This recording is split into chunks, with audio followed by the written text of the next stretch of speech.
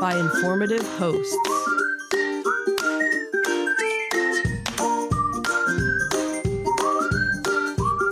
Insights into Things, a podcast network.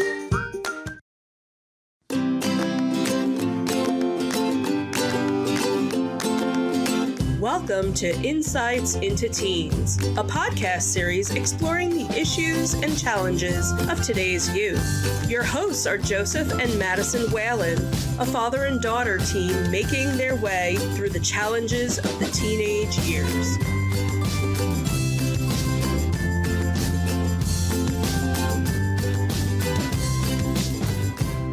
Welcome to Insights into Teens. This is episode 155, Ranking Hollywood Studios and Epcot Rides.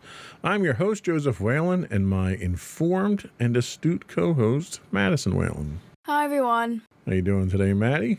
I'm doing okay. How about you? I'm doing okay, too. And joining us again this week from our Insights into Entertainment podcast to lend her expertise in all things Disney, I give you the illustrious Michelle Whalen. Hi, everyone. How you doing today, dear? I'm doing okay, thank you. I'm glad to hear that. So last week we had talked about analysis on popular rides from Magic Kingdom in Disney World. This week we're going to take a deep dive into popular rides at both Hollywood Studios and Epcot, many of which I can't comment on because I don't go on them. But first, before we do that, I'd like to invite our listening and viewing audience to subscribe to the podcast. You can find audio versions of this podcast listed as Insights into Teens. You can find video and audio versions of all the network's podcasts listed as Insights into Things. And we're available on Apple Podcasts, Spotify, Google Podcasts, any place you can get a podcast listing these days. I would also invite you to offer your feedback. You can write into us at comments@insightsintothings.com. You can hit us on Twitter at twitter.com/insights_things. Or you can get links to all of our social media on our website at www.insightsintothings.com. Shall we start? We shall. Here we go.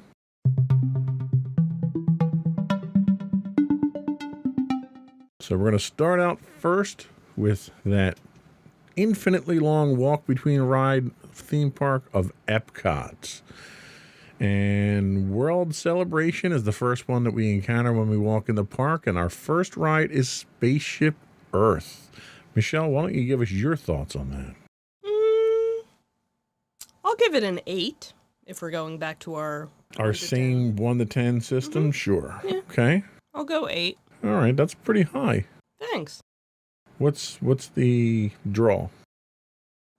I think it's a nice overall history of communications.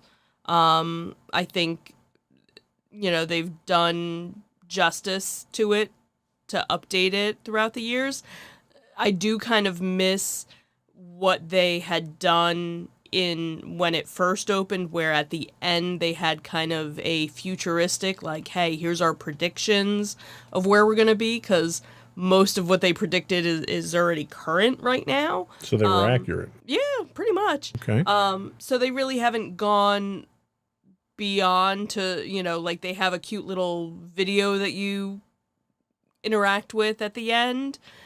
So, so that kind of, if they had kind of kept that aspect, but with the end of the ride, I would have given it higher. So that's where I kind of gave fair it enough. Less points. So I'll give it a 6 myself. It's one of the few roller coasters in Disney World, and it is classified as a roller coaster. Okay. Because of the technology that it's built on. I learned that from our bus driver the one night. I give it a 6. I like the historical aspect of it. And let's face it, there's not too many instances where you get to thank the Phoenicians, right? I mean, yeah. Exactly. Right? So I like that. I like the fact that you come all the way up to modern times there. And I think it's a really efficient use of space, to be honest with you. I like the engineering behind the whole thing. Madison, what do you think? I'll give it an 8.5. Okay. I feel it's a very nostalgic ride, even though I don't really think I was around at the time when at the end when they predicted everything. You weren't. Yeah, I figured as much. So I guess I don't dock it down because I'm not docking it down because of that. While it's certainly not a thrilling ride, again, I don't really base rides off if they're thrilling over just the general experience I get. And really the aesthetic of it's really cool. I like seeing the various eras of history. It's a great history lesson. It's nice how I find it very timeless in a way, even though it like tries to predict the modern future and whatnot. But I really do like that it's kind of timeless, really just exploring the history of communication. And I really like how it's presented. It's really a nice, cool ride that you can kind of just go to and just relax for a bit. It normally doesn't have all that long of a wait, so it's really just one of those rides that you kind of chill on. But it is one of the rides that I would still go on, even if, like, it's definitely one of the ones I always want to go on when I'm at Epcot. So. Okay. I think that's certainly fair. Next up is Journey into Imagination with Figment. Now, I usually get a headache if I'm on this ride. I don't know why. Is it the music? Is it the colors? I don't know. I give this one a 4, and I know you guys are going to give it much higher than that, but I just have a very difficult time with this ride, especially when you get to the upside down part. So I'm not a big fan of it. What I do like about it is I like the fact that they have all the activities after you get off the ride. It's a great place. It's almost a technology demonstrator. Mm-hmm. It gives the kids an air-conditioned place and the parents an air-conditioned place to kind of cool off, have something to do, and then move on your day there. So it ends in a gift shop, but the gift shop has a lot of stuff for the kids to do. Madison, what do you think about it? I'll give it a 7. Okay. I definitely know that the ride itself went through various redos. Originally, it was supposed to be a very ambitious ride, and it's very different from when it started than when it is now. I also know that it ended up they ended up changing it, and it became really boring to the point that nobody liked it, and then they had to change it again to make it a little more fun. While I personally don't have necessarily nostalgia for it, because I don't know the original intentions for the ride, I do enjoy the ride. It's definitely fun. The song isn't the most annoying one in the park. No, it's not the most, but it's close. It's like, I do kind of like the different verses of it. I do like that it does play with our senses, which is kind of cool. The ending, while it certainly would give you a headache, it's definitely very extensive, and I kind of like that aesthetic. And again, the ending, when you actually get to have the activities in the What If Labs, I'm pretty sure they call it, which I'm pretty sure is where most of Pixar's stories go from. So I really do like the ending of it. And I'm really only docking it down because it's not really it has a nice aesthetic to it, but it's not the most entertaining ride. Okay. To me. Michelle, what are your thoughts? Well, I will give it a 7 as well. Because it went through the iterations where, it was very much a Figment ride at one point in time. Then they got rid of Figment, and that's when nobody went on the ride at all. And then they realized, you know what, we have this character, we really should bring him back.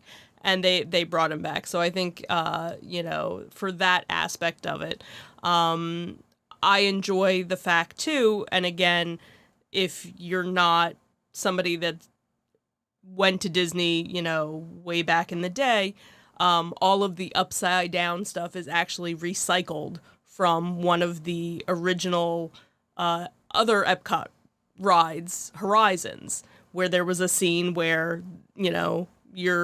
they're showing everything and, people live upside down because zero gravity, I think. And this is why we have Michelle on, because she's the history buff. Yep. So when, so for people that saw that, it was like, oh my God, they're, so it's nice to see Disney recycles things and changes it up and everything.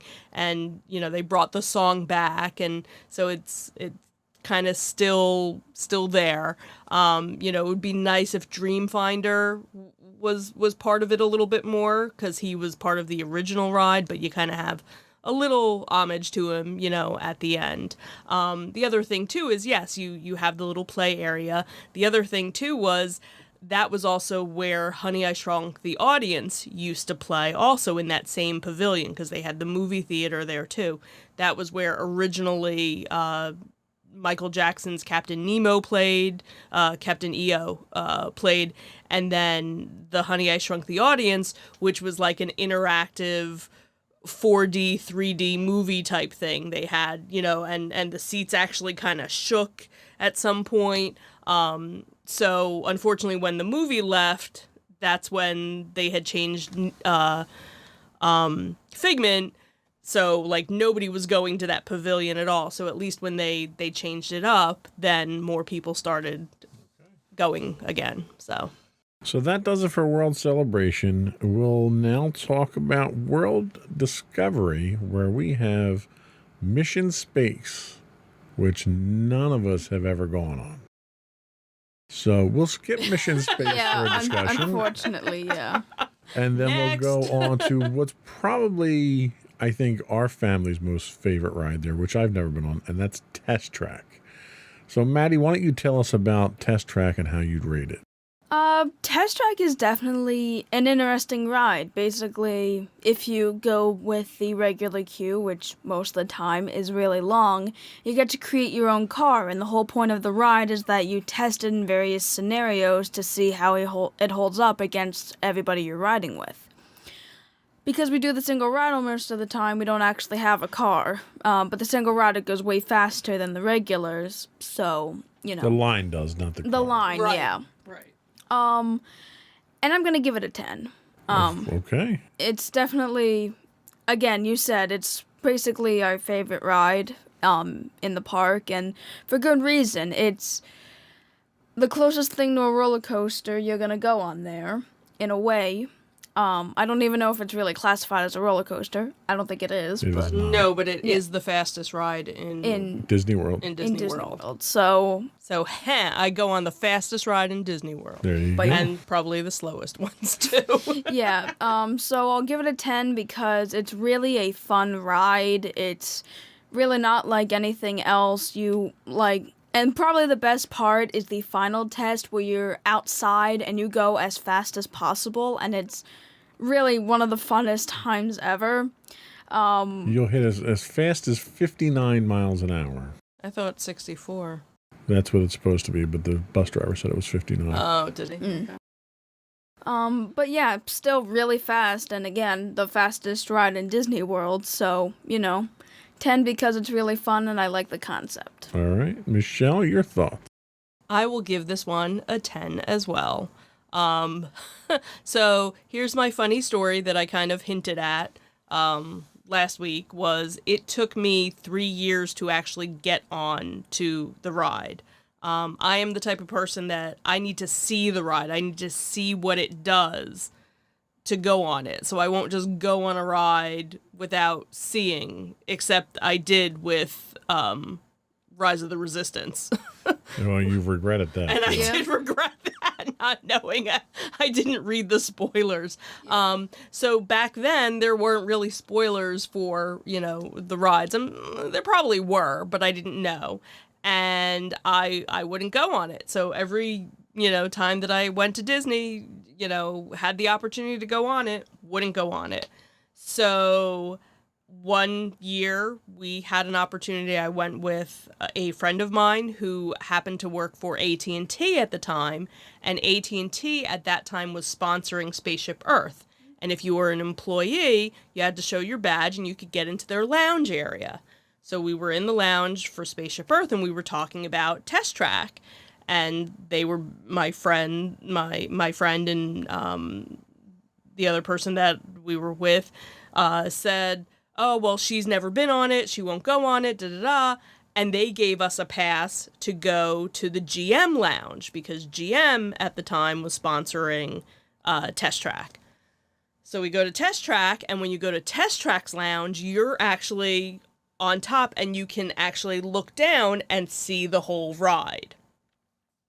So after many drinks of Coca-Cola, because they didn't have alcohol in their lounge, I decided, okay, I'm going to go on this ride. And the idea behind it at the time, and even still now, is that you are testing out a car. So you're on... So you're a crash test dummy. You're kind of a crash test dummy. So they do, regular brakes and... emergency brake. Emergency brake, and so they do that, and then going through hot temperatures and cold temperatures, and then these hairpin turns, and then finally the speed test is the final thing. So I get on it, and as we're nearing the end, going around these hairpin turns, it stops. So now I'm freaking out because the ride breaks down while I'm on it, and it was maybe only 3 minutes that we were down, and then it started back up and everything was fine. So of course, oh my God, I'm never going on this again. And that's the one ride that we will do multiple times, at Disney together. So. Okay. Well, I'm glad it worked out for you. So moving on the world nature, we have Living with the Land, that death-defying, incredibly exciting ride. That boat ride through the wilderness. Madison, why don't you tell us about Living with the Land? Living with the Land is basically supposed to be... It's like an actual area where plants are grown in Epcot. They turned it kind of into a ride. I know from what why not? It's Disney, right? I know from what you've told me, there were actually used to be people there, like, talking about the plants, and you could actually ask questions. Right. There actually used to be a tour guide on the actual boat that you went through and would tell you about the different things. So Disney made a ride out of watching grass grow. That's incredible. Basically. And you could actually do a behind-the-scenes tour and do a walking tour of the area. I will say it reminds me a lot of the Chocolate World ride, where they talk about like how they make chocolate, but in this case it's an actual real area where they grow plants, and like they actually tried to make it into a ride. I'll probably give it a 5. Like, it's a good educational ride, but it's really boring. And there's not a lot. That's a stunning endorsement. I mean, come on. What do you have to say about it then? Well, I would give it a 4. It's not even fully air conditioned, which that's pretty high among my rating points on rides. But it's a boat ride, and you go through the different habitats and you see the different ways that they grow things. What's interesting about it is they harvest what they grow there and they sell it at the restaurants there. So a good portion of the food that you eat from a vegetable and, non-dairy, non-meat standpoint, a lot of it comes from what they grow there. So that's kind of cool because it's not just the areas that you see there. They've got large greenhouses and stuff like that. So that's kind of cool where it's almost like going to Red Lobster and picking your lobster out of the tank type thing, Hey, I want that cucumber over there, But that's neat. It's neat seeing the different technologies, but you're right. It's educational. It's not particularly exciting. There's no drops. There's nothing thrilling to it. It's a nice slow ride. Michelle, what do you think about it? Yeah, I would give it a 5. It's, it's really that educational thing, trying to show you the different environments and how to harvest things. So, in a desert environment, here's how you can grow things. And, here's a simulation of something in space. They even do fish as well, and showing you how they do that. So not just fruits and vegetables, but even fish.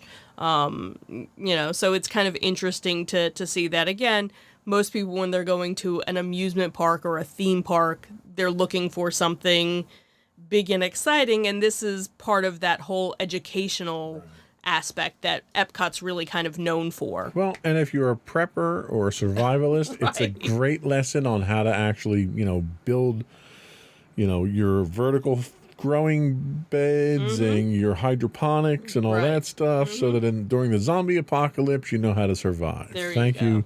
Thank you, Disney, for equipping us during the zombie apocalypse.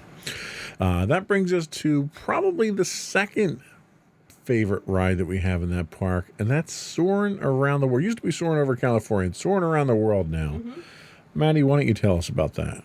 Soaring around the world is basically you're put in this hang glider, basically. You're put in this hang glider, and pretty much you're going to take a tour around the world, and you're actually lifted up off the ground, and there's a big cinema screen, and it's basically simulating you going around the world when you're not actually going around the world. So it's basically a movie, but you're up high and you're experiencing it, and you get little turns and whatnot. So how do you rate it? I'll give it a 9. It's definitely a very unique ride, and it's really fun. I do like the theming of it. I like how they call us aviators, and I do like the whole idea of, oh, this is your flight. It's really fun concept. While the movie can certainly the movie's pretty much the same most of the time when you watch it, I really do like the idea of being lifted off in a hang glider, and I think that's a really cool part to it. Even though I'm afraid of heights, I can actually handle that. Yeah, and I think I'd probably give that a 9 too. It's depending on where you wind up, because there's 3 rows that you can wind up in. And as it comes up, the front row comes all the way up to the top, and it's a 3-story building that you're in. Yeah. And there's no floor, and if you're on the end of the row, you're literally dangling 30 feet in the air there. And the screen itself is sort of like an IMAX screen where it's a dome that it projects it in. So it's a very immersive feel to it. And it's motion controlled. So this thing is moving back and forth and swinging as you're flying and stuff like that. And there are times that you don't feel secure because it's only a lap belt that you have on. And there's literally nothing to hold on to. Yeah, and the only time, and for kids, there's this one bar that's in between your legs that you can strap on, which makes you feel a little safer, and it's maybe you do it for the adults as well. Right.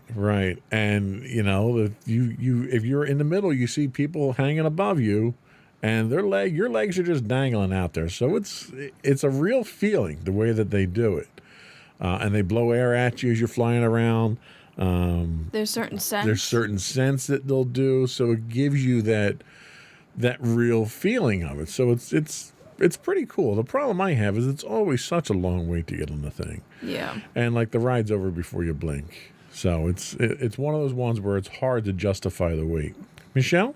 I would give it a 9 as well. It's very reminiscent, and I don't know if other amusement parks in the world, had anything like this. But growing up and going to Great Adventure, they used to have a movie, and it was basically this dome theater, but you stood.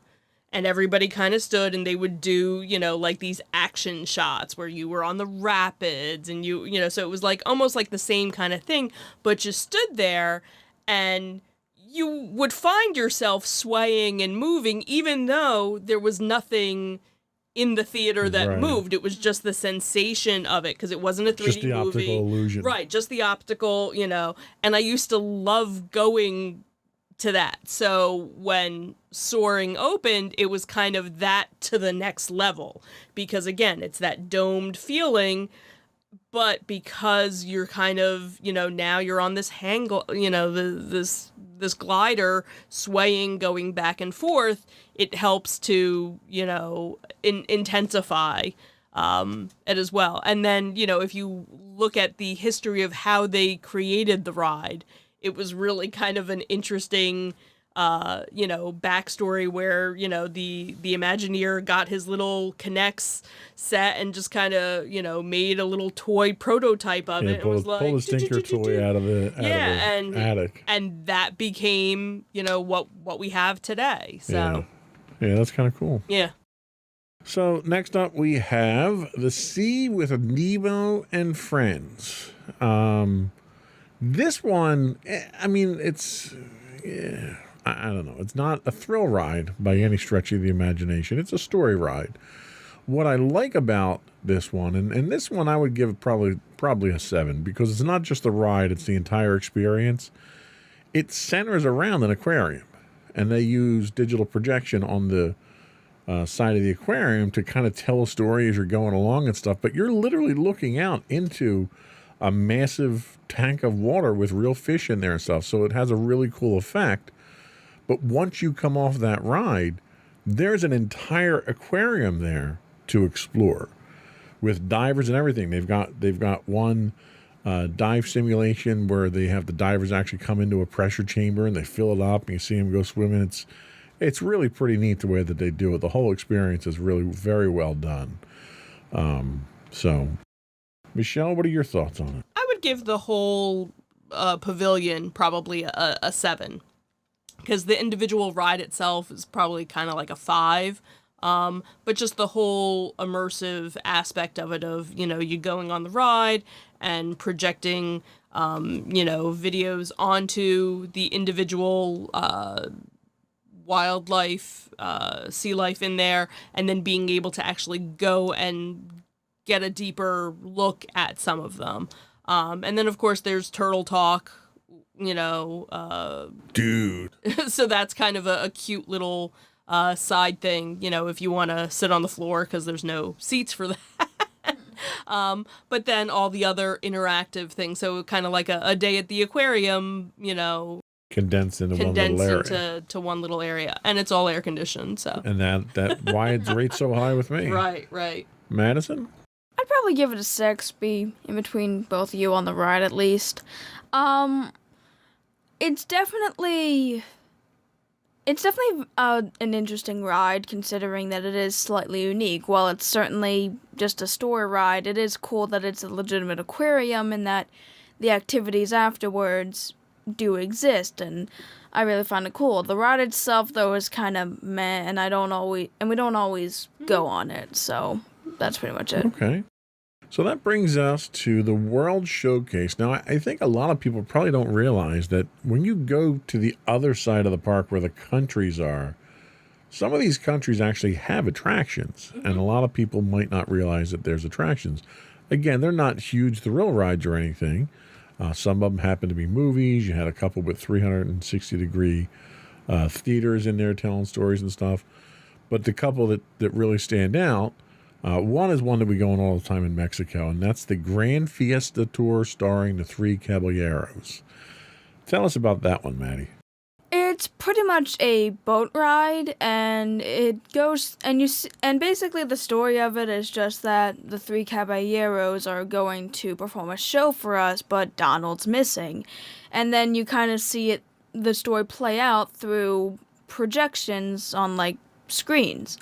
And I do like how in certain areas, some of the screens are different. Like when Donald's in the water, it's an actual little puddle.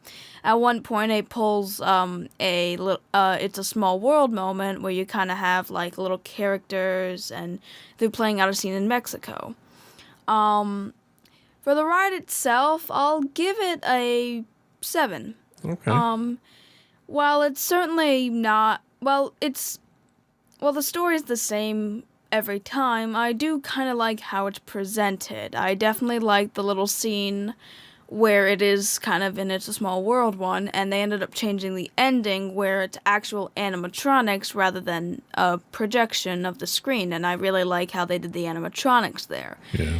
Also, at the start of it, you kind of get to see this one scene that of Mexico where people can dine and so forth on the inside, and it's really a nice view there. Yeah. So yeah. All right. I would give it a 4 myself. Again, not a thrill ride. It's a little story ride. But I like the entire environment. So the restaurant that you're referring to is actually inside of a pyramid. And the whole thing, when you walk inside, is you feel like you're at a night scene at a little Mexican village somewhere. There's shops around, there's little stalls and stuff like that.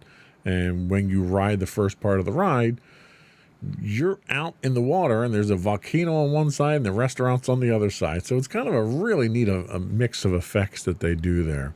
But it's, that's a nostalgic one. We always like to go on that one. It's a good family ride. It's, again, air conditioned, good chance to cool off and relax a little bit by the time we get over to the countries there. Mm-hmm. Michelle? I would probably give it a 7. When Epcot first opened, a lot of the rides and attractions were very tourist driven, like tourism driven. Like they were basically commercials or advertisements to, hey, come visit our country. And the original ride didn't have the characters involved in it. So it was basically the same ride, just without characters. And it was kind of the idea behind it was, look at all these different things you can do in Mexico. We have swimming, we have fine dining, we have this. We have volcanoes. We have volcano, come in and visit us. And that was kind of, by the time you got off the ride, it was like, hey, I want to book a trip to Mexico now. And then over the years, so you get off the ride and you're in a travel agency, not a gift shop. Kind of, and that was, I think, how a lot of guests saw a lot of the different attractions, at the World Showcase area where they were really trying to get tourism. And then they added the characters, so then it didn't feel, as much like that. So that was a nice little, twist to get your kids to go on the ride. Because other than that, they'd probably be, and again, you get a very, it's a small world vibe, from the one, scene towards the end. Okay, well, that's good.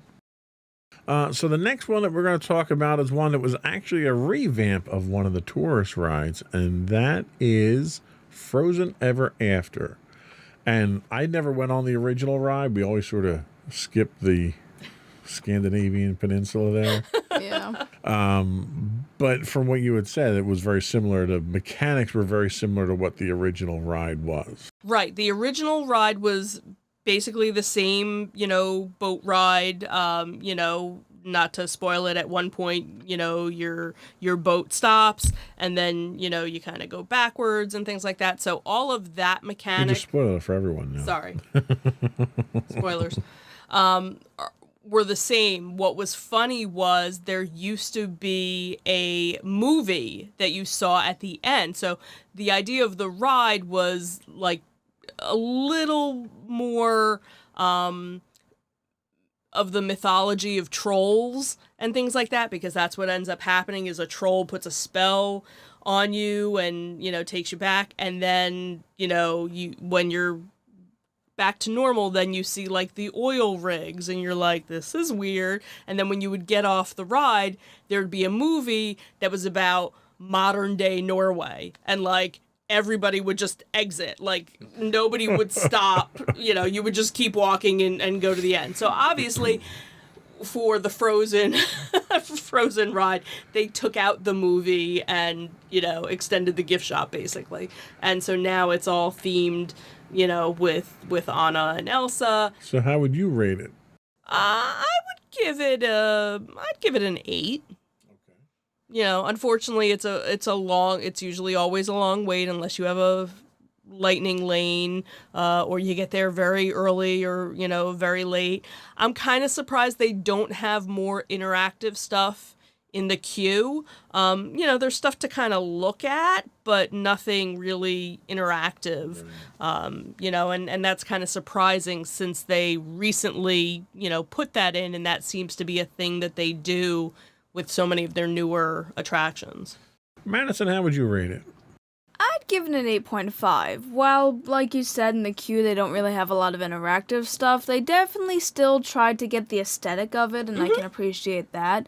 I also like the version of their animatronics. While they certainly look a little weird at times, it's definitely an interesting way to do animatronics where they just light up their face, but you can still move them. I do like the ride mechanics, even though that was probably in the original ride, but we never rode the original ride, so can't really do much for that. But I definitely like that it definitely felt like a different ride when we first were on it, and it wasn't like your typical dark ride, which it's kind of a mix of a dark ride and a boat ride because it's still one of those story progression ones. So yeah, I'd give it an 8.5 because I generally kind of like. Okay. I'm not a big fan of it myself. I like kind of the decor that they use. And I will say it was a much more interesting boat ride than the, what was the Avatar one? Oh, the Avatar one. Oh, yeah. In Animal Kingdom. So it was certainly better than that. Mm-hmm. I'd give it a 5 just for the overall storytelling of it. I think I've only gone on it once at this point. I've not had a compelling reason to go back to it. Yeah. So the last one that we have, and then we'll take a break, that is of the brand new one that you guys went on, which I didn't get to go on. I could have, but it was too hot and I left after that. Was Remy's Ratatouille Adventure. Maddie, why don't you tell us about that one? So that's definitely an interesting ride. It's a 3D ride, but it's also a ride that kind of has loose mechanics, and like every time you go on it, you can kind of go in different areas or you move differently than everybody else. Basically, a lot of it is really just you're seeing movie screens, and in the small ride, you're kind of like moving with the movie screens. It's kind of like Soarin', but you're not like in a hang glider, and you're just in this one little car, and you're kind of just moving and so forth. A lot of it's really just in the screen, but there are like different scenes that are there, and again, it's a 4D ride, so you ended up seeing like 3D stuff. You're squirted with water at certain points, and again, you're kind of moving. I definitely like the aesthetic of the queue. While there's, again, not many activities to do in the queue, it's definitely interesting to see the queue. At some point, there is, like, a scene where there's, like, Gusteau and the sign, and, like, he ends up moving in the queue, which I found kind of cool. For my overall rating on the ride, 6.5. Wow. Boy, eating on the rat, huh? Wow. I don't know. Like, especially trying to justify the wait time. While it is a new ride, the wait time is not justified. I don't know. Like... Well, you don't have to justify. I think that's a fair rating from what you've described. I wouldn't question it. Yeah, it's an interesting store. It's not really a story ride because it's like a completely new story, kind of, but it kind of brings back all the characters from it. But I don't know. I guess like I would have preferred a bit more of the animatronic side rather than the 4D side. But all right, Michelle, your thoughts? I don't know. I would probably rate it an 8. Little bit higher, obviously, because it's some new ride technology. It's the trackless system, so you're in this little mouse, and, a couple of you kind of follow each other, and then all of a sudden, 2 of you go this way, 2 of you go this way, and at some point you kind of go into, like, your own little theater where they do the whole, movie aspect, and of course, I'm thinking, oh my God, we're gonna drop because there's a lap bar crap, because that always means you're gonna drop on something. But you just kind of have the sensation that you're going to, but you don't. And then you kind of move along, and then there are actual aspects where you're the size of a mouse, so everything's larger than life above you, and you go to the next room, and stuff happens, and another movie happens, and then you go to something else, and there's another scene, and something else, and another movie, and a lot of back and forth. So I thought it was definitely cute, an interesting take on the whole new ride technology. I wouldn't wait an hour for it, so thankfully we had a lightning lane and didn't have to, wait as long, so. All right. Well, I think that's a good summary of what we have available at Epcot. We're going to take a quick break, and we're going to come back, and we're going to take a look at Hollywood Studios when we come back. Alrighty.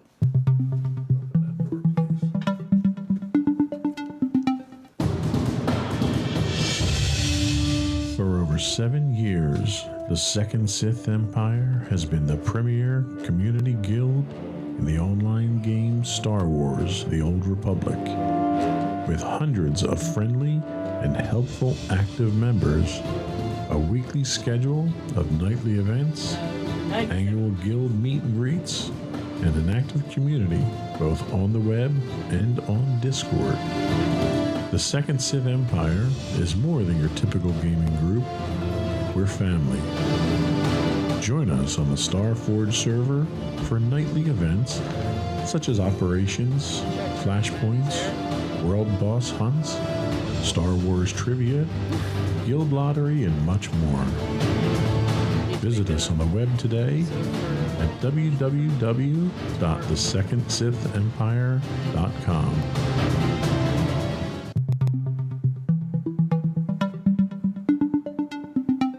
Welcome back to Insights into Teens. We are rating rides in Hollywood Studios now. So going up Hollywood Boulevard, we did see the distinct absence of many of the, what are they, the Hollywood Players they're called? A lot of the ambiance. The actors, the streetmosphere. Yeah, a lot of the ambiance was missing during our trip, which was kind of disappointing. But we did get to go on the new ride, which replaced the great movie ride on Hollywood Boulevard, and that is Mickey and Minnie's Runaway Railway. That's a mouthful there, isn't it? Yep. Michelle, why don't you start off with your review? I would give this one, like a 9 or a 10. Yeah, 9.5. Yeah, I know Okay. you would. Okay. Okay. That's it? Well, it's Mickey's first ride. This is the first ride that Mickey ever was on. Yep. After 90-something years, he finally got a ride. I miss the Great Movie Ride. The Great Movie Ride helped to, set the stage for your day, in the park, and give you some history on some old movies, and so it's kind of sad that they got rid of it to create this ride. But I like how they were able to take the whole trackless ride technology and kind of enhance it a little bit, and the interactiveness of the screen, and you're watching a movie and all of a sudden you have to go through it, and the trains kind of break apart but come back together, and a couple of different scenes, and again there are scenes that we didn't see that they have, so it's not always the same ride, when you go on it. So I thought it was cute. I liked it. All right, Maddie. I think I'll give it an 8. While it definitely reminded me a lot of Remy's ride, I found myself enjoying it a lot more. Probably one of the best tone setters I've seen. Basically, you're put into this area, you're just in the Chinese theater for a bit, and then you're watching a screen, and then it crashes and a legitimate hole appears that I was not expecting to see. And as soon as you go through that hole, you immediately see that you're in this cartoony world because it's in the new art style that I know you don't like. But, you're immediately basically transported into an area that looks way more cartoony than anything else in the ride's queue, which I really found enjoyable. And because we ended up being in the caboose, I really liked how they actually had, a specific sound for the caboose, because it's you guys are all the way in the back. I know that the train itself is supposed to open and see, Goofy, and then and for the back, since you can't really see it, it's he is still speaking with you, and I really liked that. Again, I really liked that it was certainly different, and there were definitely going to be different scenes that you could have gotten depending on where you were on the ride. I actually also do like that not only is it like one of those similar cinema screens like with Remy, and then it's another one of the trackless systems. But there are legitimate kind of animatronics, and they're done interestingly enough to where it's like it kind of still matches with the original art style, which I kind of like. Okay, and what was your rating? An 8. An 8. I'm not even going to rate this because we have a point scale of 1 to 10. I didn't like the ride. It was jerky unnecessarily. They did away with the Great Movie Ride, which, how do you do away with a ride that's called Great? I don't know. In a park that's a Hollywood park, and you do away with literally the only ride that has anything to do with Hollywood, you've done away with it. You've done it in a style that I absolutely can't stand because it's literally like Disney reinventing the worst type of art style you could possibly do. Tell us how you really feel. Well, and like, you know, Disney is known for quality animation, and the new animation style they have is terrible. It's like, you know, flip book three frames per second, terrible animation that they do. And they did a whole ride in that theme, and it just completely turned me off. So I'm not even going to rate this because it wouldn't even make my scale on a 1 to 10 scale, to be honest with you. Anyway, deep calming breaths. Moving on to Echo Lake, which I didn't even know was an area there. We talk about Star Tours. Now, Star Tours, I didn't go on this time because my back was killing me. Star Tours I will rate, and I will give Star Tours an 8. I've always liked Star Tours from when we first started going. Unfortunately, because of my bad back, the ride, it's a motion simulator ride. It's themed great, walking through the entire queue and everything. I mean, you can't beat the giant AT-AT out front there, especially when it shoots water in the heat. But the ride's just a little too jerky for me right now. Last time I went on there, I wound up wrenching my back and it was not happy. But I love the ride, especially when I get on the ride and it's the Vader scene, because the way they put the ride together, there's 3 sections or 3 scenes, and those scenes are randomly generated now. Well, not randomly, they're randomly selected. They're the same scenes over and over, but each of those scenes has a different selection of scenes you can get. And it's nice. The one time you were the rebel spy on the ride, which was always kind of fun when that happens. And it opens into one of the best gift shops in Disney World. So I really like the ride. Michelle, your thoughts? I would probably give it an 8 as well. You know, I like how over the years they've enhanced it and did new scenes for you know, to kind of change it up, and I like how it's very random so that you don't always get the same scene. It is a little jerky, but it's the good thing about it is it's not as motion sensitive as Body Wars was, which was the same ride technology that they had at Epcot years ago, and the idea was that you were going through the human body, and that I would actually get sick on. I'd actually have to close my eyes because the movement didn't always seem to match the movie, and also the movie was obviously different. And people always said, oh, I don't get sick on Star Tours, but I get sick on Body Wars.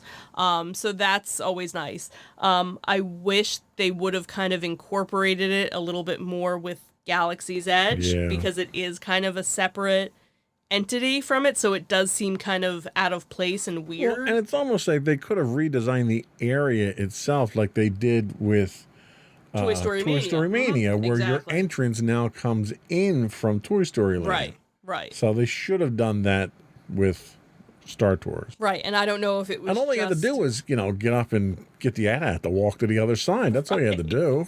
So yeah, overall, a good ride. All right, Madison. I'll give it an 8 as well to round out the trio. All right. Crazy Eights. And before Star Wars Land, that was the big themed Star Wars ride, and the theming is probably one of the best I've seen. Yeah. The ad out outside's really cool. It's one you get to the inside, and like it's there. It's a very Star Wars-esque area where you're actually getting checked and everything. I do like the story that like there's a little movie that plays while you're waiting. And, like, I do like the story to it, but, again, it's really cool that, like, it's always different. There's always a different combination, and you never know what you're gonna get. Like a box of chocolates. Yeah.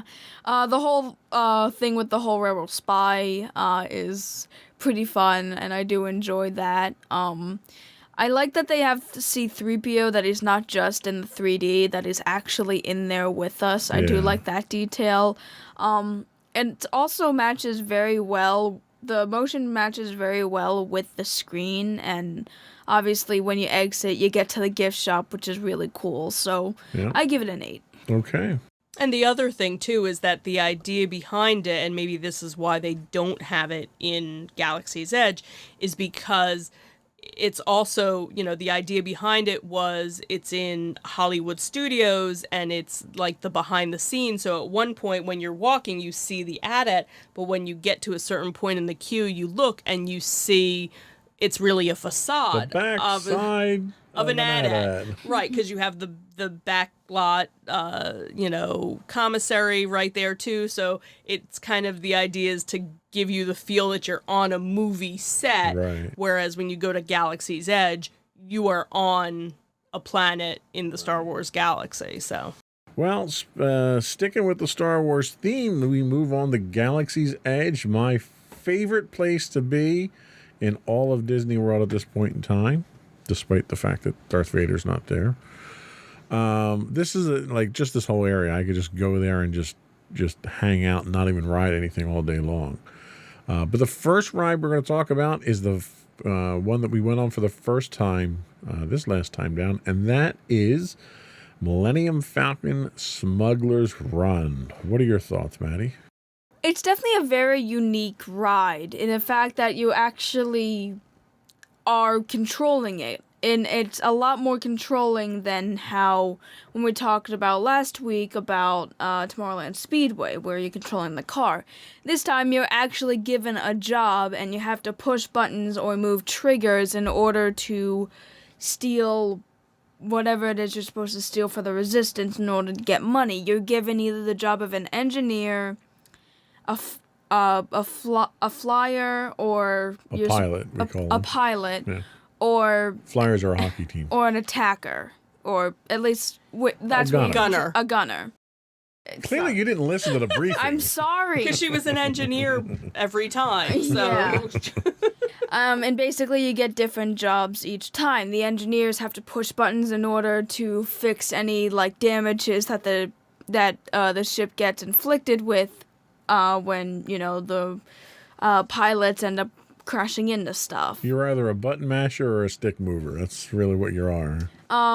But like it definitely tries to include everyone. The engineers also like shoot out the grappling hooks. grappling hooks in order to grab the stuff you need.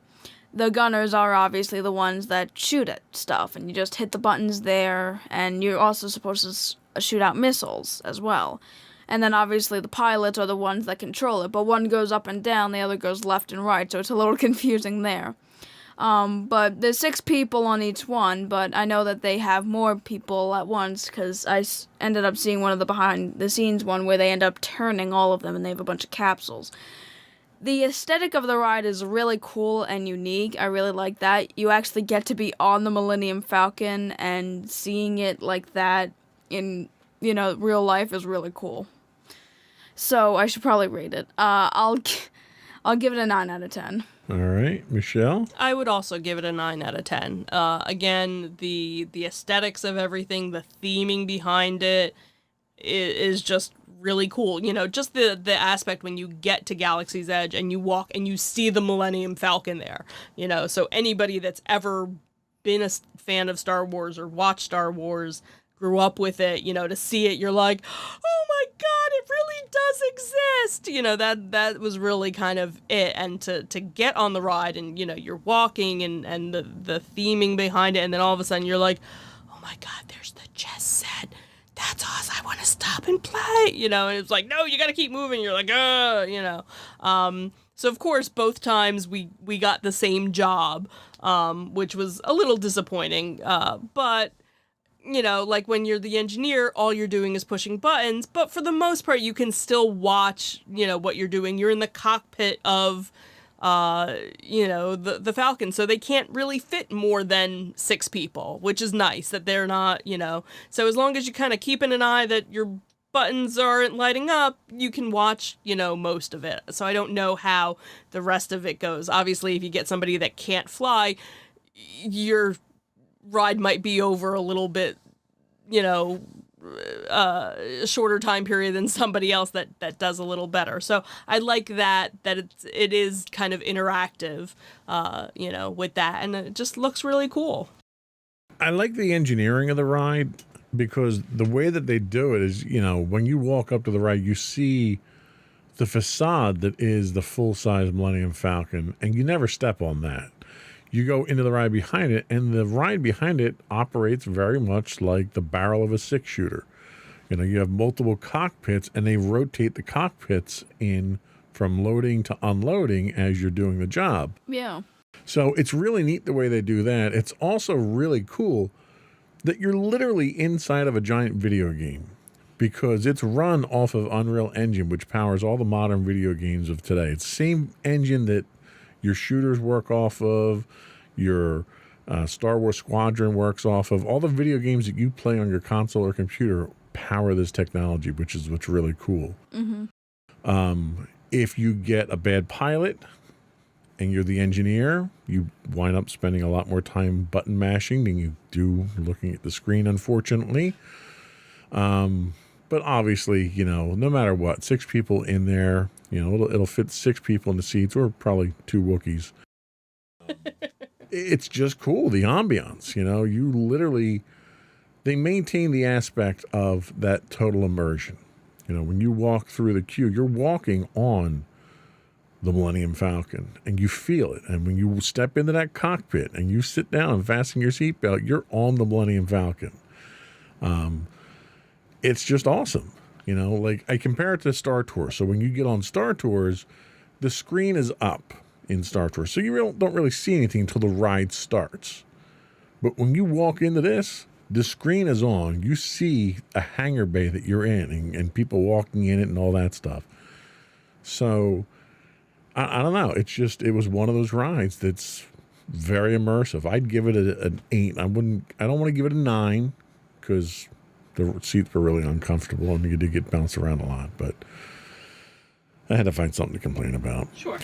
Speaking of complaints, let's talk about Star Wars Rise of the Resistance yet. Michelle, why don't you tell us about your unique experience with this ride? Well, again, this was one that I didn't do any research on beforehand, and I was like, oh, it'll be fine. I saw enough videos of it, and there's nothing that's gonna drop. It's fine. It's all good, right? Yeah, not so much. But I would still give it a 10. Even, you know, it scared the living bejesus out of me. I think the whole, you know, obviously unfortunately we didn't get to do it this last time that we were here down there. So we did it the time before when they still had the virtual queue, which worked out, you know, fantastic with that. And it was just very immersive because kind of the same idea with the cast members on the Haunted Mansion being kind of, you know, very stoic, and, you know, here they're the same way because they are part of the Empire, and, you know, they're mean. And they'll pick on you and, you know, get in line and do this and do that, and you know, and the pre-show was very immersive, and, you know, just the whole it kind of reminded me in some respect when we had done the Star Trek experience, where, you know, you're in one thing and all of a sudden you're not in something else, and it was kind of that same thing. You know, it was like you're on the ship and then all of a sudden you come out of the ship and there's all these stormtroopers, and where did they all come from, and how many of them are real because they seem really real, and it's like move along, and then you're going to this, and you're like, what now? And you're not even on the ride yet, and you've been immersed in all of this stuff, beforehand, and then the ride comes, and you're like, oh my god, where are we going? And and then you go in the big giant AT-AT, and you're like, that's a real AT-AT! Oh my god! And then the guns and Kylo Ren and everything going on, and then the end, and oh my god! And, and then it ends, and you're like, okay, that was cool. Okay. Good summary. Thank you. Madison? I would also give it a 10. It's probably one of the coolest rides I've ever been on. It, basically, you get the pre-show, which, already gets you immersed, and then you're on this one little ship, and, you're, it's, again, one of the 3D ones where you're kind of trying to escape the Empire, but you don't actually escape the Empire. When you think, you're almost there, you get captured, and you assume that was the ride, but then you realize that you're in a completely different area than when you first entered. You see all these stormtroopers, you're like, how many of those are real? And then you just get all the cast members moving you along, and they are mean. They're legitimately acting, and it's like, that'd be a really cool job to actually have if, you were a cast member. And then you're put into different sections, and then at some point a door opens, and then, you're given another show. You get, Kylo Ren, and then, you're getting busted out by trolls. You get another show. Kylo Ren gets out and does a song and dance for you. And then, you're being busted out by, this one, You resistant scum. there's, a droid in the front, and there's, this little card, and, the droid's been override, and then you get into the actual ride, and you see... You're tired by the time you get to the ride. Yeah, you see, really cool animatronic effects. The way they did the guns was amazing. You see the giant AT-AT, then you think you're gonna go down in an elevator, but then you go up, and then you just, and then it continues to go on. And then, obviously, when you're getting ready to escape, the drop. And the, oh my god! And then with other words added to it. Yes. But this is a family show. Right. And then you're exiting, and then it's like, wow, that happened. Yeah. Yeah, I mean, I would be tempted to give this a 10, but I can't give anything a 10, so I'll give it a 9.9. The technology that they demonstrate here is incredible. The first scene that you walk into, yeah, you get BB-8 and all that stuff, but you step onto a ship that is outside, and you ride this ship. There's a movie in the front, in the cockpit. There's a movie behind you. You can follow it and what happens. This ship gets captured onto a Star Destroyer. The door that you just walked into that was outside opens. There was no sensation of changing floors, that you were in an elevator or anything. It opens into the hangar bay of a Star Destroyer where all the stormtroopers are lined up, and a massive hangar bay door with ships flying by does not look like a screen. It looks like you're in space. And the rest of the thing continues on foot until at some point in time you do transition into an off-the-rails type of car ride that you do. And then the battle breaks out, and you have blaster fire. And you can see the blaster fire. You can see explosions as it hits the wall. Then you go up the elevator, and the AT-ATs are shooting at you, and you see the blast go over your head and hit the wall. The technology to do that, to provide that illusion, that level of realism, the audio animatronic of Kylo Ren is incredible. You wind up in a lift at one point in time with him chasing you, and his lightsaber blasts through the ceiling of the chamber and starts to cut it open. It was just the most incredible thing I had ever seen. It was like you were in the middle of a video game, but everything was real. Mm-hmm. And to this day, I don't know how they pulled off some of those effects. I would love to see it behind the scenes to see how that technology actually works, because that was just insane. So I would give this a 9.9 on a scale of 1 to 10. We're coming up on the clock here. We're not going to get to our second segment, so I think we're going to turn that into another podcast because we have a lot to talk about. But I do want to finish up with Toy Story Land. I think there's some very good rides there, none of which I've been on, so I can't talk. So it should go a lot faster now. Maddie, tell us about Toy Story Mania, which I have been on. Yeah, you just lied. Anyway, Wow. Toy Story Mania is definitely an interesting ride. It's another 3D ride, but the whole concept is that, like, Andy has this shooter carnival game thing in his toy box.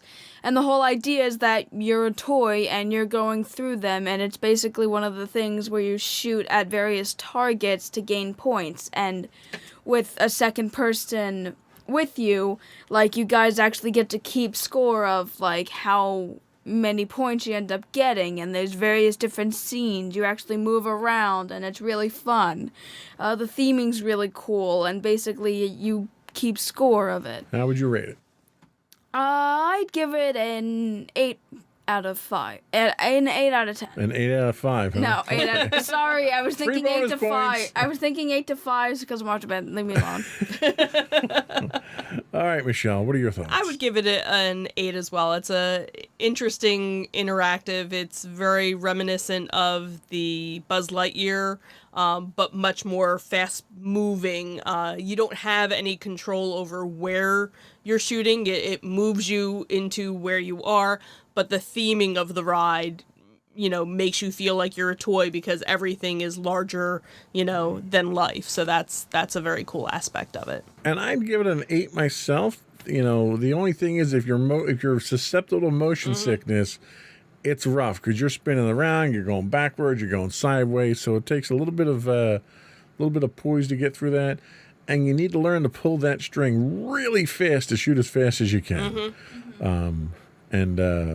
Don't go for the cheap points. Go for the high points. Yep. So the next two I've not been on. The first being Slinky Dog Dash, which only you have been on. Tell us about only you can prevent forest fires. So the whole point is that Slinky's been turned into a roller coaster, in the outside of Andy's area. And you basically just ride Slinky. And it certainly is a very fun ride. There is theming and most of it is outside. But, like, you get various sound effects on it. You see various characters. There's certain drops in areas. And then there's one point where you kind of stop and then you go backwards and there's rings. And then you just shoot off again. It's definitely one of the more exhilarating roller coasters I've been on. And I've been on it multiple times. And it's certainly very fun. So I'll give it a 9 out of 10. All right. And then the last one that we had was the Alien Swirling Saucers, which both of you have been on, but I have not. Now, this is a different, no pun intended, but different twist to the teacups. Tell us about it. Right. So it's, 3 or 4 aliens on an arm, and then there's 4 aliens on it. So you kind of spin. Kind of reminds me of the Whipper rides, where you kind of go around and then it kind of flings you out and you fling around. So, so there's a lot of movement. So it's kind of, the teacup, variation, except you're not, spinning and you don't have any control of how fast or how slow you go. So if you're motion sensitive or you have a bad back, it's not something you'd want to go on. And unfortunately, it's one of those, it's over before it kind of starts ride, so you're only on it for a minute and a half. So we usually only go on it when there's little to no wait or we got a lightning lane and could basically walk on it. So I'd probably give it a 6. Okay, Madison? I'm actually going to give it a 7, mainly because, there are definitely certain parts we end up twisting and it's, really fun. It is pretty much like the swirling, the teacups, but, you end up in certain areas getting changed because, there's, 2 circles and, you go from one circle to the next. And they do actually have 2 areas so they can manage the workflow a bit more, kind of like the Dumbo one. Okay. Yeah. So I appreciate that. There's not a lot of theming to it, but I still like the ride itself. All right. Well, the last section we have is Sunset Boulevard, which has another ride none of us have been on, so I'm not sure how it made this list. And then the last ride is Rock and Roller Coaster, which only you have been on. Why don't you tell us about that one? So I only have been on it once, but basically it's the only ride in Disney that has loop-de-loops and makes you go upside down. There's a little pre-show where you're kind of talking to Aerosmith and they're giving you like a ticket to go to their concert, and the whole story is just like you're supposed to get there as fast as you can, which clumsy story, but oh well. The queue Everybody's a critic. The queue for the most part before you get through the pre-show isn't all that much, but when you get into the pre-show, you actually see the ride. The lighting's really cool, and like there's different shadows, and pretty much the ride, you basically like get strapped in, and you're like at the start you're launched pretty much, and you get that really fast sensation. So this one uses the linear acceleration motors, the maglev, where it accelerates you. It's not a pull type thing. Yeah, and you're also listening to an Aerosmith song when you are on the ride. And it's also kind of there's like, the roller coaster itself, the track at least, is kind of like in neo colors. I didn't really see a lot of it, but I know that like the track was like green and like black light and so forth, and like there were various signs and stuff. I got jiggly, my legs felt like jelly afterwards. It's definitely the most intense roller coaster I've been on. But for what it is, I'll give it an 8.5. The theming could probably have been better. Like, I don't know if Aerosmith specifically would have been the best. Well, they're a little out of touch these days, too. Yeah, maybe, like, changing that would be a little better. But, like, I can still appreciate it being the only roller coaster in Disney to go upside down. Okay. Well, I think that was a good rundown of some of the more popular ones that we can talk about, at least. And I think that's all we're going to have time for today. Before we do go, I want to once again invite our listening and viewing audience to subscribe to the podcast. You can find audio versions of this podcast listed as Insights into Teens, and you can find audio and video versions of all the network's podcasts listed as Insights into Things. We're available on Pandora, Castro, Stitcher, Podbean, anywhere you can get a podcast. I would also invite you to write in, give us your feedback, give us your suggestions for things you'd like us to talk about. You can email us at comments@insightsintothings.com. We do stream 5 days a week on Twitch at twitch.tv/insightsintothings. We are available on Facebook at facebook.com/insightsintothingspodcasts, where you can get links to all those and more on our official website at insightsintothings.com. And don't forget to check out our other two podcasts, Insights and Entertainment, normally hosted by you and Mommy, and Internet Tomorrow, not really our monthly podcast anymore, hosted by you and my brother Sam most of the time. All right, that's it. Another one in the books. Bye, everyone. Bye.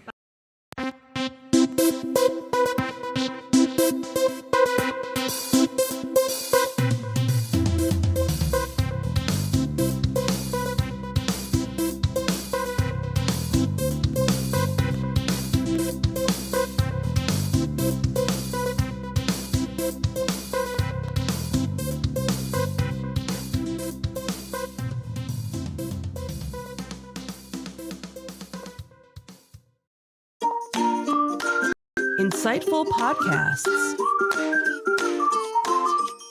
by informative hosts.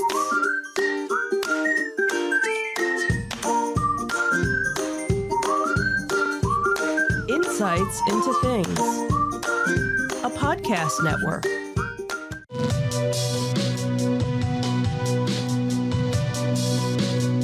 Welcome to Insights into Tomorrow, where we take a deeper look into how the issues of today will impact the world of tomorrow. From politics and world news to media and technology, we discuss how today's headlines are becoming tomorrow's reality.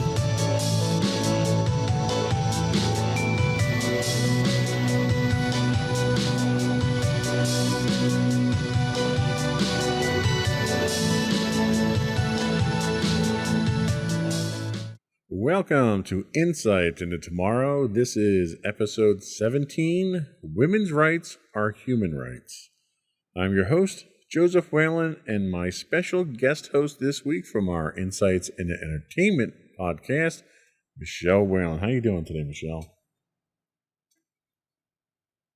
Full of many, many emotions. I can imagine. We had actually planned on doing this podcast for a little while now. We've been working on putting it together and stuff. Right. Understanding that there was going to be an impending decision. And today was the scheduled day that we were going to do this. Right. Not knowing that yesterday was going to be the day that the other shoe dropped. Right. So we're going to continue to go through the material that we did plan, and we reserved the last segment to have an open discussion on the groundbreaking, rule-shattering, country-damaging decision, I think, that came yesterday.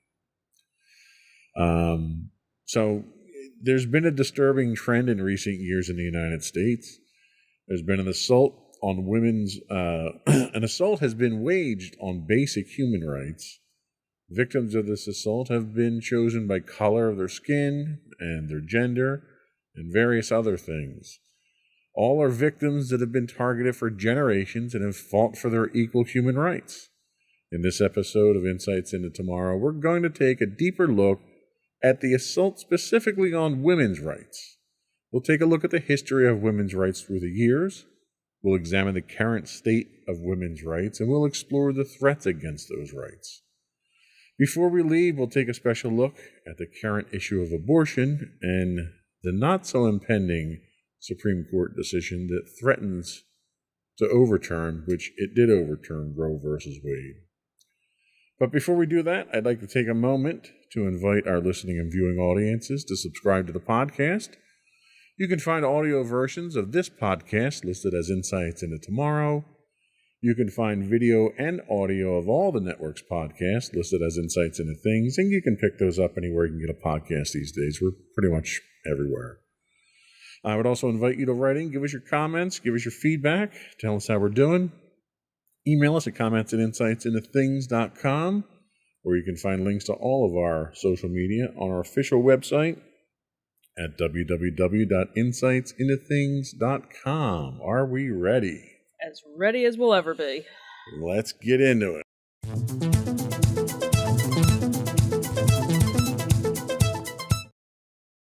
So, all women are entitled to human rights.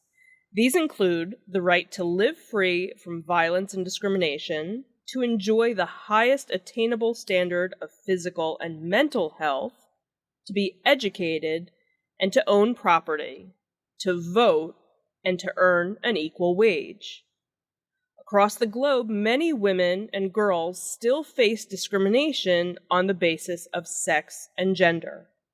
Gender inequality underpins many problems which disappropriately affect women and girls, such as domestic and sexual violence, lower pay, lack of access to education, and inadequate healthcare. For many years, women's rights movements have fought hard to address these inequalities, campaigning to change laws or taking to the streets to demand their rights are respected. And new movements have flourished in the digital age, such as the Me Too campaign, which highlights the prevalence of gender-based violence and sexual harassment. So there has been a fairly long history of women's fight for their rights, in the United States at least, because when the country was formed, there was no explicit provisions in the Constitution for women's rights to anything. Mm-hmm. The Constitution protected, quote, consent of the government, consent of the governed, which at the time meant white landholding men Mm-hmm. only. Right. The Bill of Rights did not protect everyone either. Women were considered second-class citizens. They were essentially property of their husbands. So women started to organize as early as the Seneca Falls Convention in July of 1848. It planted the seeds for the women's suffrage movement. It pushed for equal rights for all people of all races and sexes. The end result was the signing of the Declaration of Sentiments by 100 men and women, a document based on the Declaration of Independence. So we move into the women's suffrage movement. This is really probably the foundation for the first fight for women's rights. Wyoming passed the first law granting women the right to vote in 1869 and was the first state to grant women the right to vote in all elections in 1890. But it took until 1920 for the 19th Amendment to the Constitution to allow women the right to vote across the country. So now let's talk a little bit about abortion and contraception. So there were widespread anti-contraception laws on the books as late as 1819 before they were challenged, starting with Margaret Sanger in New York. Abortion laws criminalized the act of ending a pregnancy apart from saving a woman's life were in place and well into the 60s before any challenges were raised. These obviously culminated into the 1973 Roe v. Wade Supreme Court ruling that being drawn into question, unfortunately, as of yesterday. Yeah. So then we move on to women's equal employment and equal pay. The first minimum wage laws applied to women didn't come into effect until 1912. This was later superseded by the 1938 Fair Labor Standards Act, imposing a federal minimum age regardless of gender. It wasn't until 1963 with the Equal Pay Act that any attention was given to equitable wages, well, wages too probably, but wages for the same work performed by men. It took until 1974 for Congress to include gender protection in fair housing and education as part of the Civil Rights Act. Now, it's worth noting that even though these laws were on the books, they're on the books today. They're not observed. There's still discrimination today, despite the fact that we have these laws on the books. Right, exactly. And finally, leadership in government. So the first woman to serve in Congress was Jeanette Pickering Rankin, who didn't take her seat until 1917. But it would take nearly 100 years for a woman to take on the leadership role of Speaker of the House when Nancy Pelosi assumed that role for the first time in 2007. And we didn't see our first Supreme Court justice until 1981 with Sandra Day O'Connor. And Madeleine Albright was our first Secretary of State in 1997. And obviously, our first female Vice President, Kamala Harris, in 2020. So, the disturbing trend that I see in this history here is there's spurts of progress. There's long periods where there's no progress. Then you get a few exceptional people that just get mad as hell and they're not going to take it anymore, and they do something about it. Yep. And the establishment throws a couple of crumbs out there and gives a little bit of rights to people. And then there's a long period of time until it happens again. How do you think this compares to other fights, civil rights, for instance? How do you think this compares to civil rights for African Americans and minorities? It's almost the same, really, when you think about it. Unless you are a rich white male, you're fighting every day, and maybe once in a while something comes along that you get something, and and then unfortunately something else in the news is going to pop up where everybody's mindset is on something else, and that fight still hasn't been won. Yeah. And until something happens with that fight again, everybody kind of forgets about it, because again, our attention span, is, we have short attention span theater, of our minds. Look at, not to get on a totally different tangent, but all of the school shootings, it's been how many weeks and none of that is in the news. There, you have the gun reforms that are they're trying to pass, But again, now that you have everything going on with Roe v. Wade, that's the main focus. But yet there's other things that still need to be focused. Black Lives Matter still needs to be a focus because you had everything that went on with George Floyd and all the other African Americans who with the police issues and things like that, and none of that was solved, but because something else came along, oh, well, now our attention, we have to, but no, you have to go back and do all the other things. It's funny you mention that. What do you think is the cause of that? Is that a media issue? Is that a society issue? Is it a politics issue where politicians don't want to deal with the issue, so they distract with something else? Or is it media just trying to get ratings that's dictating what our issues are today? I don't know. I think it's a little bit of. I think everybody's a little bit to blame with all of that, because obviously media is one aspect, and when you kind of think back of, okay, well, why did it take so long? So Wyoming, it was the 1800s when, Wyoming, but it wasn't until the 1900s that it was actually. And you have to think back then, how long did it take for news to travel? How long, same thing with Juneteenth. It was signed into law that blacks were no longer slaves, but how many years did it take for the news to actually travel? Right. There was no quick way to do it, where now we have that instant gratification. We can, as soon as news broke yesterday of the Supreme Court's decision, everybody in the world knew about it. So I think a lot of it is because we're so hungry for information right now, what's the next thing? What's the next thing? What do I need to do? And also, we're all so tired. We're all so tired of having to stand up for everybody. And there's just so much injustice. It's like, well, where do I put my energy? Where's my next fight? Yeah. And it's like, I have no more spoons to give. My jar is empty because I've given,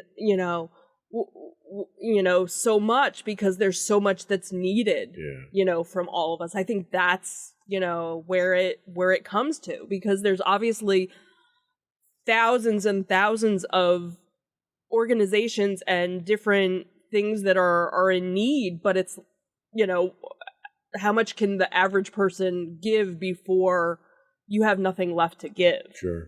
Yeah. Yeah. I mean, it's definitely been a problem. Let's take a little break. We'll come back and we're going to talk a little bit more detail about where we are right now with these specific women's rights. We'll be right back.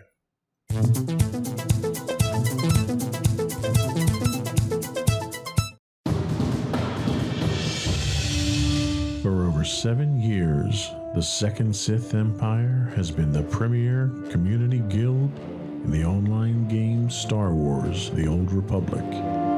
With hundreds of friendly and helpful active members, a weekly schedule of nightly events, annual guild meet and greets, and an active community both on the web and on Discord. The Second Sith Empire is more than your typical gaming group. We're family. Join us on the Starforge server for nightly events such as operations, flashpoints, world boss hunts, Star Wars trivia, guild lottery, and much more. Visit us on the web today at www.thesecondsithempire.com.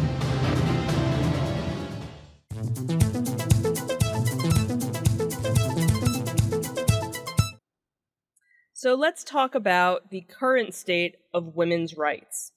And we'll talk first about women's suffrage.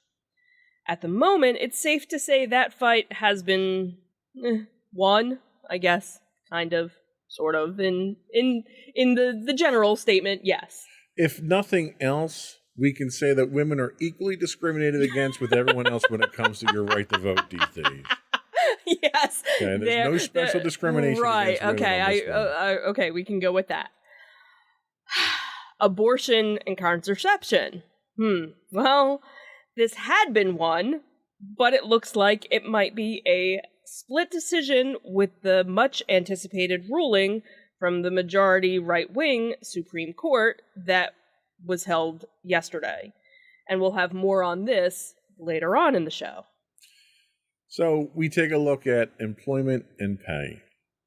So legally on paper, this was a win back in 1963 with the Equal Pay Act. Do you feel like this was a win? No. And I think most women would be of the same opinion. In practice, there's a long fight ahead of this one.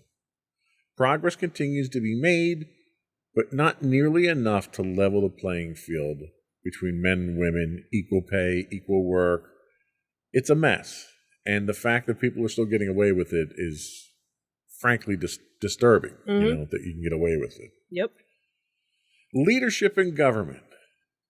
There was a surprising amount of progress early on this, but it's been painfully slow in coming into the modern time. Since, the 80s, 2000, we've seen some progress here. Many parts of the country are progressive enough to make the progress that's needed.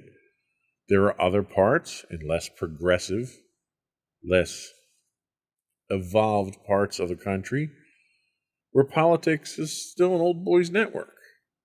But from a national standpoint, we're seeing, we have a female vice president now, which is huge. How do you think,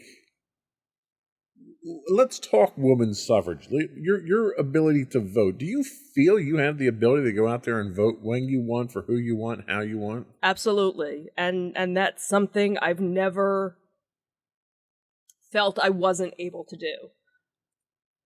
I've never felt that I wasn't allowed.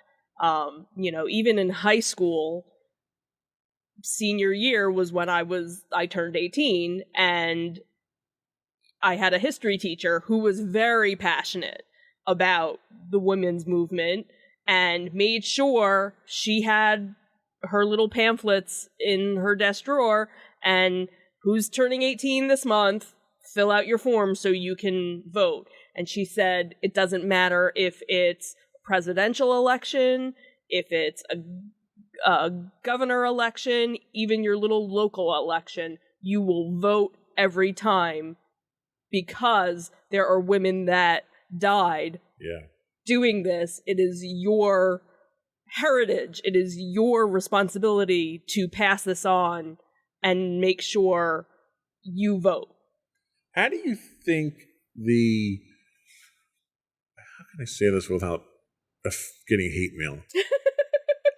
How do you think the outcome of the 2020 election or the 2016 election, we can even go. You could, but specifically the 2020 election, in which there was an artificial stigma built up about the legitimacy of the election and voting and voter fraud.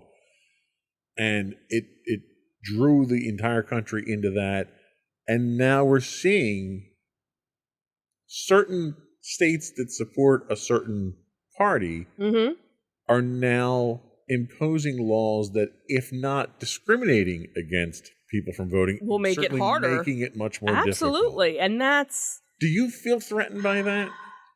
Fortunately, I don't, because at this point we are in a very blue state, and I've never felt threatened going to our polling places. We don't have far to travel. We usually never have more than 5 minutes to wait, if we even have a wait whenever we've gone. And I know that's not the case for states right next to ours, where people will wait in line hours to cast their vote, or have to travel, an hour to get to their polling place. And I would probably feel intimidated if I had to go through all those measures, and almost jump through hoops to fulfill my civic duty. Right. And nobody should have to feel that way to do that. Absolutely. Abortion and contraception. So for now, we're going to put abortion aside because we already have a discussion on the last segment. Contraception. Mm-hmm. Do you feel that you can acquire the contraception that you want and that the health care that you need as far as women's health is readily available to you? Do you think that's a threat? Do you think progress needs to be made on that front? So, again, being a white female, a middle-class white female in a blue state, I don't feel discriminated at all against any healthcare. I know that's not the case for others of my gender in other parts of our country. That now that is something that there are rumors about being taken away. Now you see all over social media people saying, if you're on some sort of IUD, if you're on any sort of implant, get it replaced now. Anything that, has a couple of years, because we don't know what's coming down the pike. The fact that some male can make a decision what I do with my body absolutely blows my mind.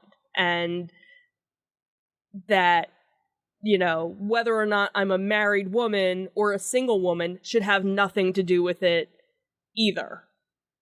And that if I want to have a child, it should be by choice. Right. I should not be forced.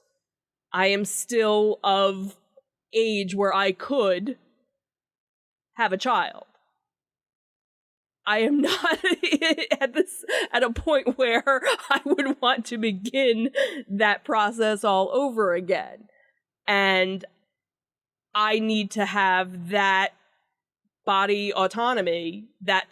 That's my right to decide that, and nobody else should decide it. I don't make a decision for anybody if they want to be on Viagra or not, or if they want to get reconstructive surgery or some. I don't make that decision for anybody else. So nobody should be making a decision Sure. for what I do to myself. And I agree 110%. As long as you don't expect the government to pay for it, then Right. it's your say what you do. Mm-hmm. I'm totally down with that. Mm-hmm. Employment and pay. Where do we stand with this? Do you think there's sufficient progress? Do you think you're compensated fairly for what you do? And do you think that there is a threat to that looming? I don't know. It's one of those things because, of course, at most places of employment, one of the rules is you don't talk about how much you make. So, you don't find out how much somebody else is making. So that's a really hard, I know, or I shouldn't say I assume within the company that I work in, there are people that work in the North Jersey facility that make much more money than the people in the South Jersey facility. And that's unusual because of geographics. Right, absolutely. But again, it shouldn't matter where I'm physically located because I'm doing just as much work as there's certain somebody factors like cost of living and stuff like that. Absolutely. That you have to factor in salaries. Totally. I totally. But compensation-wise, on a 1-to-1 ratio, are you being fairly compensated? I really don't know, because it's one of the things that probably bad on me is I kind of stopped paying attention, because there's always these websites you can go to and say, how much does a person that does this job make?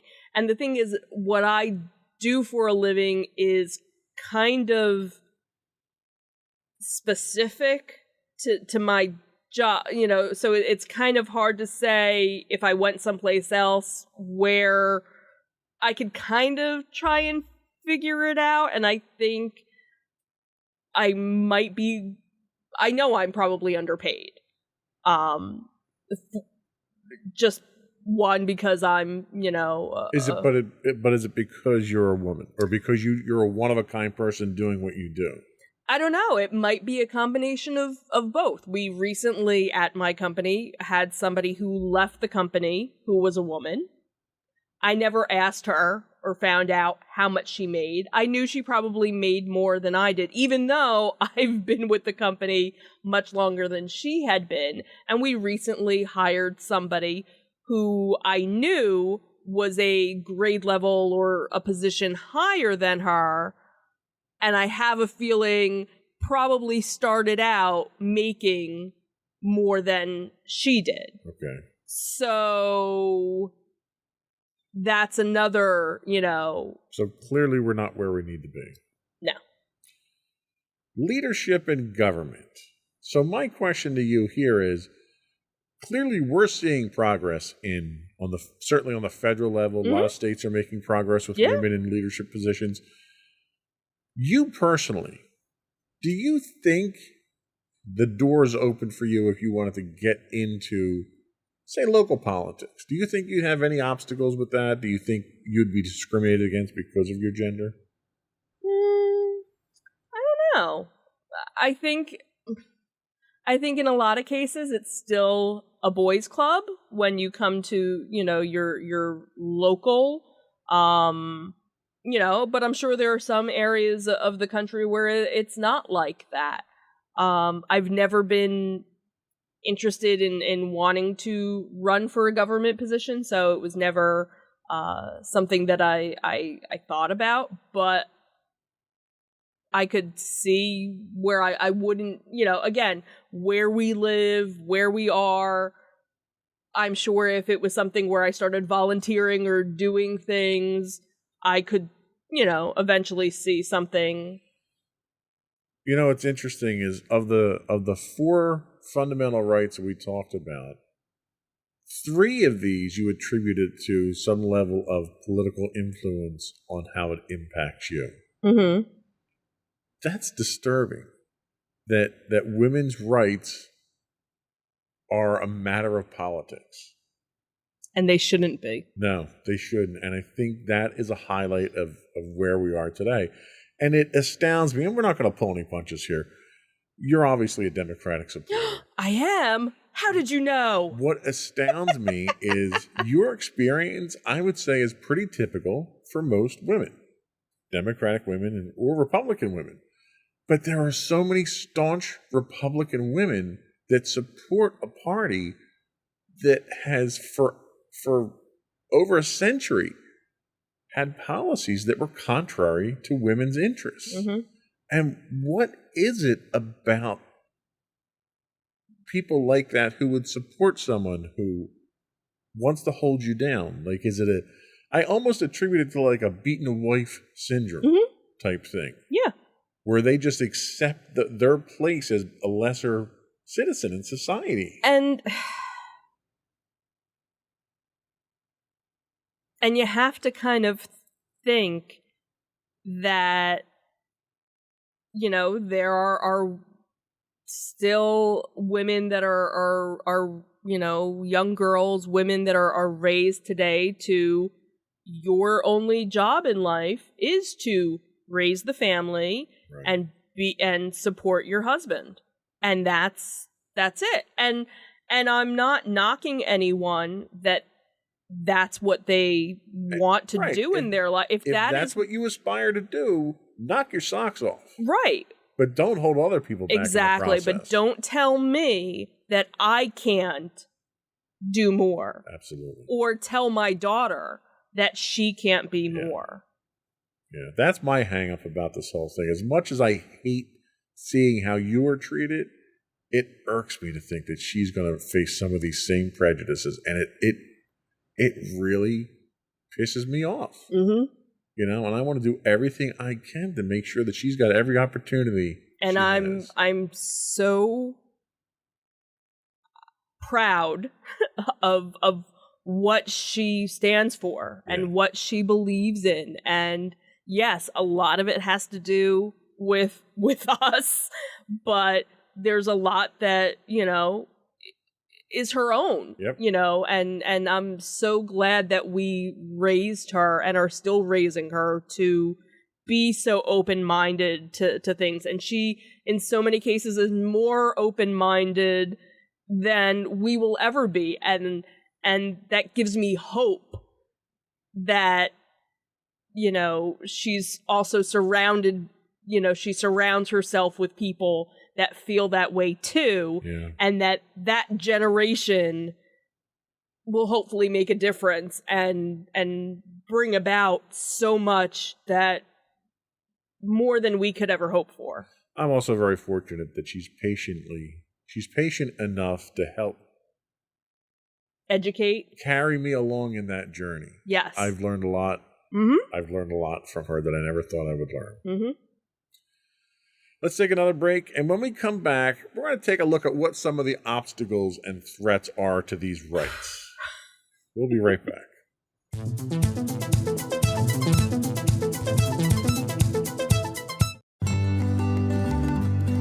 Insights into Teens, a podcast series exploring the issues and challenges of today's youth. Talking to real teens about real teen problems. Explore issues from braces to puberty, social anxiety to financial responsibility. Each week, we talk about the topics concerning today's youth. We look at how the issues affect teens, how to cope with these issues, and how parents, friends, and loved ones can help teens handle these challenges. Check out our video episodes on youtube.com/insightsintothings. Catch our audio versions on podcast.insightsintoteens.com or on the web at insightsintothings.com.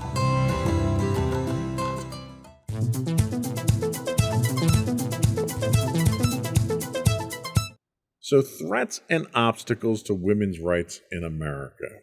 And, you know, we'll attack these rights as we've been doing in order. So the first one we're going to talk about is women's suffrage. So in the wake of the toxic 2020 elections, there's been a wholesale attack on voting rights. These attacks aren't targeted specifically at women, and are designed to make it harder for people in general to vote. Not too much in general, but there's specific segments of the population that are targeted at. So some of the obstacles. 17 states have enacted 28 new laws that restrict access to voting by targeting citizens with disabilities.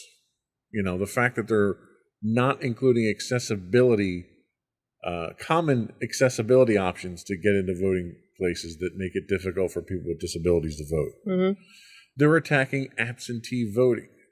After the 2020 election, when excuse me, when absentee voting was done, because we were in the middle of a pandemic, a pandemic that the sitting president ignored for the first 4 months and downplayed it and pretended it didn't exist and created the crisis in the first place. Right.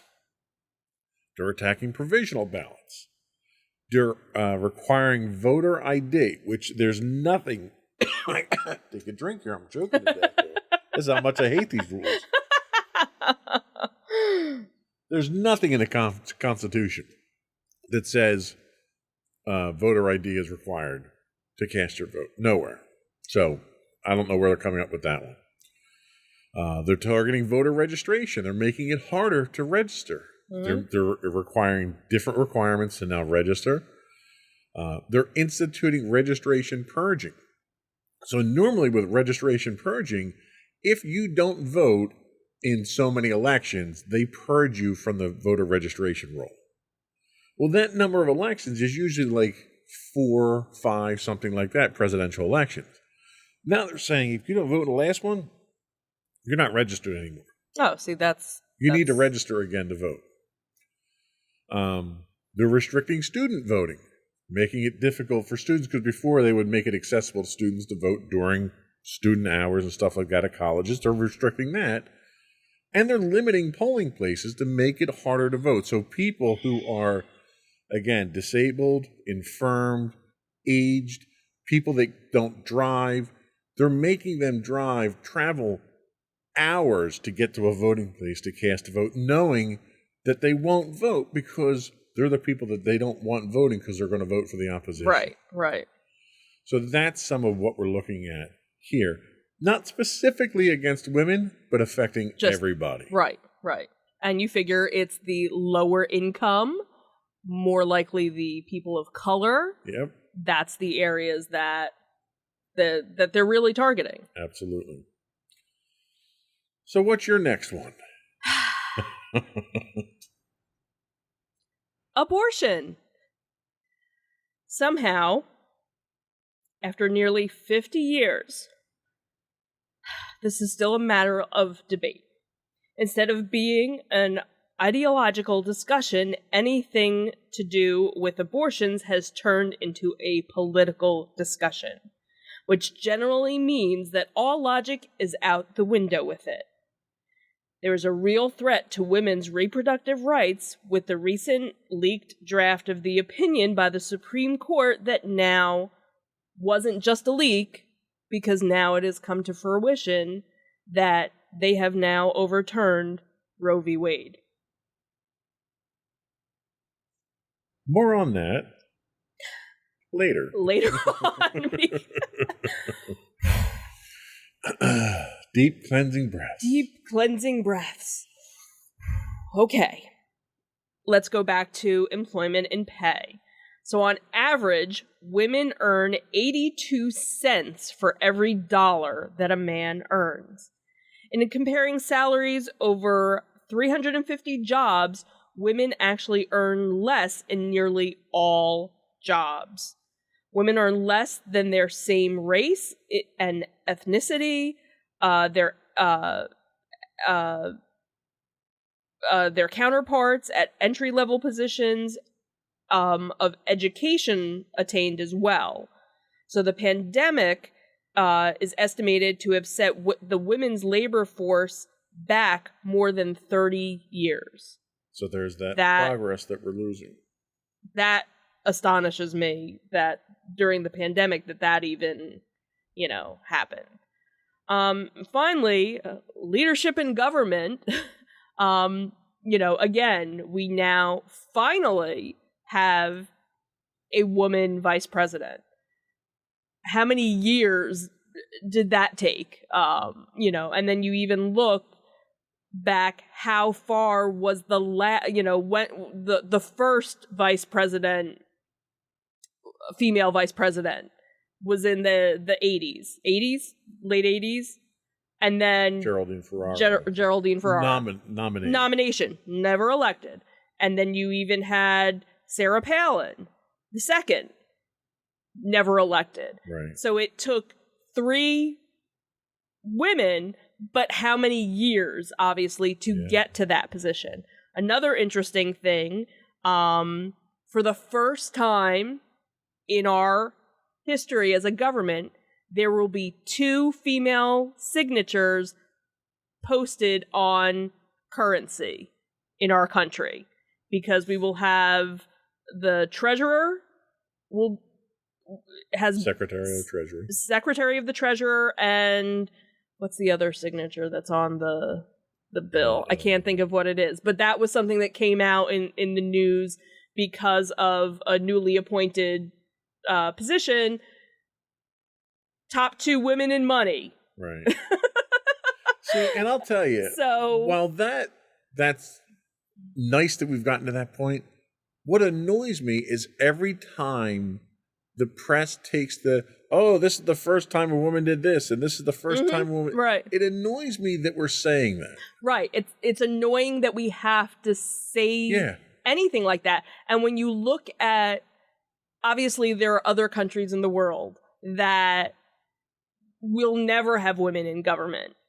But then there are other countries that have had women in leadership and had women in politics so much longer, and they kind of look at us and go, how backwards are you? And these women were incredibly strong, competent women who overshadowed their previous male counterparts by a long shot, right, in most cases. So it just baffles me, with as progressive as we say we are as a country, we're so backwards than so much more. Well, and the thing that annoys me when we say it's the first woman to do this, that fact doesn't annoy me. What annoys me is that attention that we draw to it being the first woman to do that is the same attention that the detractors use. Mm-hmm. Oh, well, you have a first woman in the Treasury, and look at what the economy's like, as if it's their fault, right? And they use that fact that they're a woman as justification for how things are and the state of, and it annoys me that they do that. Right, and the other thing too is how many women had to do so many other things to get that person, to lift that woman up. Absolutely. To do that. That's the thing. Standing on the shoulders of giants. Absolutely. And women like Kamala Harris was extremely complimentary and appreciative of all the women that came before her that gave her the opportunity that she has today. Yeah, absolutely. So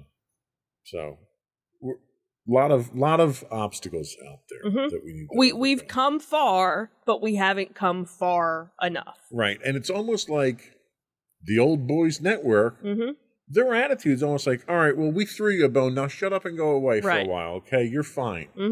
Like, they're terrified of having an equal playing field, and they think trickling little bits out here and there will keep the masses occupied and quiet them down when they get a little riled up, which is unfortunate. That's why you know, the one thing that I think might come out of this Supreme Court ruling is that a lot of rich white guys might not have a career in politics moving forward anymore. Let's hope and pray. We'll talk about prayers that. And thoughts. We're going to take our last break, and we'll talk about that when we come back.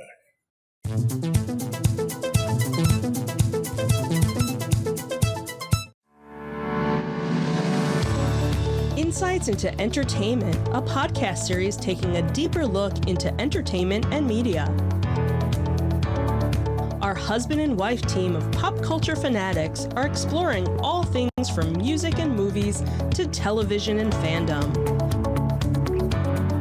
We'll look at the interesting and obscure entertainment news of the week. We'll talk about theme park and pop culture news. We'll give you the latest and greatest on pop culture conventions. We'll give you a deep dive into Disney, Star Wars, and much more. Check out our video episodes at youtube.com/insightsintothings. Our audio episodes at podcast.insightsintoentertainment.com, or check us out on the web at insightsintothings.com.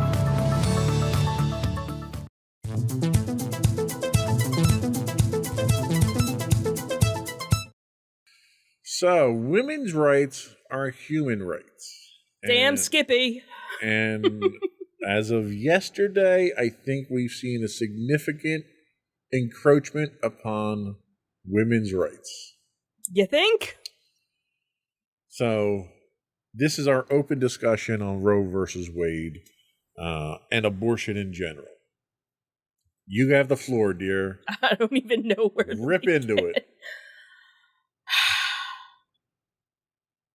How about we start with just the hypocrisy of the Supreme Court's decision?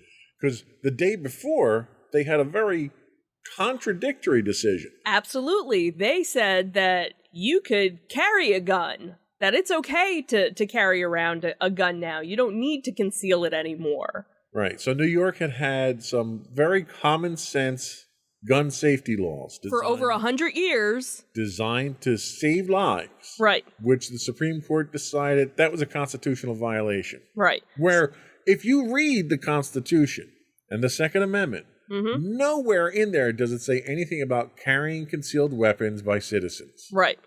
It speaks entirely about pertaining to a well-regulated militia. Right. Which for some reason everyone seems to want to ignore that. So Right. So because it's all up for interpretation. Yep. That's what it is. So the Supreme Court decides that we're going to do away with common sense gun law because it's against people's constitutional rights. Mm-hmm. But now you can't get an abortion. Nope. So we're preserving life on one side with overturning Roe versus Wade, but we really don't give a damn about it because you can carry guns and shoot anybody you want. Right. So one of the memes, our government is bold enough to force you to have a kid, but is too weak to ensure that they make it to recess alive. Yeah. If that is not... That's profound. With between the past 2 days of the Supreme Court, that how... Yeah. It highlights the ludicrous level of hypocrisy coming out of today's Supreme Court. Right. The fact that church and state is supposed to be separate, but yet the church has more say over my body, and I'm not a member of a church. Right. My religion, I am Jewish, if you didn't know. My religion states abortion is okay. Because my life is more important than what is in my body, what is in my womb. Yeah. And until what is growing in my womb can live and take 3 breaths on its own, it doesn't have a choice over me. Well, you could also interpret the 2 rulings from the Supreme Court of you can have an abortion as long as you don't mind getting shot in the process. Right. Right. And unfortunately, there has been violence that has happened at clinics that aren't even performing abortions, because that's the other thing, is that everybody goes after Planned Parenthood. Oh, they're doing all these abortions and da-da-da-da. That's not even their main purpose. That they are giving health care to women, and somebody going there just for a routine checkup is risking their life from these crazy psychopaths who are trying to save the unborn child, but yet are taking their gun to go kill people. Well, and to play devil's advocate for a minute there, you have people who are pro-abortion who are also attacking anti-abortion clinics as well. So you've got violence on both sides. You've got crimes being committed on both sides. But if nothing else, that should simply highlight the level of passion involved here, that the decision that the Supreme Court made to overturn a previous Supreme Court decision, which, honestly, that's where I have my biggest problem, is the Supreme Court has basically made itself useless. Right. They decided that no matter what we decide, it doesn't matter because the guys 5 years from now can overturn it. Right, and that's where now... Okay, so everybody's, kind of, you have the people that are like, oh, well, it's still at the state level and da-da-da-da-da, and now you can still travel to get to states even though they were passing laws saying that you couldn't, and that there were certain laws where, if the doctor performed one, they were going to be jailed, and the woman who received it was going to be jailed, and all this other... But this isn't where it's going to stop. Right. That's the thing that most people aren't looking at, is now that you've taken this away, now all these other rights of, gay and lesbian couples. You're seeing that there are people out there that are, get a hold of a lawyer, make sure everything is written and that you have legal documentation. If you have children, make sure there is legal documentation. Make sure you have copies of your birth certificates and everything, that both parents are listed. If you got married in a state that is in danger of overturning your marriage decision, I have various clergy friends that are now offering free to remarry you in a state that is protecting you. And the contraception, that's another thing that now, oh, thank God for Clarence Thomas, for everything. But you know what law he's not going to overturn is Loving, because that affects him, because he's married to a lovely white woman but all the recent things he's picking in, oh, well, I can't do that one, but I can do this one. And this is the problem that I have, is that our current Supreme Court has turned into an activist court. Mm-hmm. And their job is to rule on the constitutionality mm-hmm. of laws and situations. Right. It's not to make new laws. It's not to overturn laws. The Supreme Court should never be able to overturn a Supreme Court decision. Right. Because the Supreme Court is the Supreme Court. Right. It's the law of the land. Right. If they can overturn their own decisions, mm-hmm. where do you go from there? Right, exactly. And that's the thing, is now what else is on the books that you can overturn? Right. The only way a Supreme Court decision should be overturned is with a constitutional amendment. Mm-hmm. That's the only thing that should overturn. Right. So a couple of things that come out of this. One, you're going to see an assault on other freedoms that the mm-hmm. right-wing nut jobs in the Supreme Court don't agree with. That's Yep. the number one concern. Number two, you're going to push decisions like this down to the state. Mm-hmm. So you're going to have 50 different laws in 50 different states governing all these different things. We're basically becoming 50 different countries at Yep. this point. Yep. The other problem that I have is now, because you're going to see the Supreme Court overturning Supreme Court precedent, the only way to defend against that is a constitutional amendment. Mm-hmm. And to think of our politics today and who's, how that razor sharp edge that we're on right now Mm-hmm. between Republican and Democrat, to think that these idiots would contemplate doing amendments to the Constitution terrifies me. Mm-hmm. Yeah. I mean, we thought we were ripping the Constitution apart with the 2020 election. These people are just itching to rewrite it in their favor. Mm-hmm. And that's what scares me more than anything else. Yes, the whole abortion thing is probably never should have gotten to the Supreme Court, because really it's not, and at least it shouldn't have gotten there in the form that it did, because abortion is not a constitutionally protected right. Your health is, your personal well-being is, and that's how it should have been presented Mm-hmm.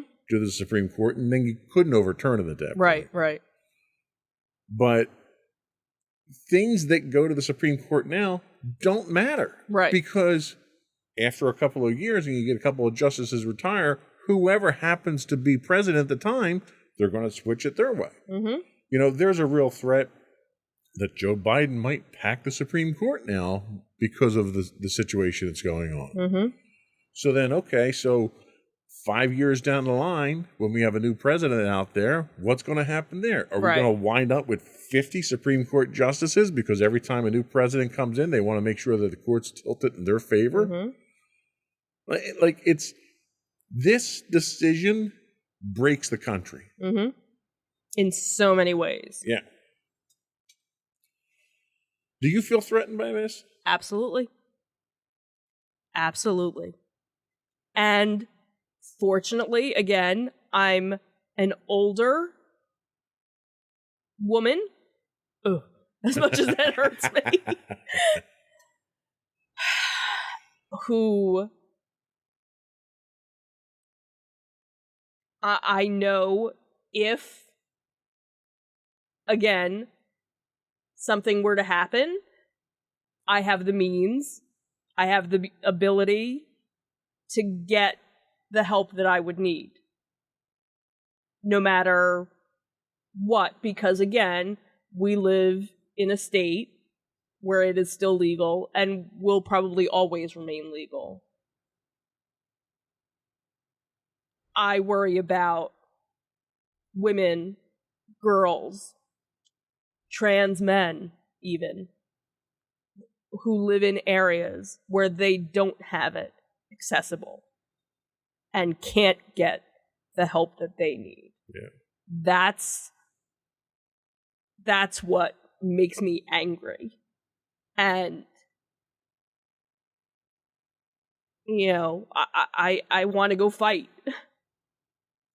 What do you think needs to happen to set this right? What does the government, the president, the Supreme Court, citizens, what do we have to do to fix this and have it stay fixed? Because we thought it was fixed. Right. And that's the thing, is there are certain states where it is fixed. No matter what the law of the land is, it's, it was voted in.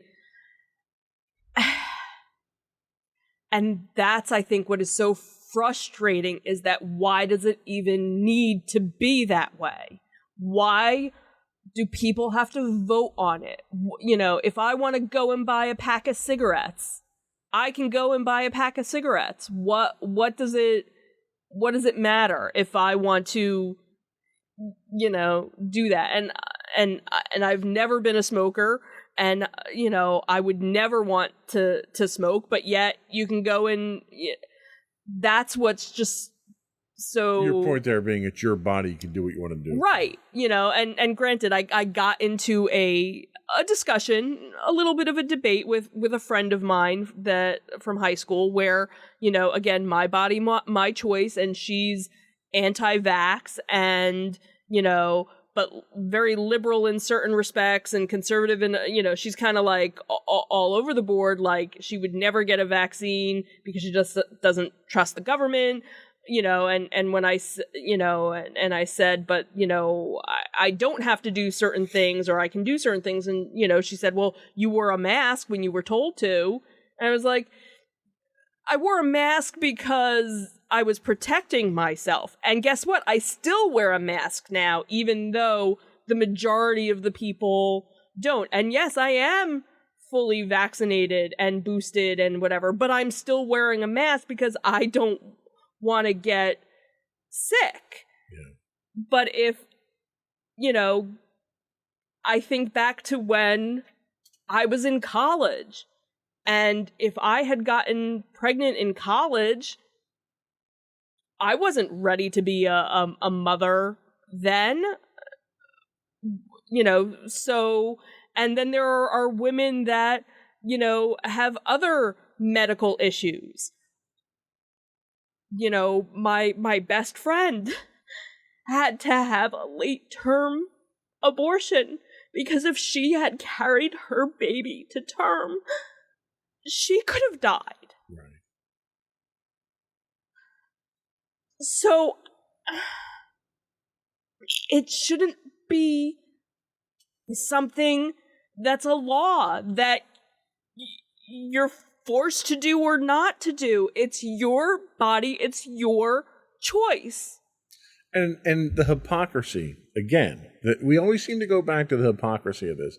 So the Supreme Court ruled in a case where members of the armed forces sued the Army or whatever branch of the government, branch of the military they were in, when they were told that they had to get vaccinated. Mm-hmm.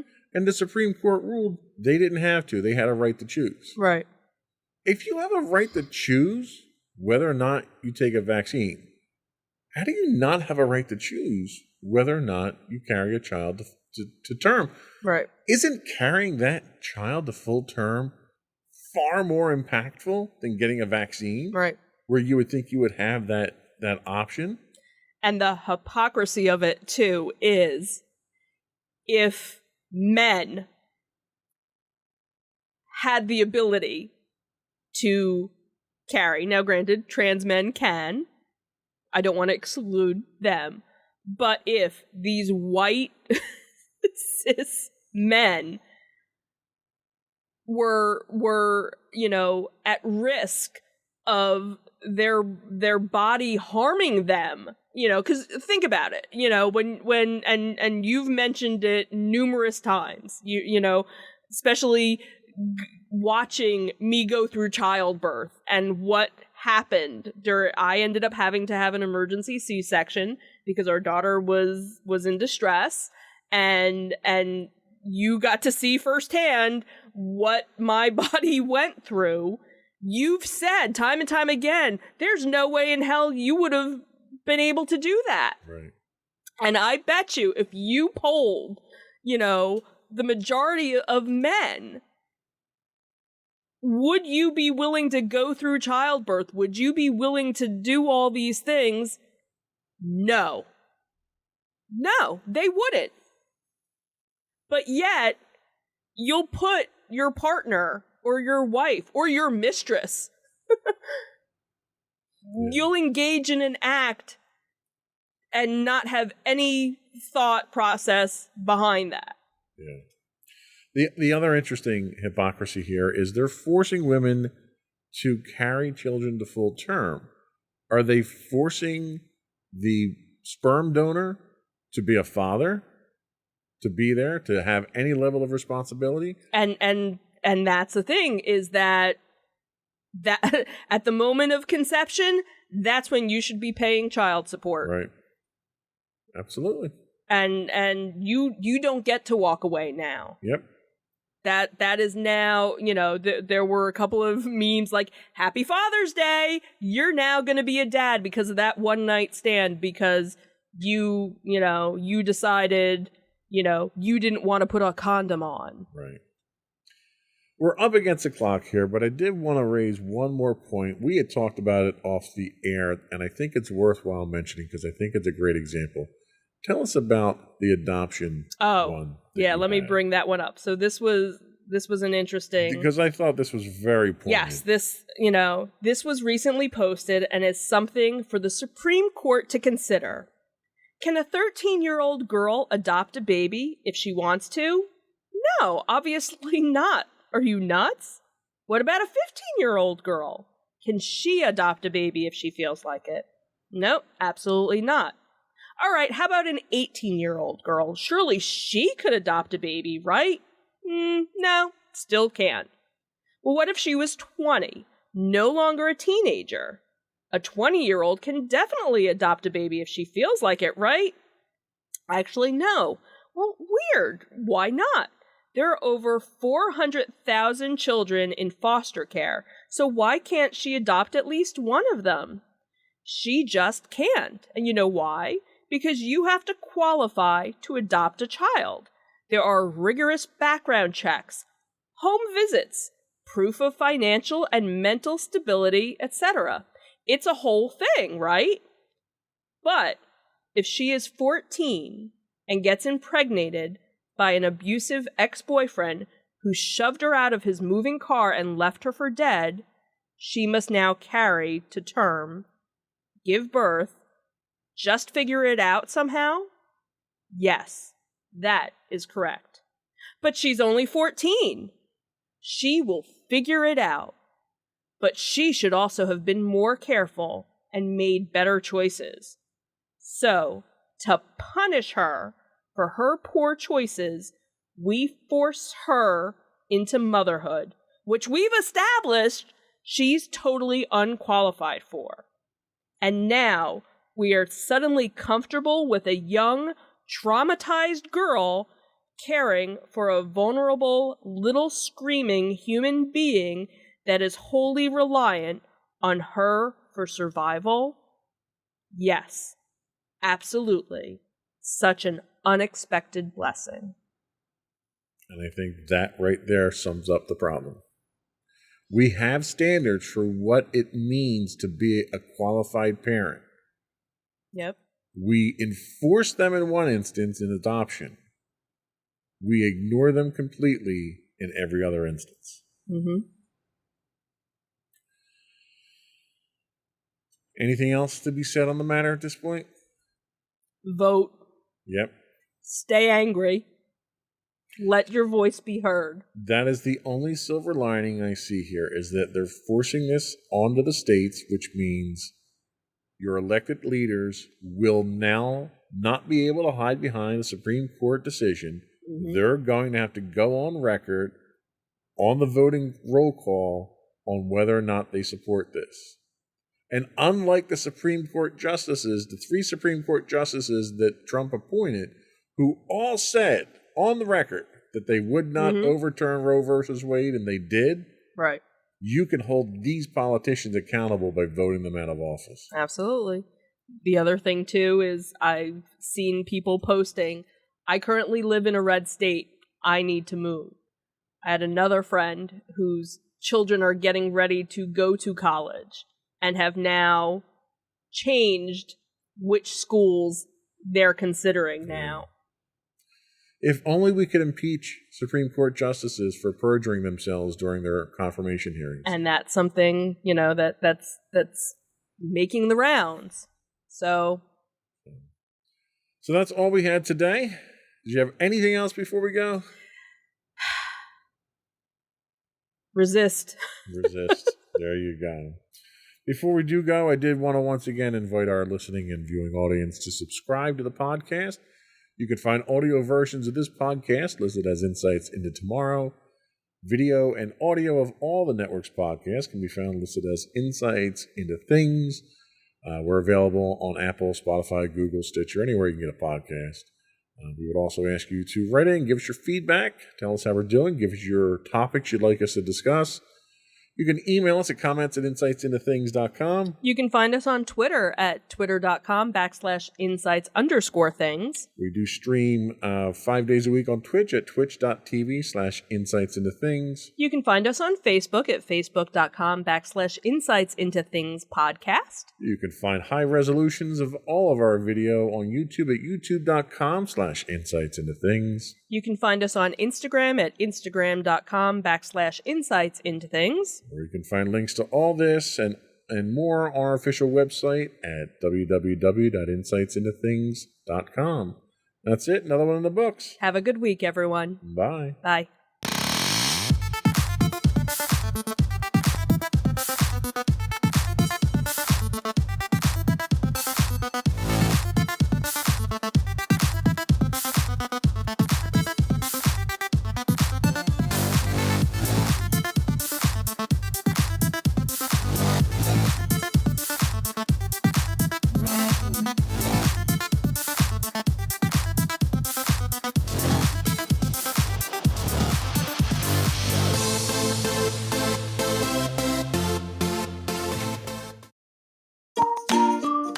Insightful podcasts by informative hosts.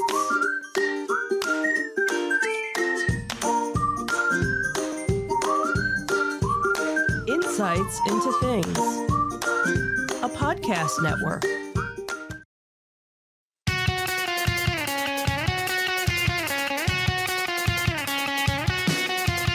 Welcome to Insights into Entertainment, a podcast series taking a deeper look into entertainment and media. Your hosts, Joseph and Michelle Whalen, a husband and wife team of pop culture fanatics, are exploring all things from music and movies to television and fandom. Welcome to Insights into Entertainment. This is episode 147, Disney Dissected. I am your host, Joseph Whalen, and my patient and understanding co-host, Michelle Whalen. Hi, everyone. So what makes you patient and understanding for this episode, dear? I don't know. I'm kind of confused. It's because you were patient and understanding with me when I was down in Disney. Oh, okay. I thought that's what it was, but I wasn't completely sure. I didn't divorce you while we were away, that is true. And welcome back to the show, by the way. You did take a couple of episodes off while Sam sort of stepped in for the topics he wanted to do. Yep. So this is your first time back in the studio recording for almost 2 months now, isn't it? I can't even remember because I did an Insights into Tomorrow episode. Right. You stepped So in for him. we and kind of filled, swapped. and then we were trying to find other topics to talk about to give Right. Sam some more time doing the entertainment stuff, and me, and it just never. There wasn't anything that Nothing jumping out. nothing Yeah. jumping out. But So, he kind of took to the entertainment side, so he may come in and fill in for you more yeah, often. We'll there see. you go. Today we are talking about dissecting Disney. And this is really about our trip to Right, Disney. right. So, as previously promised on this podcast, this week we bring you our review of the current state of Disney parks in Florida. Having spent a week down in somewhat sunny, often rainy, and oppressively hot Florida, we've had a chance to see if Disney has been able to bring the magic back. We'll take a look at the resort we stayed at, the amenities offered, and the service at the resort.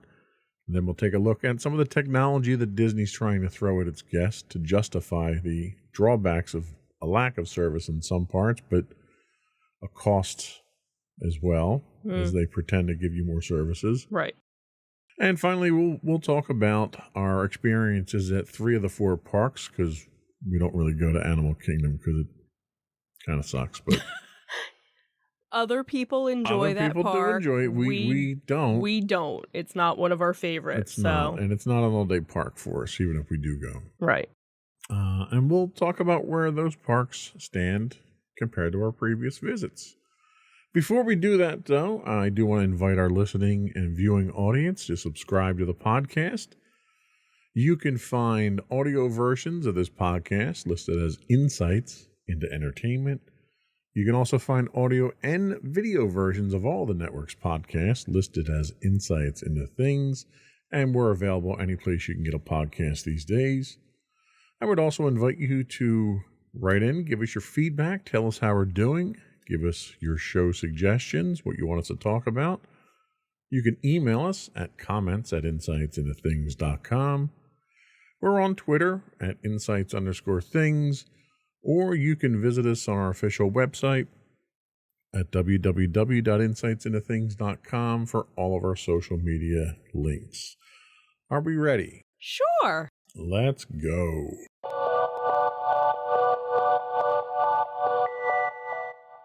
So the resort. So this was our first time back since COVID hit. It's been over 2 years since we've been back. Tried to take it kind of light. We didn't go overboard on this time. We actually did sell our DVC in the interim since our last time down. Correct. So we weren't staying at a DVC resort. We stayed at All Star Movies. Correct. So what was your first impression of the resort itself? Overall, I really didn't notice much of a difference. One of the things that they've been pushing even before COVID started was getting you to do online check-in in advance of your reservation so that you didn't have to go to the front desk for check-in. And again, like I said, that's been something that was going on before COVID even happened, because we would normally do that, where we would check in a couple of weeks beforehand, and then usually once we got down to the area, we would get a text message saying our room was ready, and we could just go to our room because we already had Magic Band, so there was no need to go to get a key or anything like that. So that was still in place. So again, we didn't go to the front desk. Basically, the only thing that we checked in with was security. Once we first got there, showing our ID, they basically, yep, you're here. And, we kind of went on our merry little way. And probably within, 20 minutes of us getting to the physical resort, we got a text message that our room was ready, but we had gone to the main building to go get lunch.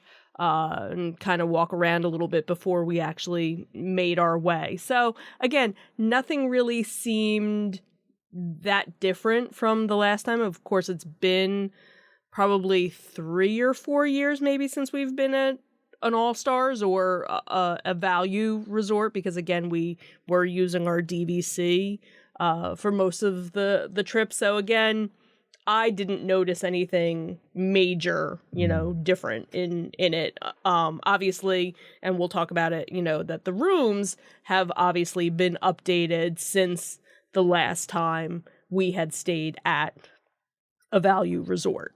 Yeah, and that's really the biggest thing I think that I noticed about the resort was they pulled out all the carpeting. Because it was always themed rooms. It was always some kind of, print carpet on there that was relevant to the building that you're in or whatever. Right.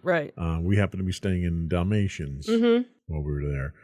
But they pulled it out. You had all hardwood floors. You had all brand new furniture. Correct. You had really what was an innovative approach to furniture where you had a convertible bed. Right. You had down from sort the of wall. a Murphy bed. Yeah. That when the Murphy bed was up, it was actually a table. Right. So and it was so funny because I think the first time we went to convert it, we were like, what do we do? Like there were no instructions when all you really had to do was just pull it down. So you just had to make sure that the table was cleared off. What was nice about it was the use of space was much better than it had been with two beds in there. Yes. The problem is that when we come in, me specifically, I come in with Lots a load of of technology. And what I'll do is I'll set up on the table and leave it there for the duration. And unfortunately, we didn't have that option here because the table went away at night because we had to use the bed. Right. So I could totally see if it was something where you were maybe only, 2 people in a room and you didn't need to have that second bed all the time, that you could, easily leave everything.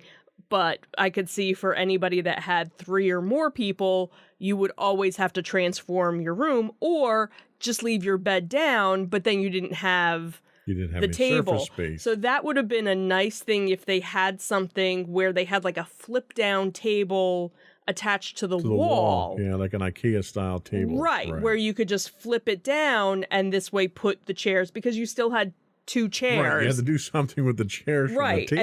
And that was what was so funny, was like seeing other rooms, what people did with their chairs. Now the other thing too that we had was you rented a scooter from an outside company, so we had it in our room. So that kind of ate up some of the room in some of the surface room of the hotel room.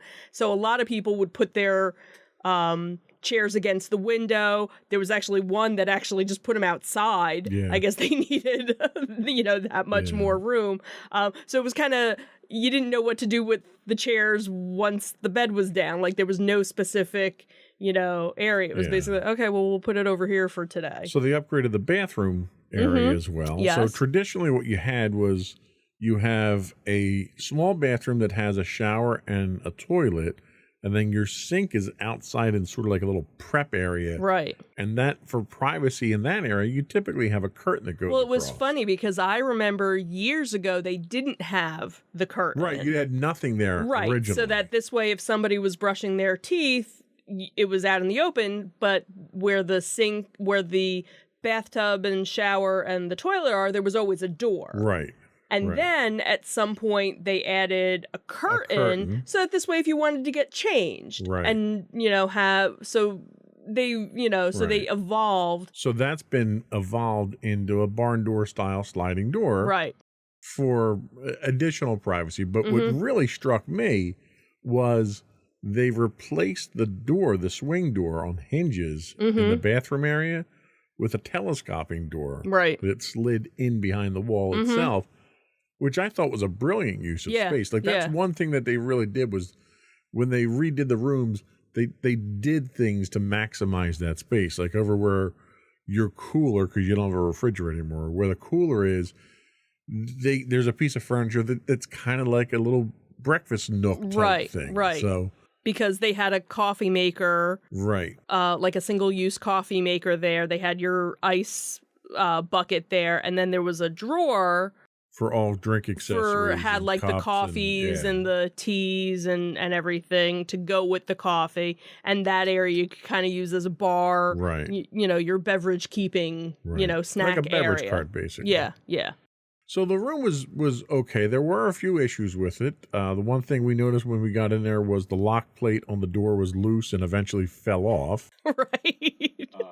The room phone did not work. And that we only found out because we went to call the front desk Right. one time and went. So we couldn't call the front desk from the phone. We tried to use the app, and we'll get into the app a little bit later, but we tried to use the app, and that didn't work either. Right. So you happened to find one of the maid service, and they I were found able to call housekeeping, and they got a hold of somebody. because we had multiple issues with plumbing Right. there, where they had to come and snake the toilet. And it wasn't just us. There were 3 other instances where I saw them walking around with the snake. Oh, wow. going So to it was different other rooms. people. Okay. So, So wasn't... it was an issue with the hotel itself. Okay. Okay. What else did we have? Drainage. Oh, my goodness. It rained, and you had literally swampland if you were walking around the and outside. that's something just in general with Disney, you can find on TikTok and YouTube other people posting videos from the park Sure. where But I've never had that experience. And all the resorts that we've been I don't there think before, we've ever noticed. never, because someone would be out there taking care of it. True. They may have had drainage issues in the but past, it was but never apparent we just to never the- noticed to the it. guests. Yeah, that could be. Yeah. And the one area by the parking lot that had the big drainage issue, they had one of the grounds crew come through on one of their little John Deeres and track mud all over the sidewalk in the process of doing that. Right, right. And no one cleaned that up. Mm. And it's starting to look a little run down and tired. There were a couple of areas there. They were basically fire hydrant areas that weren't maintained. They were rusted. The paint was coming off. Okay. So it was very un-Disney like.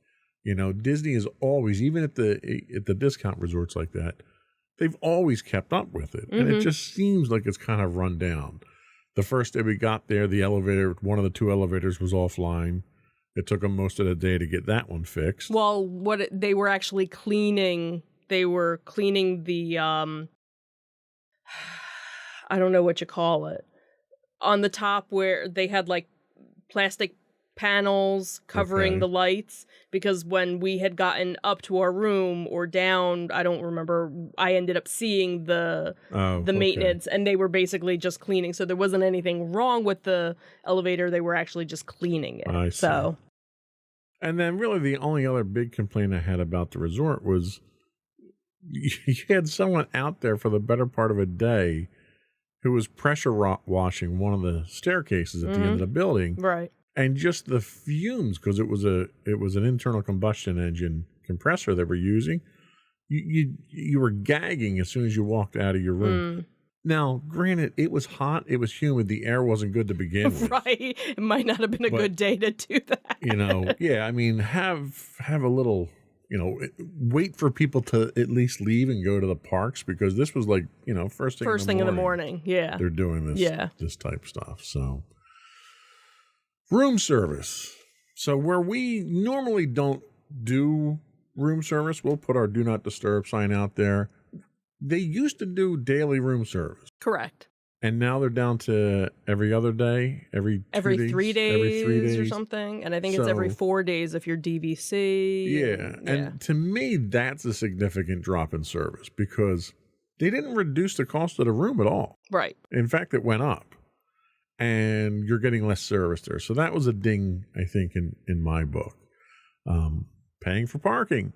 Still one of my biggest pet peeves that I have there. Right. And again, going back to that whole, hey, we didn't check in, there was nothing ever said in anything. Right. It's Like, just a hey, blind by the charge way, because for the most part, this was actually one of the first times that we didn't charge things back to the room. One, because we had done a whole gift card thing, yeah. so that was a good portion of our charges, and then we just charged it on to our various credit cards, because in most cases, if you were using a Disney credit card and your bill was a certain amount, you would actually get 10% off. Whereas if you were charging it back to the room, you weren't going to get that discount.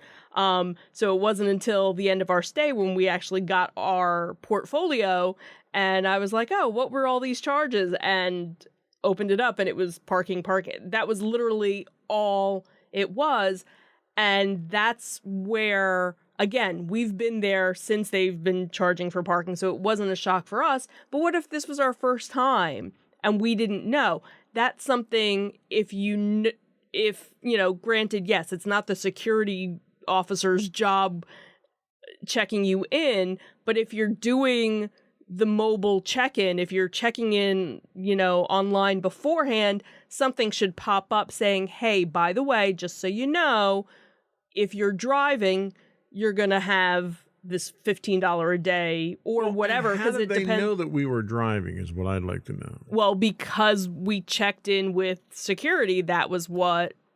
So that could have been a rental car we had for one day and got rid of it, or we could have been getting dropped off by someone. How do they know that you're parking there? Well, and then that's the thing, is that we would have had to. I would dispute that charge because it was never detailed anywhere on the original bill. And that's the other thing too, because what used to happen is when you would go to the front desk and check in, they would ask you, "Oh, are you, staying on property?" Because they would give you a parking permit. Right. So now they don't even print out. And they'd get your license plate number. Right. But they got my license plate number when we checked in, because security there was a camera towards the back that could see my tags. So they're nickel and diming you there, which was very annoying. Right. We bought the mugs, which I didn't want to do, but you thought it'd be a good idea to buy the mugs. Right. And the quality of mugs have gone down significantly. They've got the cheapest lids. The lids kept falling off. I almost lost the lid twice. It's just, I was very disappointed at that, but that's there to support the fact that you can't get multiple refills. You buy a disposable cup from them, you pay $4 for it, and you're allowed 3 refills within an hour or two or something like that, which is idiotic. It really is. Right. Because Disney is not losing money on me getting a refill on my soda. And granted, you almost never got a refill on your soda. Right. So and the problem that I have with the fact that you're charging me $4 for a soda, where 90% of the cost of that drink is cup. Just the cup, yeah. And you're putting a chip in that cup now, so I can't get refills, which makes the cup more expensive. It's an idiotic business model that they have there. I didn't want to go on with any other complaints about the resorts. Did you have any highlights, any positives? Anything nice to say to counter any of my complaints? Well, the one thing I did like, which was new, I think, since the last time we were there, is that they actually have, when you go to the buses, if you're taking the resort transportation, because usually most of the time, if we didn't have the scooter already, we would usually just drive to the park. This way we wouldn't have to worry about waiting for a bus or anything else. But because of the scooter, we had to use the transportation. And one of the nice things was, as soon as you got to the area, they had a little schedule showing you when the next bus, estimated time when the next bus for the different locations was going to be coming. So that I thought was very helpful. And they've had that at the moderate and the higher end resorts. Right. This was new for us at the Value Resort. Value so it was Resort. that was nice. a nice touch to see. So all right. So we'll give them a plus for that one then. Let's take a quick break, and we'll come back and we'll talk about some of the technology that Disney is throwing at some of these issues. We'll be right back.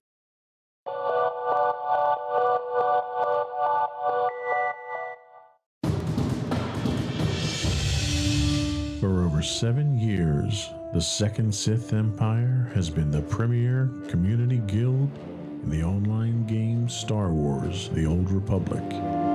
With hundreds of friendly and helpful active members, a weekly schedule of nightly events, annual guild meet and greets, and an active community both on the web and on Discord. The Second Sith Empire is more than your typical gaming group. We're family. Join us on the Starforge server for nightly events such as operations, flashpoints, world boss hunts, Star Wars trivia, guild lottery, and much more. Visit us on the web today at www.thesecondsithempire.com.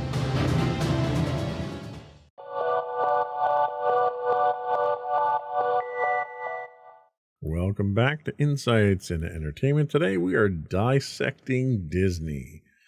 So one of the things that Disney has done to try to enhance the experience is go the technology route. And that technology route is apps on your smartphone at this point in time, and bands and all that stuff. So right now, the Disney World app that they have with their nice little 50th anniversary logo on there is the central part of that technology push. You pretty much need it for anything you want to do: booking rides, checking times, getting into your room, pretending to call the front office because it doesn't work for that. Your photo pass. Yeah. Reservations. I have to say that I was very unimpressed with the app. I found it to be poorly designed. Someone looked like someone gave a 5-year-old a box of crowns and asked him to design an interface. It was confusing. It was not obvious or intuitive to use. Finding the information that I wanted just to go in and look up times or to look up available slots for reservations for different extra services like building a lightsaber or a droid, you couldn't find that stuff. And the whole thing was predicated upon this whole idea of build your experience. And in order to do that, you pick the things you want, and that's all that you saw. If you ever wanted to stop outside of that, you had to go back through the entire wizard and reset all your settings in there to see anything. And I thought it was a terrible experience. Right down to the point that you bought one of the new Magic Band Pluses. And what happened with that? Tell us what happened with that. So I wasn't going to buy the new Magic Band. But the last day we were in a park happened to be the Magic Kingdom. And at Magic Kingdom, they had a Haunted Mansion one. So of course, me being the Haunted Mansion person that I am, all right, fine, I'll get it, you know, just to have it, whatever. And we charge it while we were in Hall of Presidents. You had already bought one and you had no issues getting it to sync up. Everything was fine. I go to sync it up and I get an error. And I try and go through again, and then it tells me that the app has a bug and to uninstall and reinstall the app to try and fix it. I do that, doesn't work. I try taking, because there's a QR code, so first I try linking it by the wireless link. That didn't work. Then I tried taking a picture of the QR code to do it that way. That doesn't work. Then I even tried entering the code manually. Which is a challenge considering how small those numbers are. Right. Entering the code, nothing. As soon as I would do it, it would fail and again tell me that I had a bug. So by that point, I was just fed up, and after spending almost $50 on it, I went back to the store to return it. And of course, the cast member there was like, oh, well, if you do decide to, purchase another one, we do have tech support people, located throughout the park that would be, willing to help you. And by that point, it was already our last day. Maybe if it was our first day in the park and I had, the whole rest of the week to worry about it. But this was literally our last day. Yeah. I was like, I'm done. It wasn't the band itself. It was the app. Right. So that's really where I think the biggest complaint was, because there was a lot of things with that app. The calling the front office. Well, when our phone calling the front work, desk. We tried to call the front desk. You can get to it through the app if you could find it, because it wasn't easy to find. Right, and that was another thing, another challenge of things weren't where you thought they would be. Right. If you did a search, it would eventually find it, but it was like I shouldn't have to be searching every time. It was almost like they did no user testing of this. And then that was the whole thing too, because when we were having the issues with the bathroom, I was like, all right, well, let me just call the front desk. And I'm like, and I couldn't even like Google a phone number for the front desk either. And then the one day I actually just walked up to the front desk and they were like, oh, well, you could have just done it on your app. I'm like, no, I couldn't. And she didn't believe me. Right. And she walked me through it and was like, oh, okay, that is a problem. Yeah. No shit. Like, I know it's a problem. Like, I'm pretty tech savvy. I understand not everybody is tech savvy and you have to talk to, you know, every guest like we're an idiot, but it really wasn't there. And then, so you can't even say, oh, well, it's because you had an Android, because you even had the same problem and you have an Apple phone. Right. So it clearly wasn't user error. No, it's something with your app. It was app specific. Right, right. So some of the other things I found were an issue was you could look up wait times for rides. They weren't accurate. When you guys were going around and doing things, I was riding around the scooter looking at wait times on the app. Okay. Oh my God, they were 15 minutes off, 20 minutes off. So they weren't updating They as were often. not done in real time on the app itself, which makes the app useless at that point when it comes to that function. Right, because especially if that's what you're determining, oh, well, this wait's only, you know, or this wait's 60 minutes, but yet the wait might only be 15 minutes if you actually went there, but then you don't want to go there because... The entire purpose of the Genie experience is you don't need a fast pass because we can tell you when these times trend here, and it's completely wrong.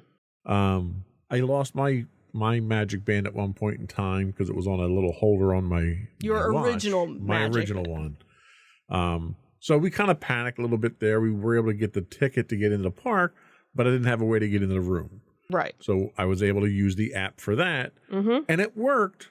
But it was awkward. It's like 4 screens in, you know, you don't know where on the phone it's transmitting so I'm moving the phone all around the thing to try to get the thing to work. Right. It scans the first time and it goes green, but it won't unlock. Well, there's a prompt on the screen that you don't get an audible prompt on where you have to accept the ability to unlock the door at that point. Yeah, see, I never tried doing it that way. So it was not good. And the other problem is they don't have any free charging stations that you can use around the park. Right. If you want to pay for them, I was going to say they have the charging rods that I know, and that was something that we knew going in from various other people who had been there and various other YouTube videos and things that said, if you're going to be on your phone a whole lot more. Make sure you have some sort of battery backup so that you can charge your phone. And honestly, there was only, for me, there was one day that I had to charge my phone, but I really didn't even need to. But that was also because we really weren't using the phone as much. Well, and we'll talk about that in a second, too. Yeah.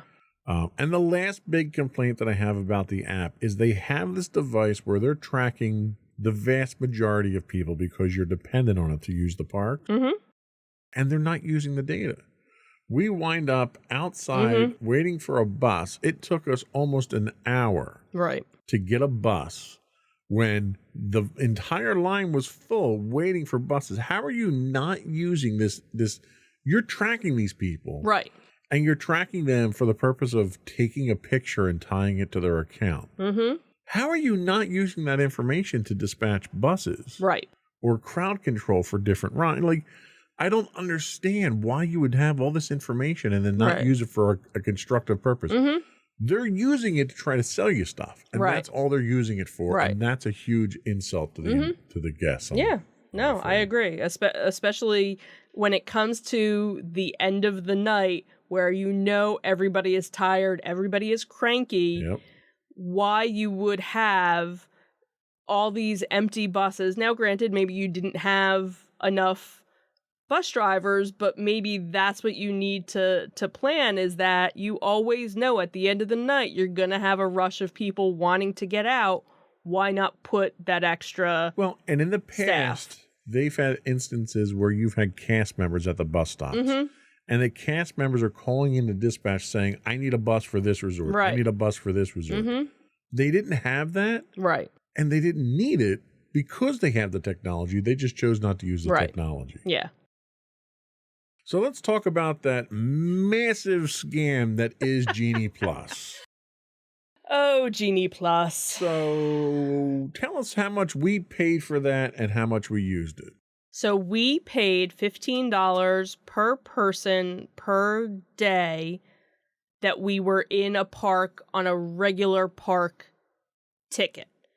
So we only went to the park for 3 days, but the one day was the Halloween party. And because of it being a special ticket event, you don't use Genie Plus on that day.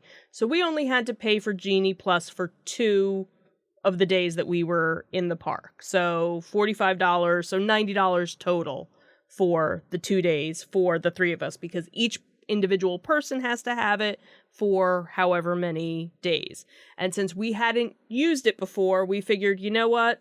Let's try it. Let's give it a try and see if it makes a difference or helps us out. We took one for the team so we could review it for the podcast. Right. And granted, there are lots of pros and cons. You know, there were a couple of friends of mine who had used it before, and they said, oh, it takes a couple of days to get used to it. I'm like, well, I only have 2 days to get used to it. So I either need it to work or not work. And the big push before used to be, you know, buying it ahead of time and making sure you had it, even though you couldn't really do anything with it until the day of. And now there's some other changes that they're making to it. And again, I'm not really 100% sure of what they all are because we're not there anymore. So I'm not really paying attention as to what those changes are. But I know one of the major changes was that you didn't have to purchase it until that day if you wanted to get it. So doesn't make again, it worthwhile. Right. So how many rides did we get on using that system? Okay. So in Epcot, which was our first day, we did the Remy ride with it. We did it with that, or was that with the virtual queue? No, the only thing that the virtual queue you could do with the virtual queue was the Guardians of the Galaxy, and that we didn't get. And that I woke up at 6:45, so because they had a 7 o'clock and a 1 o'clock for the virtual queue. And I got up at 6:45 to try and get a 7 o'clock. And by 7 o'clock... Well, we already knew the virtual queues were broken. Right, so that was... So we got one ride in Epcot? Well, we technically had 2 because we ended up getting Soarin', and then you didn't want to go on Soarin', so we canceled it, and we ended up doing the single rider, which we didn't know was available. Well, that's another thing I want to talk about, but when we get to the parks. So we did have one, but then since you decided not to go on the ride and they had that available, we used that in place of it. So we had gotten rid of that, and then that was when we made the Remy reservation, because the other thing too is when you make the reservation on the Genie Plus now, you can only have one at a time. Right. And then once the time frame starts for that reservation or that lightning lane, that's when you can make an additional lightning lane through your Genie Plus. All right, so we paid $15. We paid $30. $45. $45 because I didn't go on Remy, so I'm not counting myself for that. So for $30, you went on one ride in Epcot. Mm-hmm. For $30. Mm-hmm. And how much did we pay for park tickets? More than $30. $1.20 maybe? I think it was about that. I don't remember what. So $30 for one ride. Mm-hmm. Then we did Studios. How many rides did we get on with Genie Plus with that? We did... Maddie and I did Toy Story Mania with it. We did Mickey and Minnie's Runaway Coaster with that. What else did we do? We didn't need it for... No, we did use it for Smuggler's Run. For the second run through. For the second run, because again, we did the solo rider. The solo rider. So we got 3. Did we get a 4th one? I think we only got 3. Okay. So we got 3 with that. So that's now $60 for 4 rides. Mm-hmm. Was it worth it?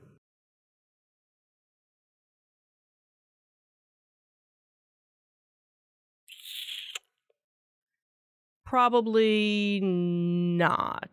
This is $60 on top of $120 per person per ticket to get in to ride the rides anyway. Mm-hmm. Right. So we're talking about $150 per person for Genie Plus and a ticket. And Genie Plus got you 4 rides. That to me is a scam. Mm.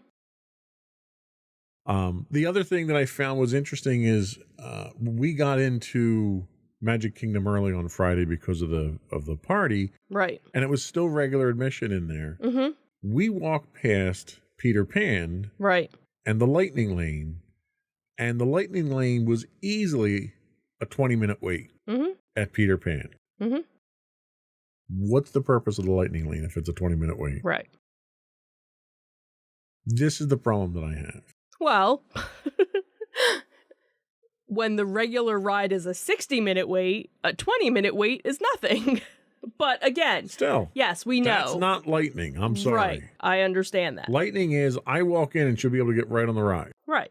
Especially when I'm paying for it. Right. What rides were not eligible for Genie Plus? I don't know if there was anything Besides Guardians of the Galaxy. Well, Guardians of the Galaxy, because that was the virtual queue. Right. So you could only do virtual. Was Rise of the Resistance one you had to pay to get on, or was that eligible with Lightning Plus? I think it might have been, because I think what they do with their certain big ticket rides, you know, kind of their e-ticket rides, is they offer the additional pay for me Lightning Lane, and there's so many of those that they put out, and then there's so many regular Lightning Lanes, and so here's where the real scam is. Oh yeah. So pay $15 for Genie Plus, unless you want to go on this other ride, and then pay another $15 to get on that ride. Right, and it's not always $15 because depending they change the rates based on the time of year. So it could be $20 to go. Okay. But all the ones that we saw where they were an additional fee. So like the Guardians of the Galaxy, we didn't get the virtual queue.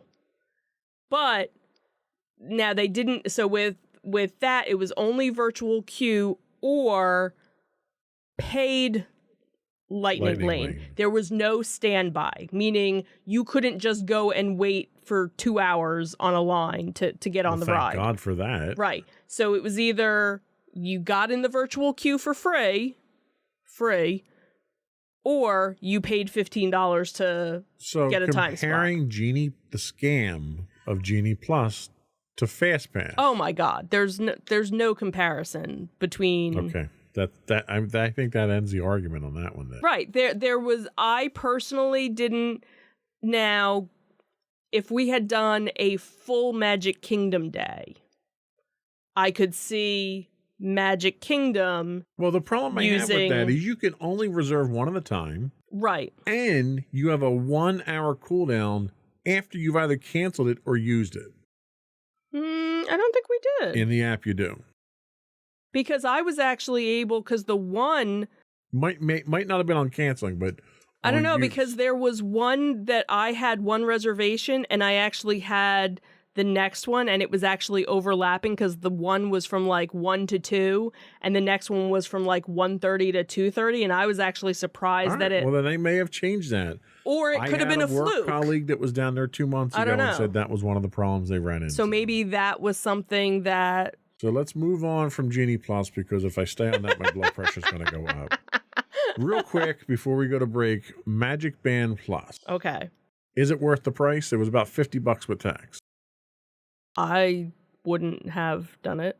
How do you feel about the fact that you need to charge the thing? It takes 90 minutes to charge when you first buy it, you got to charge it. You know what? I already have my watch that needs to charge, so that was kind of oh, okay. Well, and that's the other thing. It's a proprietary right, charger. and that was the thing that you said was, oh, great. So now if I lose this charger, I'm never going to be able to charge my Magic Band again. But they sell extra chargers But they do now. sell extra chargers for you. But God forbid you give me a device that can charge on an Apple charger or an Android charger or a standard Qi charger. Right. And the other thing, too, was, yeah, it's cute that you walk past, so they have the different statues and stuff. And if you wave your band in front of it, sometimes the statue... Or if you walk past it, or if you look at it wrong, you have no idea how to trigger these things. Right, because there's nothing that I found. I'm sure probably somebody has put together a YouTube video saying, oh, here are the different things that your Magic Band will do.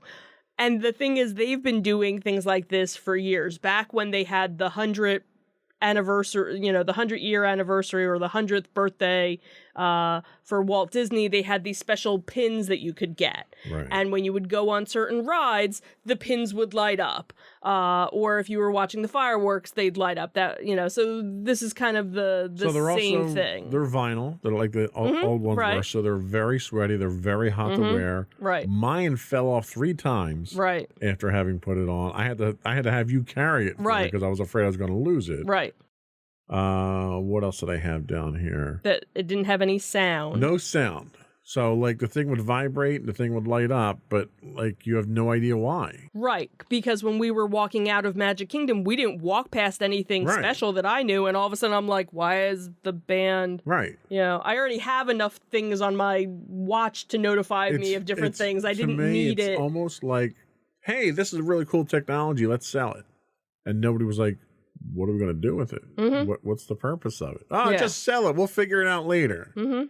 Whereas when the Magic Bands came out, they had a true purpose. Right. And I could see if we were annual pass holders or we were still DVC and we'd be going down a couple of times a year. All right, sure, I'll get the new band, because that's the other thing too, is that no longer as a resort guest do you get a free Magic Band, because that was what they kind of moved away from, the room keys. Right. The crack dealers at Disney gave you the first dose, and now you got to pay for the rest. Well, fortunately, we have enough Magic Bands. We don't need, we don't need to buy a $50 one. So.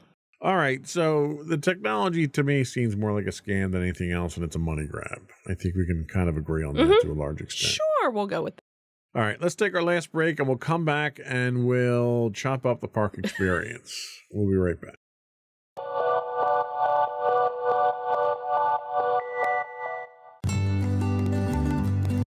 Insights into Teens, a podcast series exploring the issues and challenges of today's youth. Talking to real teens about real teen problems.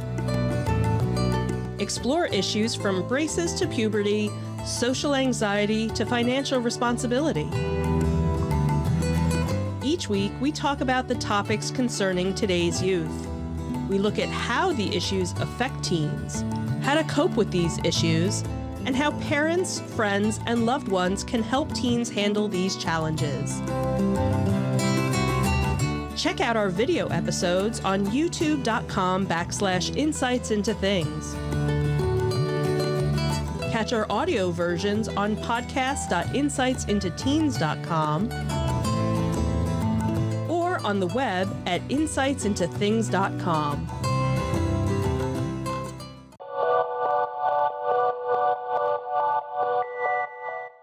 All right, we're back bitching about Disney parks. Here we go. It's going to be such a great podcast. So we've got 3 to complain about, and I'll start off with Epcot. So we're still at the point where we have to make a reservation to get in the park. Correct. One would think the reason for that was to regulate how many people were in the park, you would think, right? You would think. Still packed and crowded as hell. Don't understand that. Got to make a reservation, but I got people crawling all over me still. Someone needs to explain that one. Huge sections of the park are shut down because of the construction that's happening. which isn't unusual for Disney. The problem is it requires you to completely reroute how you get from point A to point B Correct. in a park that has literally the longest walk between rides already. Mm-hmm. So it's forcing you to extend those rides where they probably could have been a little more strategic in how they set those barriers up. Oh, and the fact that you have to order ahead for food now because you can't even stand in line to buy food almost at any of the restaurants, the quick serve restaurants. Well, we actually didn't run into any problems with any of the quick serve. They were still okay, good. We were still able to. It wasn't mandatory because I know when they first opened after COVID, that was the only way you could. All right, then I'll save make that complaint for reservations. studios because I have a very specific complaint about Right. that in studios. So Epcot, we really didn't do any because the food and wine was going on, so that you had to Right. go to the little individual booths, and they weren't really that busy. And then after that, we kind of cut our day early because that was our first day in the park. It was extremely hot, and there was so much lack of shaded areas for us to go and hide that we just kind of called it a day just because we were just overheated by that point. So we really didn't have a big quick service meal. We just kind of snacked. So we our weren't there way. long enough for it to really be a problem. Right. Okay. Right. So then we go to Hollywood Studios. Mm-hmm. Again, crowded. Don't know why. The restriction to the quick serve I had a problem with here because it was hot. Normally when it's hot, I'll go into the ABC commissary just to cool off, sit in the corner somewhere, relax. Couldn't get in if I didn't have a food order. Mm-hmm. They literally had bouncers Right. sitting outside the entrance, not letting people in. Right. How do you do that? It's like getting I a don't know. reservation at McDonald's. It's idiotic. I didn't understand that.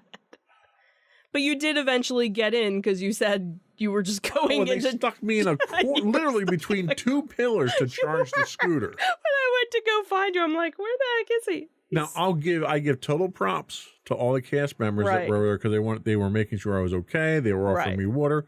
The one woman comes over and asks if I wanted to have a cupcake. So the staff was fantastic, Right. but the policies I think Right. were terrible. That's, I think, what it is it's the policies that other people Right. put into place. And now you have these cast members that are the ones enforcing it and are Yeah. like, ugh. So the other thing that bugged me was I was very much looking forward to going to Galaxy's Edge, going to Doc Ondar's, and shopping and buying some of the unique stuff. And they didn't have Jack in there. Right. Not only did they not have anything cool, new, or interesting, they had a 20-minute wait in line to look at the lightsabers that they had in the case if you wanted to buy something. Mm-hmm. A 20-minute wait to spend $200 and some dollars. Yeah, that is crazy. That's ridiculous. And they had a guy sitting there enforcing, almost like he had a cattle prod, making sure people were bunched up on top of each other because the lines were packed so tight. Right. That was such a turnoff for me. It Yeah. really was. What else do we have? Finding a seat at the quick serve was like, almost impossible. You had people just circling around waiting for someone to get up. Right. Now, we did eat at the docking station. Right. And that, again, didn't have a problem, because they asked when you got there, did you do a mobile order or are you placing an order? Because they had two separate lines. Right. They let you get in to order something, which was nice because I could at least get in and cool off. somewhere. Right. And then, just like, the quick serve. But we've had that before where there weren't always tables available depending on what time. Well, before our quick serve was always the way that we went because Right. or the mobile ordering was how we went because that was our secret weapon. Right. And now everybody does it. So, of course, you need the app to do it. And, but it worked out. We still got a meal. We still had a table. Couldn't book anything with Savi's workshop to build a lightsaber. Well, and honestly, if we had tried to book it when we had made our reservations, we probably I would have. shouldn't have to book spending $400. I understand that. 6 months in advance. I shouldn't have to do that. Right. But that's the thing is when we went 2 years ago, we made those reservations as soon as we could make them and we got them. My biggest concern here was I couldn't even see that there weren't reservations or how to make that. It wasn't even an option. Right. It took you a while to find because I had to search. I did a search for Savi's and right. Again, it was a whole secret thing because if I didn't know what to call it, right. I wouldn't have been able to find it. There was nothing obvious. Again, you had to search, but you had to know what you were searching for. So there were far fewer character interactions at Galaxy's Edge this time than the last time. Mm-hmm. Everywhere you look, last time we were there was a character you were bumping into them left and right. Right. There were 2 or 3. Kylo Ren and some stormtroopers. Right. That was and about at one point in time, Chewbacca and somebody else was up on a platform somewhere. Oh, see, I didn't even see them. You couldn't interact with them. They were basically up there just waving at people like it was a parade float. Right, right. Well, that even happened when we were in Epcot. Pooh Bear was behind a fence. Oh, yeah. You know, they stuck him out in the sun. In the sun, too. the poor Pooh Bear. Man. He was melting, I'm sure. Yeah. So. The other issue I had was solo rider times, not single rider. It was solo rider at Smuggler's Run, which I thought was funny. Right. They don't publish them. Right. You didn't know. The only way we knew it was a 5-minute single rider line was because we overheard someone say it. And we're like, excuse me, how long is a single rider? And they're like, 5 minutes. I'm like, all right, let's go. Right. And like one other person did the same thing. And it's like, given how bad your application works for booking these rides, how are you not? It's not up on the signs. Right. Nobody's out there. They had one cast member come out and start saying, hey, 5-minute single rider ride if anybody wants to get on. Right. How do you not have a provision for that? Right. And that's something. So going back to Epcot, Test Track has been a single rider ride for as long as I can remember. So most people know about it.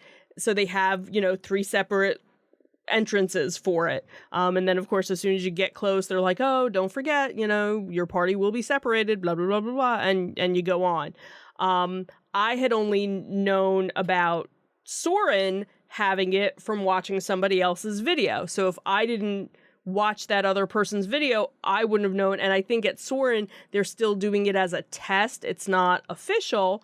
And again, we had gotten it as the one lightning lane, and when we went up I was like, oh, are you guys still doing, oh look, and they basically just have like a cast member holding a sign saying single rider, and then you go on. Smuggler's Run, I wasn't sure if they were doing it until we got to the front of it, and we're like, oh, okay, great. And we, I think it took us longer to walk the whole entrance. That's just poor planning and poor execution on Disney's part.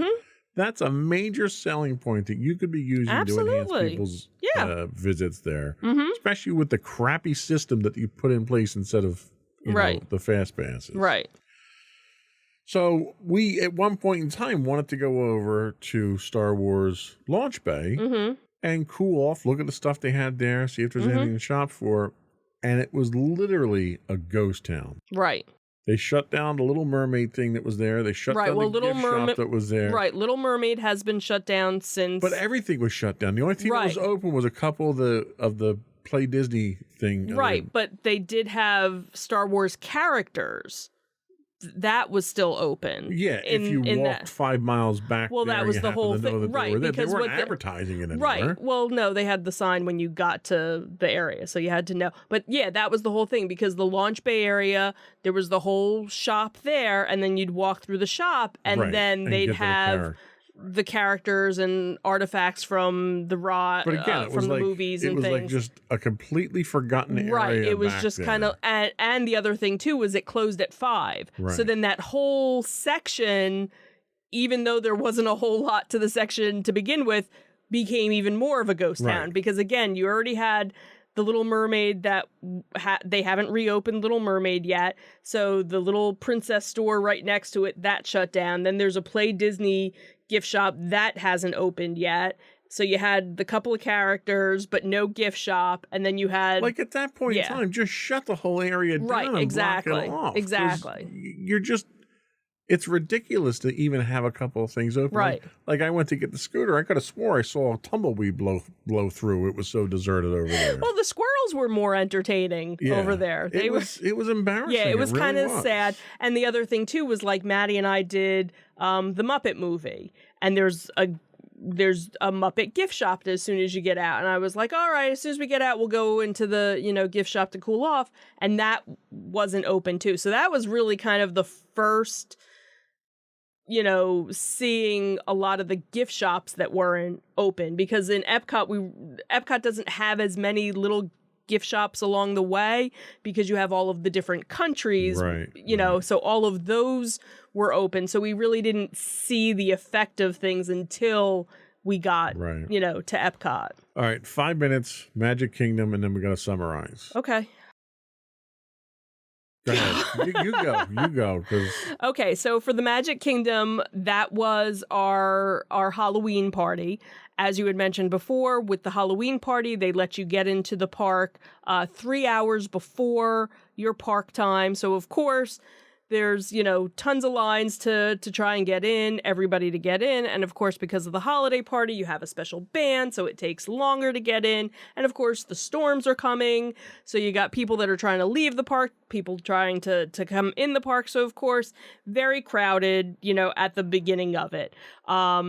And it always seems to be kind of disorganized no matter what time you go. So I don't know if it's something where if we actually went closer to 7 o'clock or closer to 6 o'clock, if we wouldn't run into that or not. Well, and what would make sense if they did that is you do a rope drop type thing. Mm-hmm. And for all the people who are coming in for the party, you get them checked in, you get their bands on in that time ahead of time because they're all queuing up. Yeah, because that happened and then you have a rope drop when you let them in. Because that happened when we did, when we did the Christmas party? I think it was a Christmas party. Where you actually checked in at the Polynesian. Right. And you got your band and everything. So you were already checked in. So as soon as you got off the monorail, you went right in.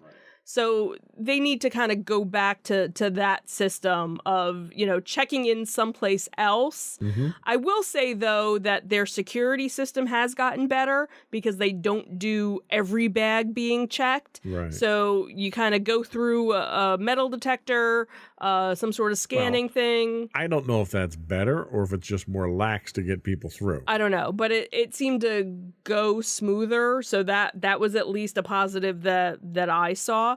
But obviously here was another instance. Now, again, don't know how much of it was because it was the holiday party or not. But again, we saw a lot of different shops that were closed. But again, not every shop is always open for the holiday party. Well, and some of the shops we know were closed because they turned them into other things. Right, exactly. And then some rides or certain attractions, they turn over to trick-or-treating areas. The one thing that was bizarre was, because again, they have all these different trick-or-treating sections, and they didn't start handing out candy until 7 o'clock.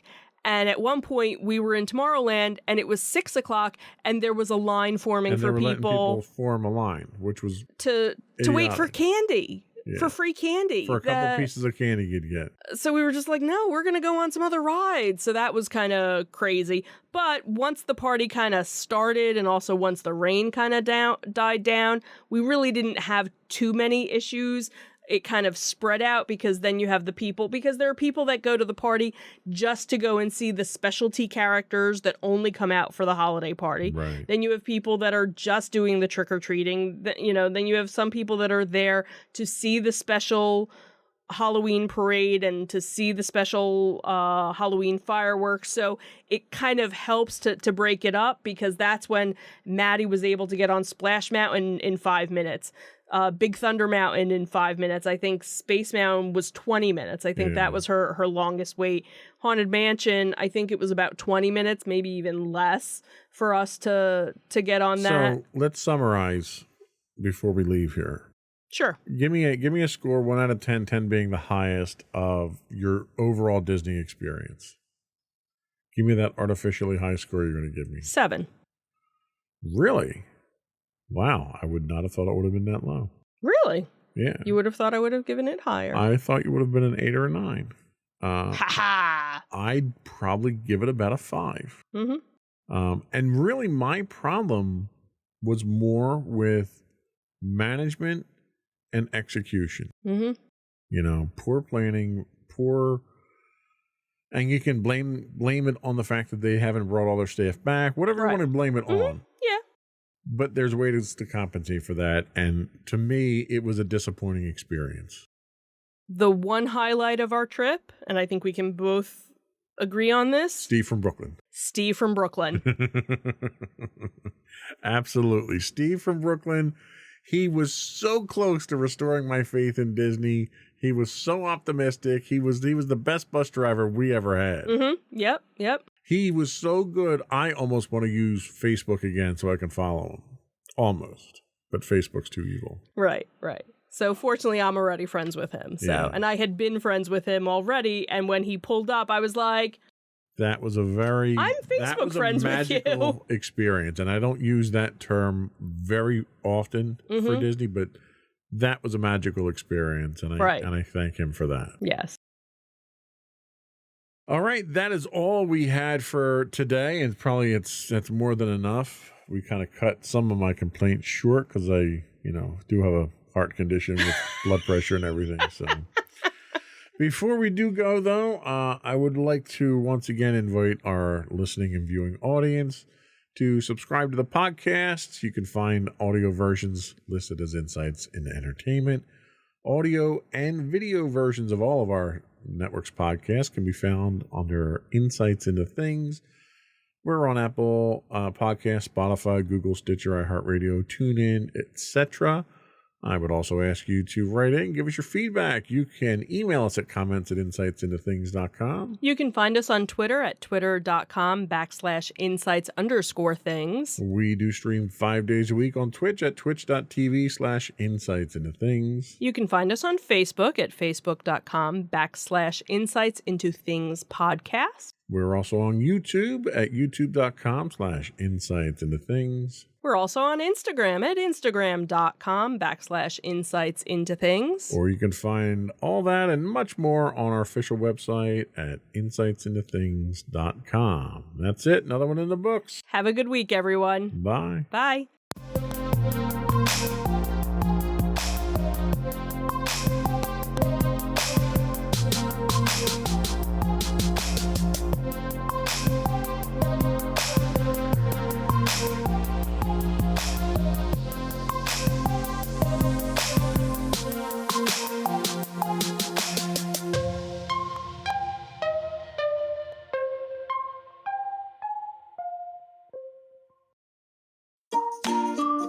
Insightful podcasts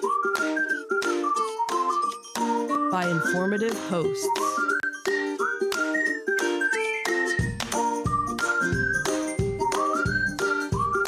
Insights into Things, a podcast network.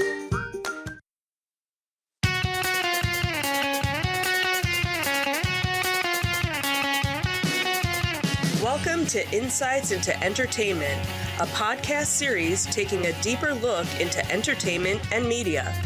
Your hosts, Joseph and Michelle Whalen, a husband and wife team of pop culture fanatics, are exploring all things from music and movies to television and fandom. Welcome to Insights into Entertainment. This is episode 144, Magic and Bounty Hunting.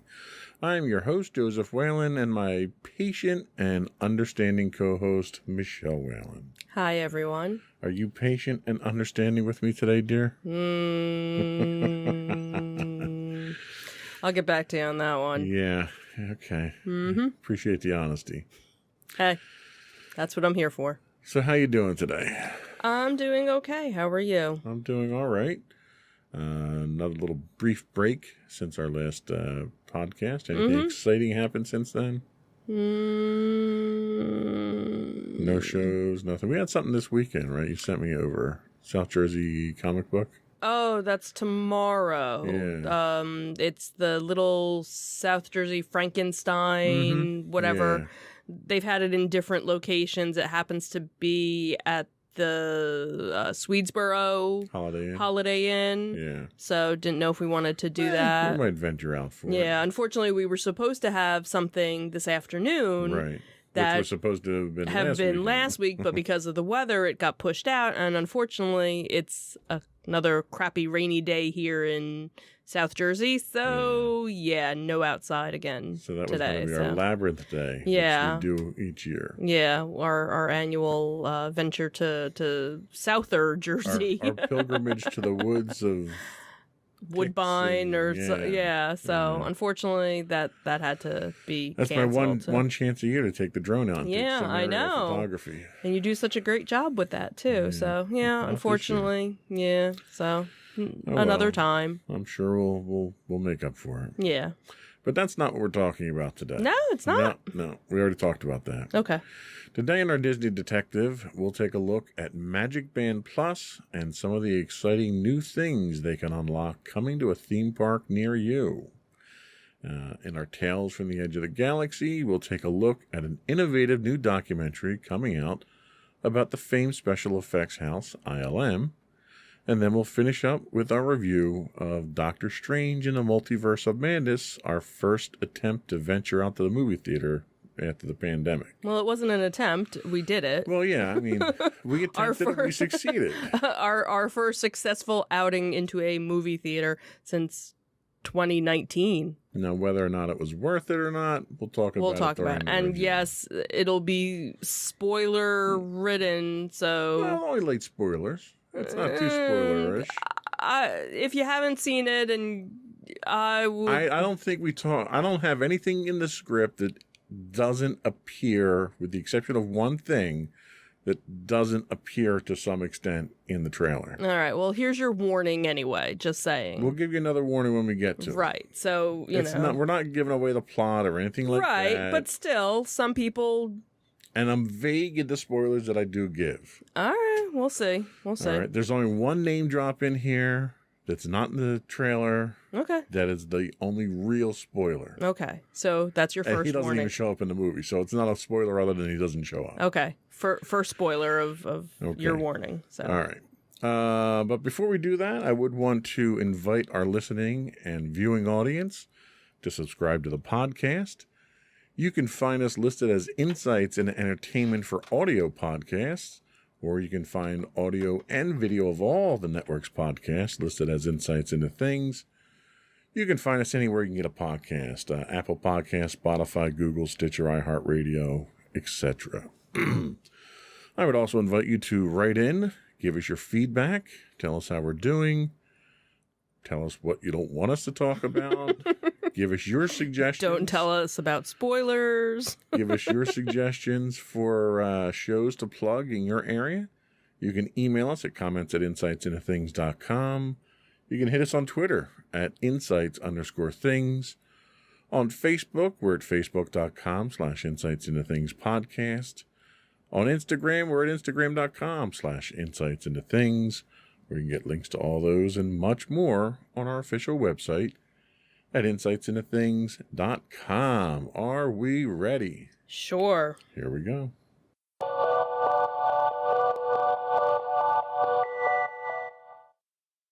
So it seems that Magic Band Plus is going to will be bringing Star Wars bounty hunts to Galaxy's Edge.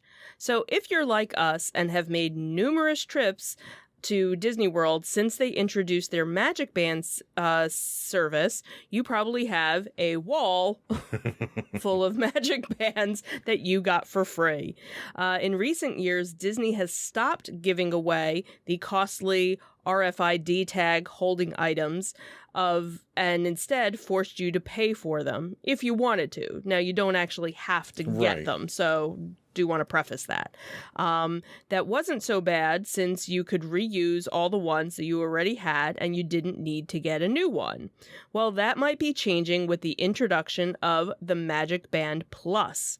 The new Magic Band Plus is a wearable device similar to the original Magic Band, but these connect to the Play Disney Parks and My Disney Experience apps in both the parks and the hotels.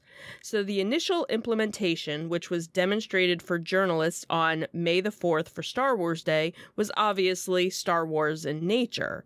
The band would allow you to pick up targets from a job board in the Galaxy's Edge area of Hollywood Studios.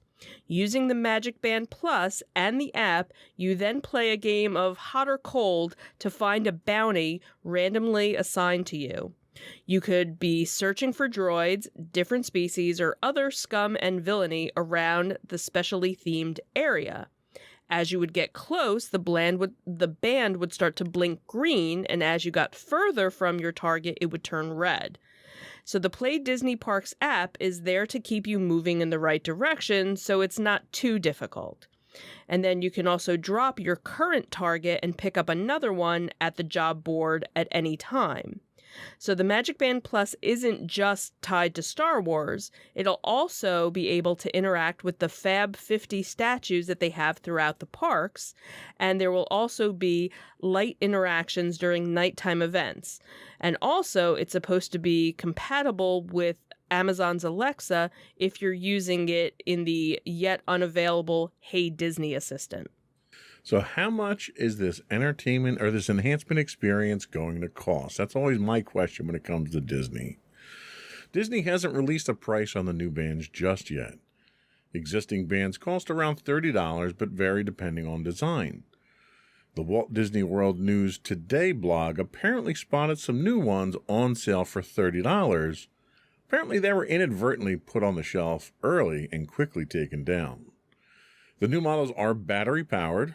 They're rechargeable and come with a USB charger. It's unclear how long the charge will last, but obviously it will depend on how much you're using them. If you're bounty hunting all day in Galaxy's Edge, they're not going to last all day. Fortunately, the bands are waterproof in case you forget you have one on and decide to go take a dip, which we used to do with the old Magic Bands quite frequently. They're practical but stylish. At launch, there's expected to be 16 designs. Some will be solid colors, others will have characters and designs, and yes, you can get a Baby Yoda themed one. There are plans to bring the service to California's Disneyland, but no date has been announced. So what do you think of these? Do you think that this is the next evolution of this? Do you think that it's another money grab that we don't really need? I think the biggest thing, too, is that, okay, so now you have to charge it. Right. So you're going to have people that are going to forget to charge it, I'm sure, just like with their phone or whatever. So the other thing, too, is does it still work as your Magic Band, even if it's not charged? And that's a good question. That was unclear in the research that I did for the Right, article. because the thing is, when you're at the park, if you're a resort guest, that's your room key, that's your charging benefits, that's your park tickets are linked to it. That's it was your Fast Pass too. I'm assuming you still need to scan with Genie Plus, right? Right, So you because still have again, that. everything is tied to that. So that would be my thing: is what is it just the fact that it doesn't light up? Right. Is that what the power is for? As we had talked before, I remember when for the 100th birthday celebration of Walt Disney, they had these special pins that you could buy. And the idea behind the pin was that they would be interactive. Right. So if you'd go on certain rides during certain scenes, there would be some RFID reader and your pin would start to light up. Or if you were watching the fireworks, they'd go off too. And it got to the point on some rides where people would just cover it up because it was kind of annoying in some respects. So Well, and it's similar to the mouse ears that they had tied to the one light show too. Right, because with the mouse ears, they were only tied to the light show. They Right. weren't tied to anything else. So And that's one of the things you're saying is that this is going to be tied to some of the fireworks shows, some of the light shows. Right. So you'll have interactions while you're watching these things. right, too. so I could see, because obviously, again, we've gone,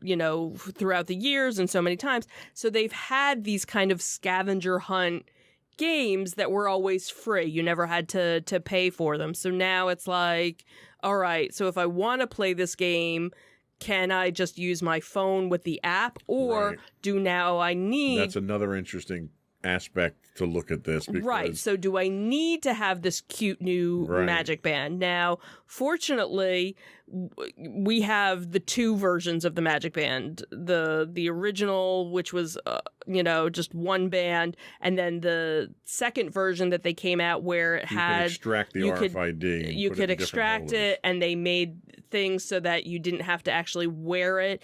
You could have it as a keychain. We ended up finding somebody The online watch band holders. that made it so that for people that actually had a smartwatch, so that this way, you're not wearing all these, so many different things on your wrist. So we have it. So we just put it on, our watches so that, you don't have to be bulky.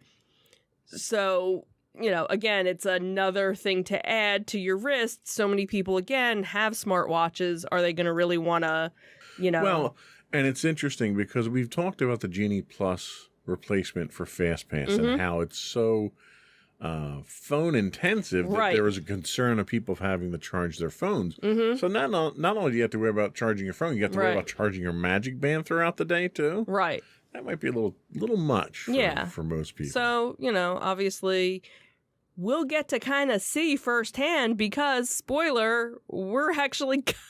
yeah, we'll be down there this summer. So We will be down there towards the end of August. Right. Last minute kind of decision to.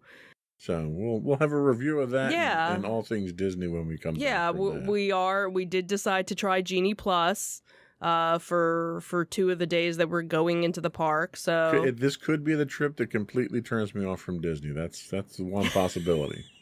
So and honestly, I wasn't even expecting to go at all this year. I figured if we were going, it was going to be sometime next year. So surprise. surprise! So more in depth. Yeah, we'll have a deeper report on these, and they haven't even officially launched yet either. So Right, they're still so- in testing. Right. So we'll see go. how this goes, and if And I'll we bet you one of the biggest concerns that they do have is the charge time on these. right. So they're right. probably doing some full day tests on these right now. Right. So, and maybe by the time we get down there, we'll get one and see. But the nice thing was, when I was going through our reservation, it still has all of our Yeah. Magic Bands linked. So we just have to make sure to, Yeah.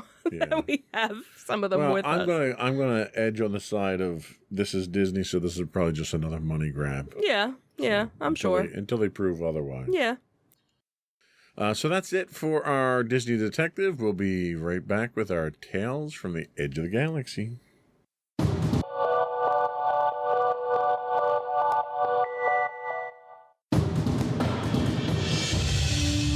For over 7 years, the Second Sith Empire has been the premier community guild in the online game Star Wars: The Old Republic. With hundreds of friendly and helpful active members, a weekly schedule of nightly events, annual guild meet and greets, and an active community both on the web and on Discord. The Second Sith Empire is more than your typical gaming group. We're family. Join us on the Starforge server for nightly events such as operations, flashpoints, world boss hunts, Star Wars trivia, guild lottery, and much more. Visit us on the web today at www.thesecondsithempire.com.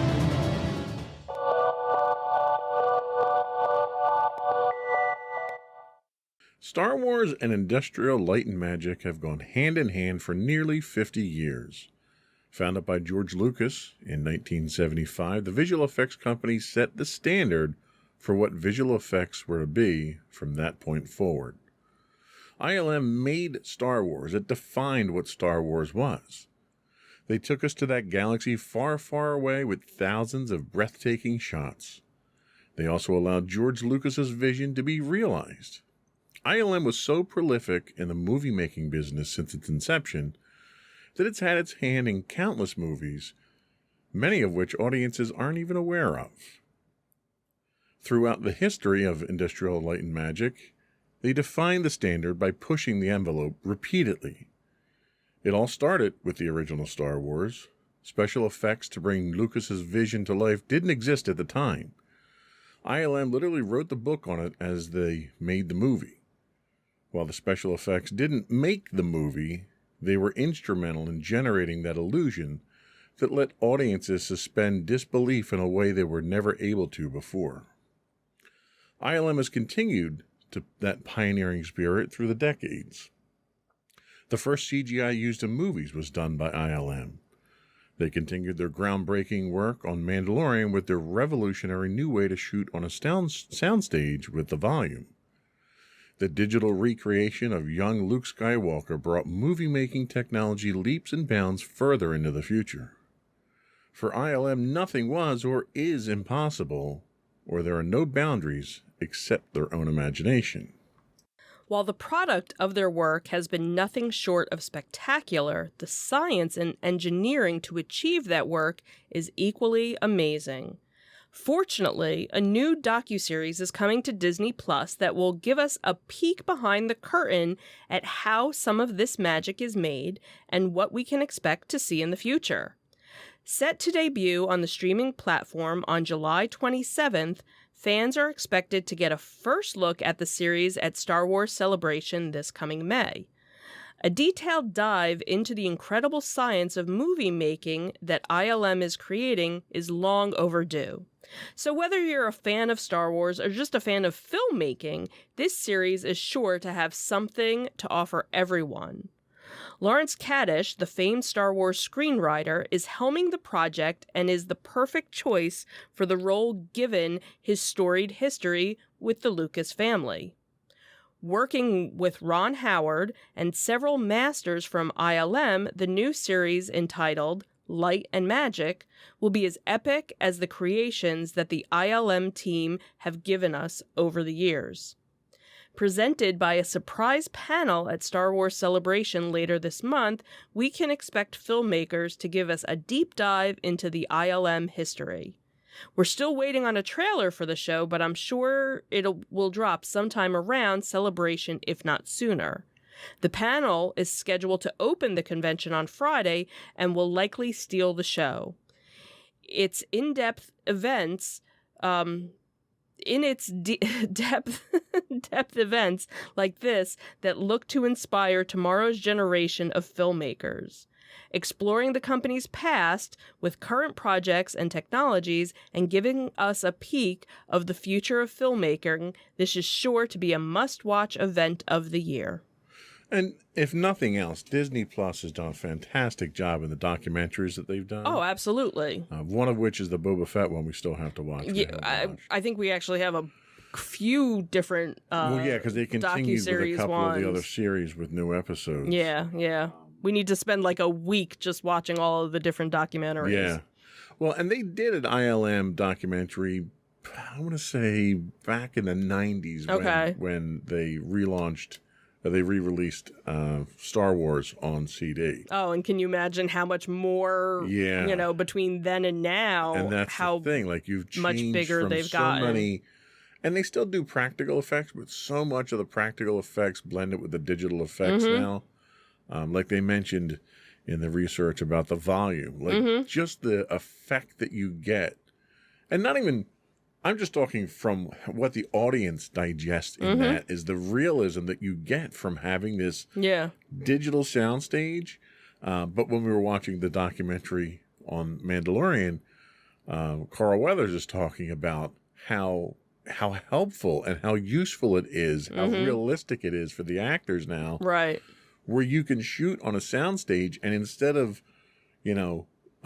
interacting with a puppet or a stand-in, a proxy on stage, you're interacting with something that's literally there. Right. Or instead of having like the green screen, because that was the big thing with the prequels, the Star Wars prequels, when you saw anything from behind the scenes, they were basically on a green soundstage. There was nothing. Right. Everything was there. overimposed with digital. And they talk about the one episode in The Mandalorian, the season 1 finale, where they're on the lava river. and they're stationary in this boat on the floor. But because of the effect of the volume, he said he started getting motion sick because it was that realistic. Wow. And it's one of those things where it's just the technology itself isn't there just for the audience anymore. Right.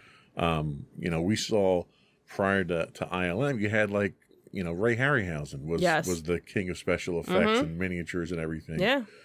And that elevated movie making to a level we hadn't seen before. But what ILM does now is just incredible. Yeah. And they really set the standard for it. And like you said, it's not just the Star Wars movies or Disney. Any movie that has any sort of special effects, if you sit and watch the credits, Sit through the credits. ILM is mentioned like And Skywalker 90, sound, too. Yeah, 90% of the time.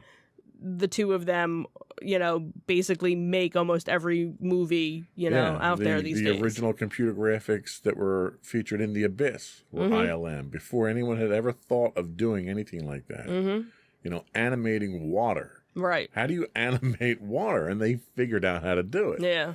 You know, the liquid metal features from Terminator 2. That was ILM. Like all the amazing stuff that wow you at the theater is ILM. And then everyone else comes in and just reuses those techniques over and over. Yeah. So I'm looking forward to this. I think this is going to be a great series to watch. It didn't say how many episodes it was going to be, but I suspect it's going to be one of those ones where they're going to drop, you know, a block of episodes, and then you might see them come back with more feeding into that I could see that. Yeah. So anyway, that was it for our Tales from the Edge of the Galaxy, and we'll be back in a minute with our review of Doctor Strange in the Multiverse of Madness.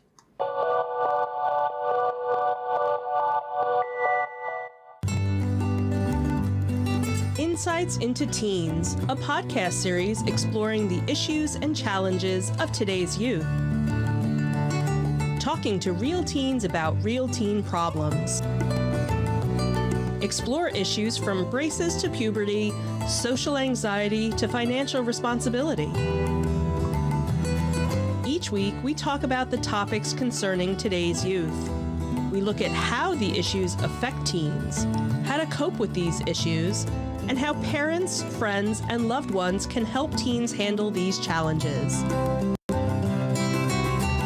Check out our video episodes on youtube.com/insightsintothings. Catch our audio versions on podcast.insightsintoteens.com or on the web at insightsintothings.com.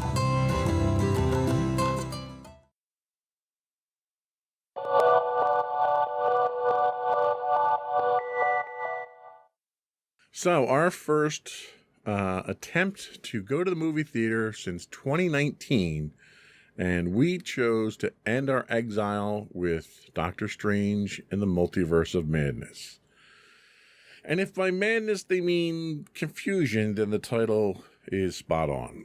This movie was a hot mess from start to finish in ways that I can't even begin to make sense of.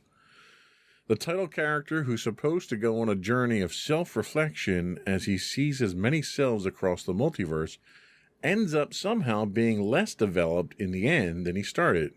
How that's even possible, I don't know. We see another familiar character evolved into the quintessential evil villain in the first 10 minutes of the movie, eliminating any sense of surprise or suspense. It was almost like Kylo Ren taking his mask off in the first 5 minutes of the first sequel movie. It like killed the whole thing. A villain, I might add, that we're supposed to feel sympathetic towards by the end of the movie, despite the fact that the character has once again fallen into the same foibles they've delved into in the past. You have cameos galore, and ultimately, within the first few minutes of those cameos, the unnecessarily brutal deaths of those characters, all of which amount to nothing because it happens in a different universe. On top of this, the entire movie is smothered under so much CGI, it's like a scoop of mashed potatoes with a gallon of gravy on top. Just way too much CGI, and it shows in the actors' performances. In the end, I'm left scratching my head wondering what was the point of the movie. Where did it take the overall MCU story? Where does it go from here? And ultimately, I'm left wanting. You know, we had just talked about CGI and how it enhances it and using the volume and all that stuff. And clearly they did all this stuff on a green screen because the actors' portrayal of so much stuff that's happening on the screen around them is so muted because it's on a green screen. And you can tell when you have too much CGI because on the screen when you're watching this, you have all kinds of crazy stuff happening and you have an actor focusing on one point. And it really detracts from it. What are your thoughts? I didn't think it was that bad.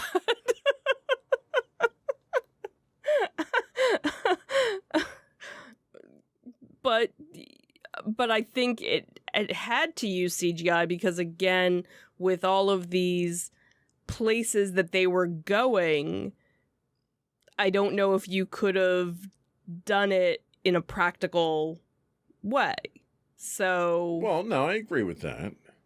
But that's where something like the volume comes into play. Right, and I'm surprised it gives that you something as a frame of reference. Yeah, I could have seen that, and I'm trying not to say anything that doesn't spoil anything. Yes, it did kind of, leave your head scratching at the end. Okay, what was the point? But it almost seems like you have to watch the next one to understand what the ramifications of everything that happened in this movie were. Okay, I'll buy that. So I think this was by far the darkest MCU movie Absolutely. that we've seen. And I think it was unnecessarily so. The darkness in this movie was undoubtedly a trademark of the director, Sam Raimi. But it didn't add anything to the movie to help the movie or the plot along or make you feel anything. And yes, as shown in the preview, there is a zombie in the movie. Why? I'm not really sure why. The plot didn't really call for it. There were easily ways to work around it. What got me was they telegraphed it so poorly early in the movie that there was like no aha moment where, oh, that makes sense. That's why we would do something like that. What do you think? Do you think it was dark?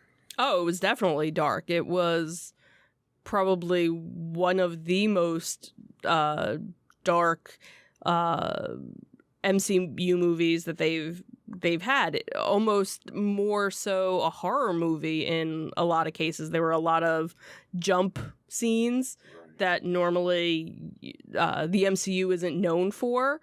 I wouldn't say it was as dark as a lot of the DC movies have been in that respect, because DC tends to be very dark and very brooding and gothic, so it wasn't that kind of dark. It was just not your happy, like, Guardians of the Galaxy.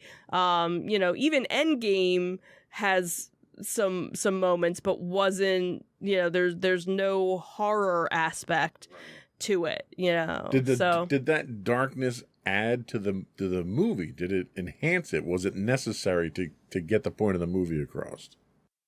I don't know. In some respects, I didn't mind it. I didn't know. I'm the type of person, I don't want to read about a movie beforehand. I don't want to see too many spoilers. I don't want to see too many commercials or trailers. You're the opposite of me, though. Right. Because I want to go and be entertained and be surprised and not know what's going to happen. Where you read the synopsis so you know everything that's going to happen from start to finish. And that's why if you ever tell me about anything, I will immediately divorce you. And we already have that written thing. Like, don't tell me. That was in our prenup. That was in our prenup. So don't tell me, because I want to be surprised.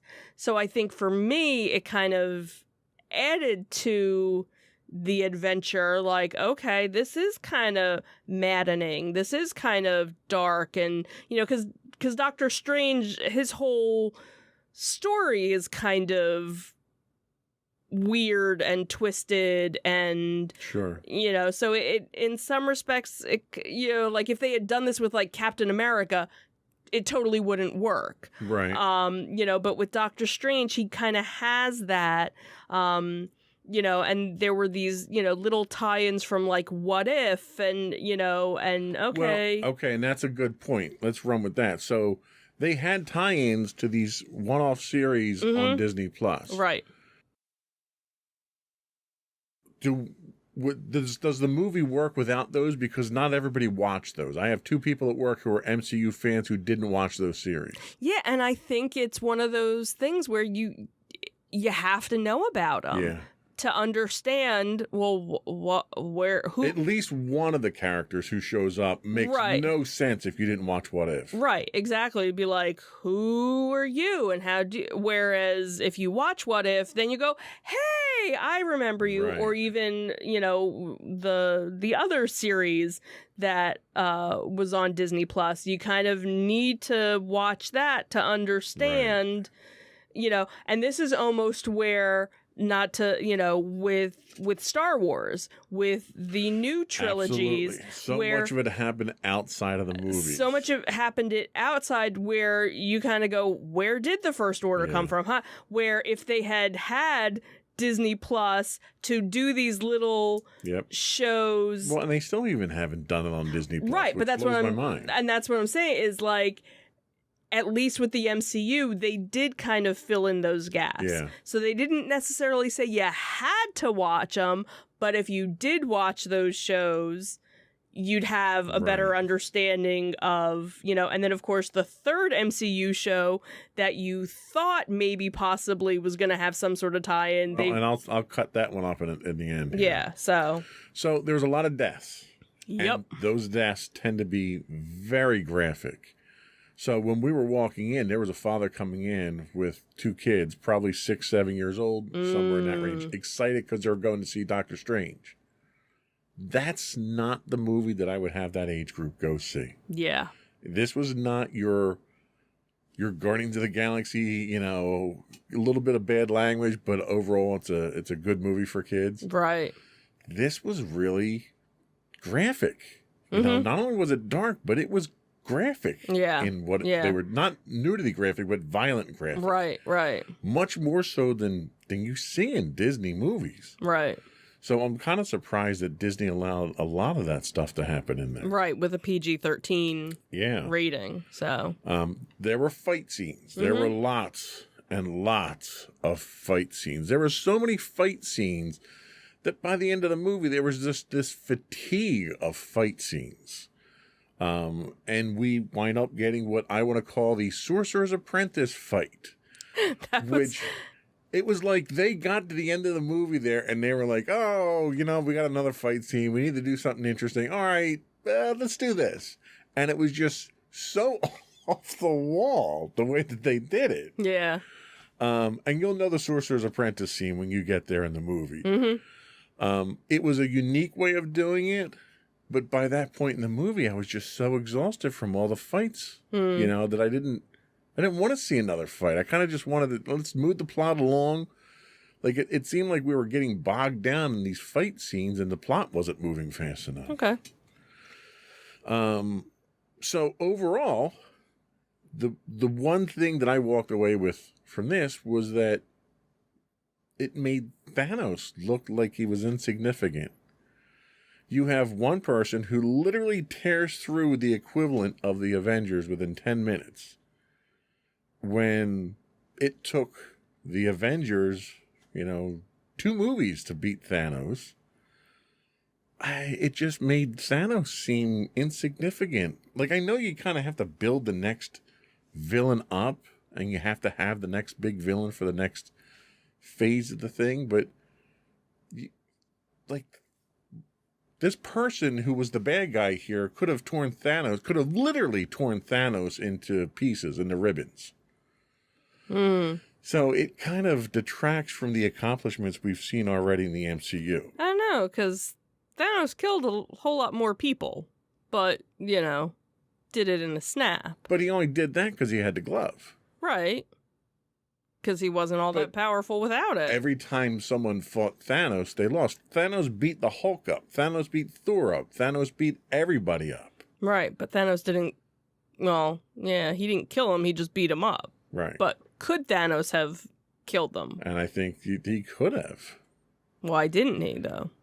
Because he had to snap his fingers and let fate judge them. Because that was really... It just seemed like we had this I don't know, 8-movie build up to Thanos to being this really bad guy who's going to destroy the universe, and And then we have this one person here who literally could have just torn them apart. Kind of waiting in the wings, maybe? I don't Maybe. know. And then we're left, obviously, with questions. So there's a lot of questions that come out of this. One thing we learned, and this is where our mild spoilers come into play, just for the... Spoiler alert. So we see in Spider-Man No Way Home that different Spider-Men that come from different universes are played by different actors. It seems like every iteration of Doctor Strange is played by the same person. Is that unusual? It seems like all the characters associated with Doctor Strange are played by the same person. Is Doctor Strange's universe somehow tidally locked where Spider-Man's isn't? Then we're introduced to a new character here, which they talk about in the trailer, so I'm not afraid to mention this character and their abilities and stuff. But there seems to be only one version of this new character across all the multiverses. Is that an effect of their power? Is that in spite of their power? And what is this person? Are they a mutant, an alien, an inhuman? What are they that gave them this power that they're described to have? And then, is there really a universe where Wong is chased by angry clowns? You'll see that in the it's briefly mentioned in there, but the question begs to be asked: is that the next Disney Plus spinoff that we're going to get, the next series? Wong and the clowns. Wong and the clowns. Are there versions of heroes we see on Earth 818 in one of the alternate universes? Are they also on Earth 616, which is the canon universe that we technically live in? If so, are they played by the same actors? Can we expect to see some of these faces show up again in later Marvel films? And where are the Avengers when someone's tearing apart the multiverse? Do they only respond to threats from Earth? What are they, Union now or something? Do they not show up anymore? Well, and that was something that Maddie and I were talking about. And I said, well, Spider-Man is, always in New York City. Because he's a friendly neighborhood Spider-Man. Right. Depending on where things are, maybe in some alternate universe, somebody's out in California and maybe, they don't know that something's going on someplace else because maybe they're dealing with something else out in California or in Canada or Mexico or somewhere in Europe. No, when aliens opened a portal over New York, all the Avengers showed up. Now we've got monsters showing up on the street of New York. You'd think some news outlet would pick it up, and but Doctor Strange wasn't there. Was he not? Had he not become part of? Well, he was. He was at the sanctuary. Was he? Yeah, because he woke up from a nightmare. Oh, okay. Yeah. Well, where was Ant-Man? Where was, Exactly. They're the Avengers. Where were they? Right. Were they on vacation? That's where my question comes in. And finally, here's the biggest spoiler that we're going to talk about here. So we learn of a new villain at the end of the Loki series on Disney+.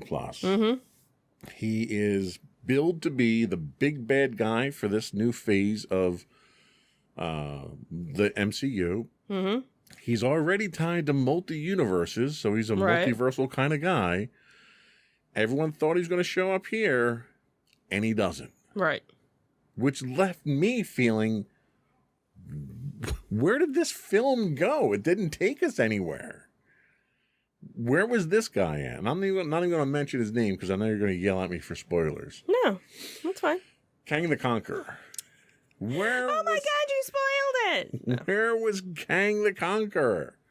He doesn't even get an honorable mention here. And that kind of disappointed me because, as we led through all that stuff with Thanos was making appearances in post-credit scenes and stuff like that. And it was all adding up. So, I don't know. I don't get it.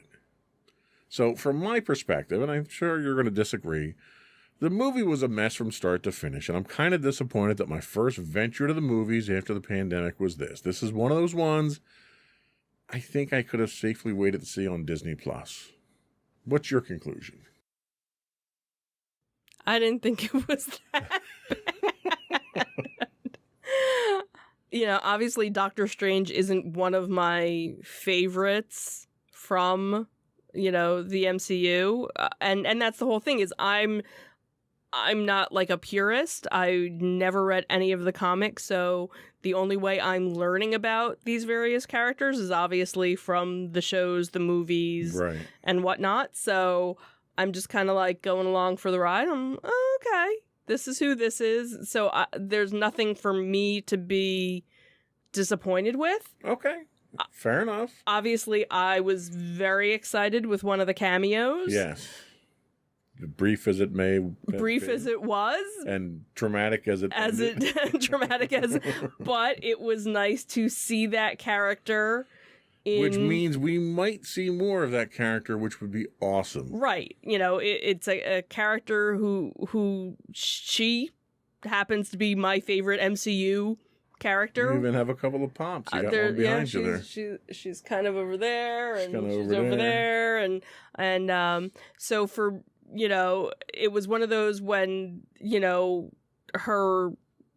she came out in the beginning and kind of went away. It was kind of like, oh, okay, but she was there at least, and then all of a sudden, she kind of came back, and even though she was only in cartoon form, it was still kind of cool. So to see her actually in the flesh was like, yay! And we love the actress that plays her, absolutely. too. She's awesome. So there's my spoiler. Spoiler. It was Captain Carter. So that kind of was like, all right, there's hope that maybe she might. And in all fairness, she does show up in the where a sign of her shows up in the trailer. Right. So it's not too much of a spoiler. Right. And so I kind of knew, because when we watched the trailer, I did pause and I was like, Yep. So of course, when she finally did, come out, I was like, and then of course, but Yeah, that pretty much sums it up. pretty much. All right, so give me a 1 out of 5 stars, 5 being the best. 4. So I would have given it a 3. I don't think it was terrible.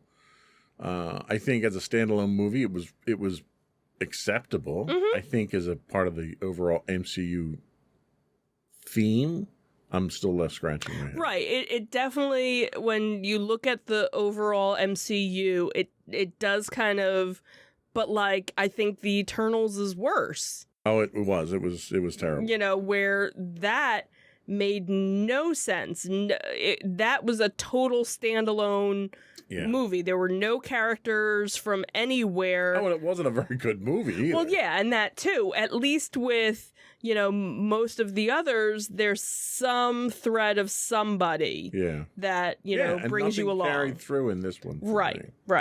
So anyway, that was our review. I think next week we'll probably do a hodgepodge of reviews because we have a couple things to talk about. We have to talk about the new Doctor Who that was announced. Mm-hmm. We have to talk about Picard Season 2. Yes. And we have to talk about our new Strange New Worlds that we've started watching. So we'll put those into a segment for entertainment next week and talk about all 3 of those. Yep. But before we do go, I want to once again invite you to subscribe to the podcast. You can find audio versions of this podcast listed as Insights into Entertainment.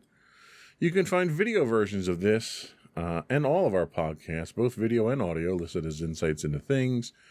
And we're available on Pandora, Castro, Stitcher, Podbean, Buzzsprout, any place you can get a podcast.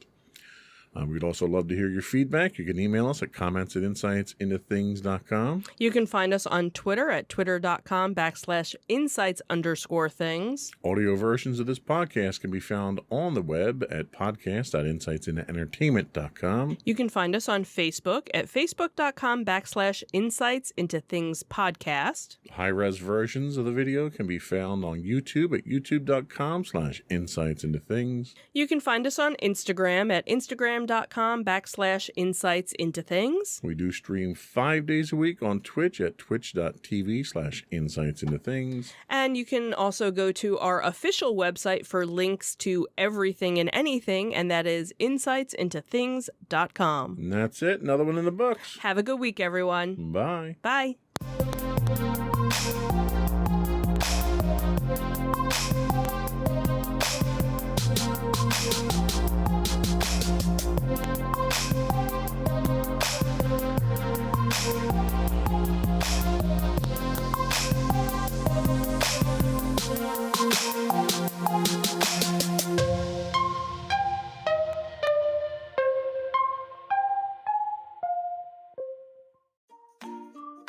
Insightful podcasts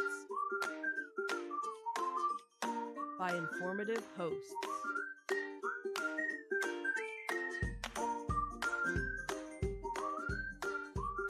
Insights into Things, a podcast network.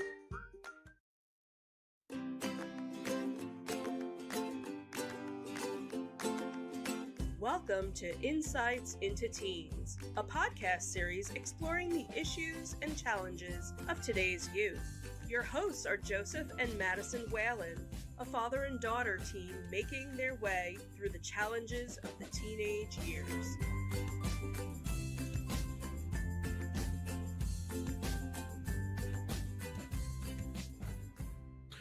Welcome to Insights into Teens. This is episode 156, Teens and Materialism. I'm your host, Joseph Whalen, and my generous and enterprising co-host, Madison Whalen. Hi, everyone. Never thought I'd be described as enterprising, but here we are. Sure, you know how to make a buck, don't you? You do chores, you clean, you do various things to make a couple of bucks here and there. Fair enough. That, by definition, makes you enterprising. All right. So we are back from an interminably long hiatus here. Yeah. Our marching band schedule has just been killing us these last few weeks here. So we've been, I don't know, almost 4 weeks now without a podcast. Yeah, it's been a bit. So we're probably still going to be kind of erratic for the month of October, and things probably will settle down for us in November. Yeah. We'll probably get back to our regular schedule in November. Hopefully. Got to get cracking on our holiday special. We haven't done anything on that yet. Yeah. But we are here this week. I don't know if we'll be here next week, so enjoy the show today. Mm-hmm. Yep. So today we are talking teens and materialism. Teens today are often described as being the most materialistic generation in history. Whether this is accurate or not, it's hard to argue that many teens today do exhibit materialistic tendencies. On this episode of Insights into Teens, we'll explore teen materialism. We'll take a look at the contributing factors, and we'll look at how to help teens cope with materialism. Before we do that, though, I do want to take a moment to invite our listening and viewing audience to subscribe to the podcast. You can find audio versions of this podcast listed as Insights into Teens. You can also find video and audio versions listed under Insights into Things. And you can find us on pretty much anywhere you get a podcast: Apple Podcasts, Spotify, Google, Stitcher, etc. I would also invite you to write in, give us your feedback. You can email us at comments@insightsintothings.com. You can hit us on Twitter at twitter.com/insights_things. Or you can find links to all of our social media on our website. I have in my script on our web. That's really not how that works. No. But our official website is www.insightsintothings.com. Are we ready? I think we are. Here we go.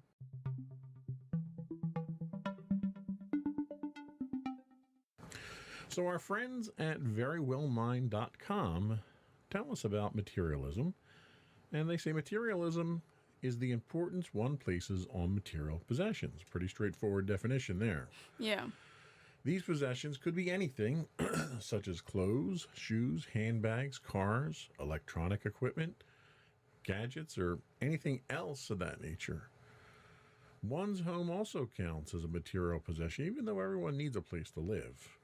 However, people who tend to be more materialistic might view their home as a way to reflect their social status rather than serving as a place to dwell for shelter. Someone with a high level of materialism is often described as, quote, materialistic. They consider material possessions to be central to their life and their identity. They focus a good deal of their energy on acquiring possessions. Someone with a low level of materialism is often described as, quote, non-materialistic or not materialistic. They don't consider acquiring possessions to be particularly important, although they vary in the extent to which they acquire material possessions in order to meet their objectives. such as social acceptance.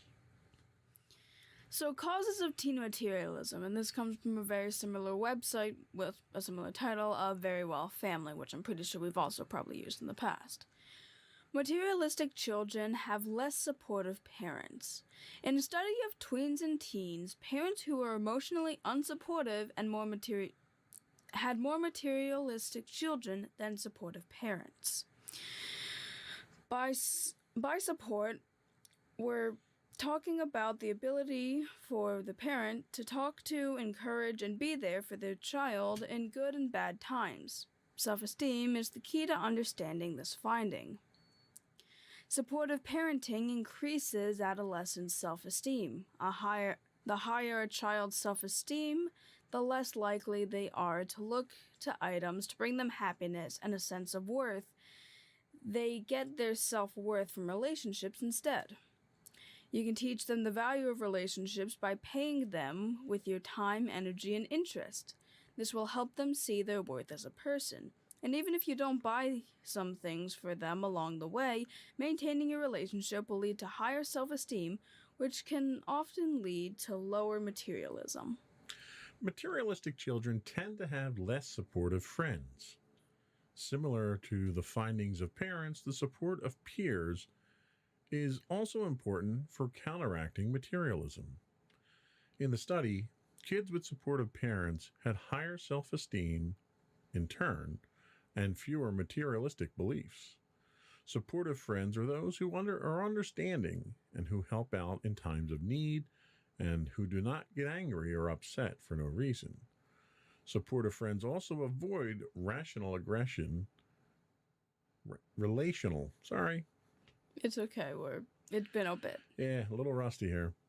Supportive friends also avoid relational aggression and subtle bullying. Encouraging your child to find and maintain these types of friendships may help your child think less materialistically. Along with being unsupportive, materialistic children also have, materialistic parents. Your own behavior also affects how much goods and money matter to your child. Children learn by watching, so if they see you valuing money as a source of happiness, they are likely to do the same.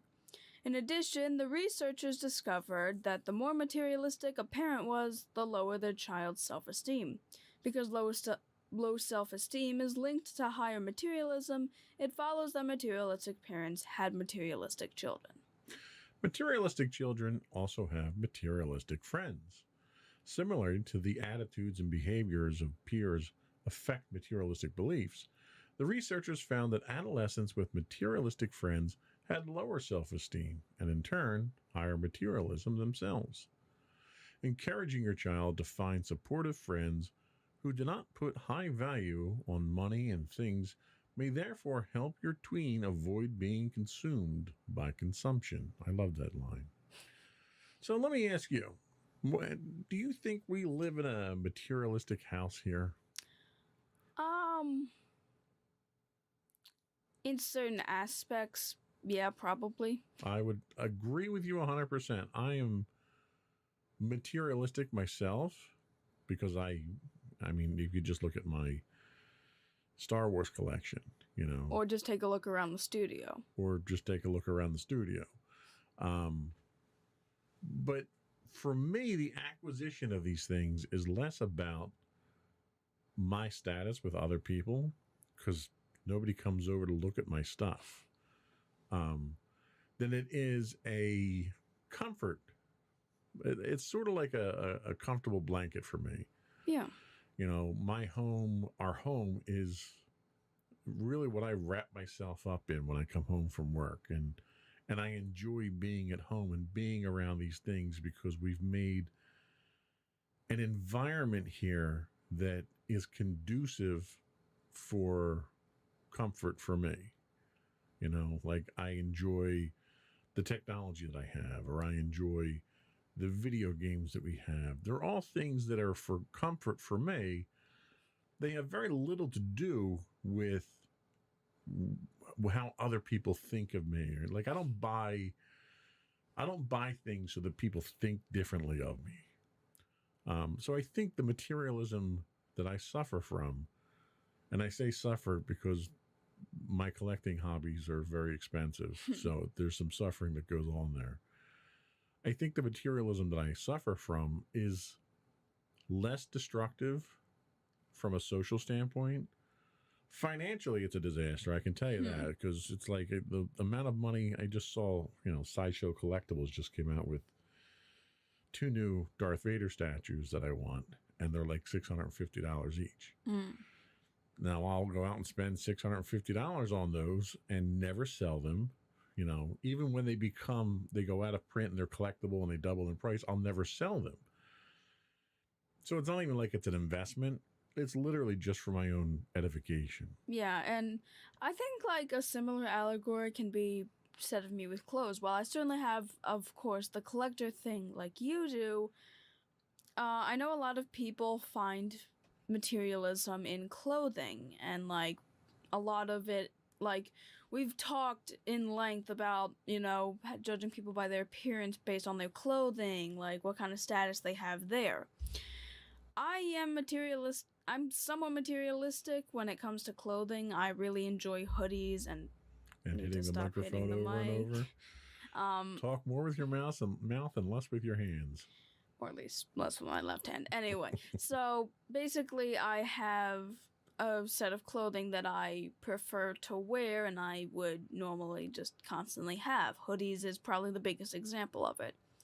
But half the time, it's really not about what I think other people are going to say if I'm wearing a hoodie. A lot of the times, it's just for the comfort level. I enjoy having a pocket. It's nice to be warm, but also have the ability to, if I get hot, I can just take it off. Right. It's a lot more about the comfort level, and it's very similar to how you feel about, your collectibles. Yeah, coming from a family that had very little as far as disposable income goes, and, we lived paycheck to paycheck. We had a single family income. I've talked about it in the past. I didn't have anything. So what little bit you had, you kind of held on to. And I grew up with I was the youngest of 4 brothers. So everything I got was either shared or it was handed down from someone else. So it was very rare for me to get anything of my own.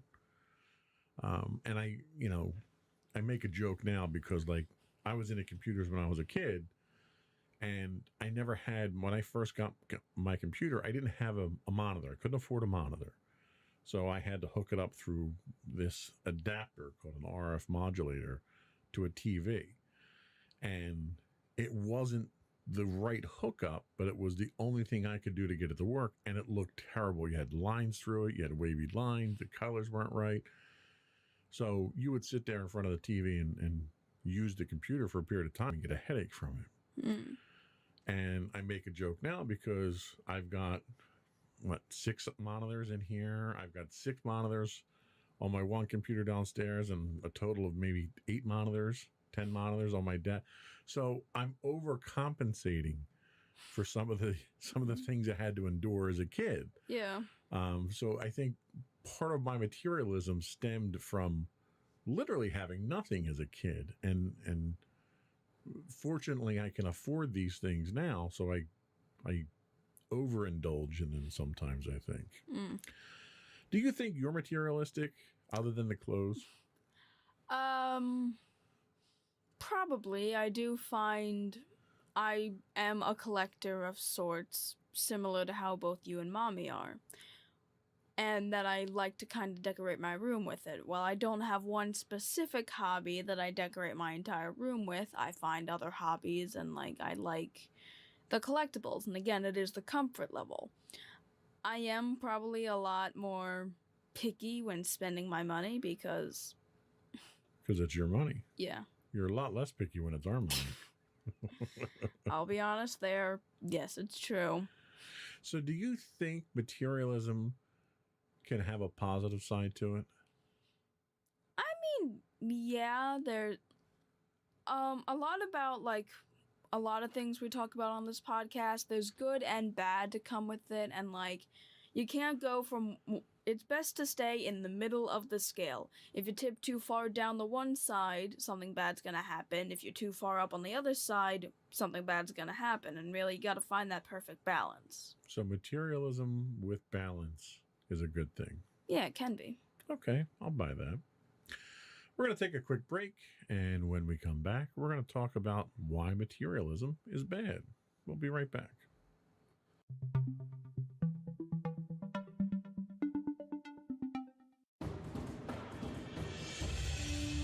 For over 7 years, the Second Sith Empire has been the premier community guild in the online game Star Wars: The Old Republic. With hundreds of friendly and helpful active members, a weekly schedule of nightly events, annual guild meet and greets, and an active community both on the web and on Discord. The Second Sith Empire is more than your typical gaming group. We're family. Join us on the Starforge server for nightly events such as operations, flashpoints, world boss hunts, Star Wars trivia, guild lottery, and much more. Visit us on the web today at www.thesecondsithempire.com.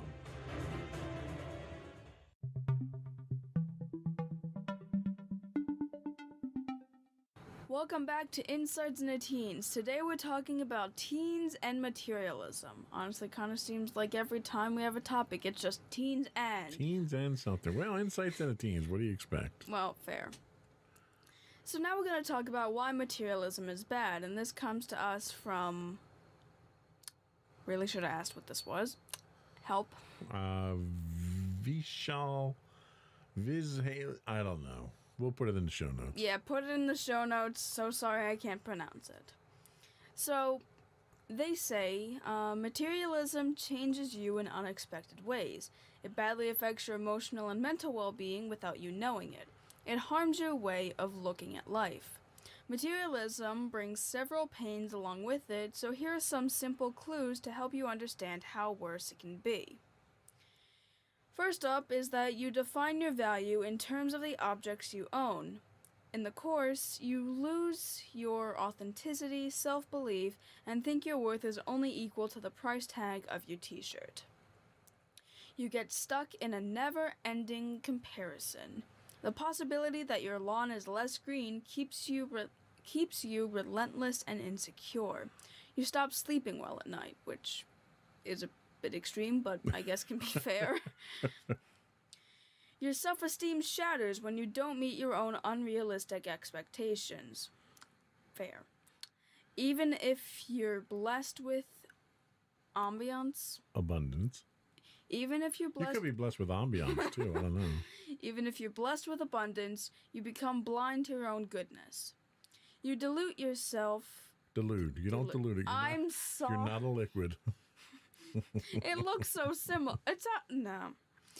You delude yourself by buying more stuff and thinking you're closer to happiness than before, even when you're not. You remain unhappy for insensible reasons. That's how bad I can murder this. You get fooled by advertisements and hypocrisy around you. You stop using your senses and remove your wallet without a second thought. You become desperately poor, not because you don't have enough, but because you develop a hunger that can't be satisfied. You keep demanding more, getting stuffed with selfishness, and show no trace of contentment, so you suffer more due to such behavior. You feel grateful for nothing. You stop appreciating what you already have because it's not as good as what you want, therefore you're busy chasing the next shiny thing. You crave external appreciation and wait to be noticed by others. You put your efforts towards impressing others, even when it doesn't serve a purpose. You keep feeling incomplete, unsuccessful, and dissatisfied, and you carry the same feelings with you till the end. You disturb your well-being through your attachment to your bank account. You become too dependent on your possessions as you try to define yourself through them, which arouses mental and emotional instability. You fall prey to negative feelings such as greed, jealousy, and hatred, as you often see others as a part of your race and you don't want them to win. You know, the whole, It's not a competition unless I'm winning thing. You're saying I'm materialistic because of that? That just means I'm competitive. I don't know. It just sounds way too similar to that. You compromise your values and principles for gains. Soon, the gap between right and wrong starts to fade for you. You lose your true identity. Then you try to become what others want you to become, not what you hope to become. You spend your resources on temporary pleasures and lose the opportunity of making a change in your own and others' lives. So you neglect the bigger picture. You become blind to the qualities of people and judge them based on their earnings and financial status. This only makes you look pompous and arrogant. You limit your perception to the monetary side of life, after which you stop seeing all other ways to happiness and success. You see no other way to prove yourself or to estimate your success, and therefore cling to the path you're already on. You unknowingly manipulate your own emotions and hence gather regrets and pains as time passes. You trap yourself within the life you choose and only find nothingness, despair, and meaninglessness when you look back. It can be miserable when you have almost no memories. So that sounds pretty bleak there. I mean, that's some dark stuff. Yeah, way more dark than I remember it being when I typed it up. Yeah. Do you feel any of that based on the materialistic tendencies that we've already discussed that you and I both have? Well, let's go down the list real quick. So you define your value in terms of the objects you own. We kind of both specified we don't really do that, and it's really just for the comfort level. Right. So I don't think either of us are to that extent of it. You get stuck in a never-ending comparison. I mean, I never really compare myself and what I have to others, other than like, oh my god, they have a cool SpongeBob thing or something. Right. Like, what about you? I used to as a kid, because having nothing and having a friend whose parents bought him everything, it tends to wear on you as a kid. As an adult, not so much anymore. You know, and I'm the type of person that if I want something, I go buy it. Then I figure out how to pay for it. So, as an adult, you can make that mistake. Okay. Then we have your self-esteem shatters when you don't meet your own unrealistic expectations. This has nothing to do with my materialism. It just happens that I have that. That's not exactly... I don't think that's a fault of my materialism. Yeah. It's just I have my own unrealistic expectations that if I don't meet them, I crush myself over it. I'll buy that. Then we have you delude yourself by buying more stuff and thinking you're closer to happiness than before, even when you're not. Yeah, see, I never really gain happiness from the things that I buy. Usually the things that I buy for comfort or I buy for utility. Yeah. And yeah, half the time I'm like already stressed when I buy stuff because it's like, oh my god, am I going to ever use this? Am I just going to completely forget about it? Is it worth it? Yeah, you tend to be much more discriminating in the things that you buy. Yeah. So I don't think either of us really fall into most of these categories. Is there any categories that you feel you fall into? Again, really just the category, again, being technically more miserly with my money, I'm not as materialistic. I certainly hold value, like, here's the thing. So, I definitely know I'm materialistic, but not in the ways that most people would assume being materialistic is. I'm not the type of kid that would go up and, like, ask you to buy me something. If anything, I have my own money and I go buy it, and I ask you if I can buy something. Right. It's kind of a reverse of what, like, the normal psychology is. That's true.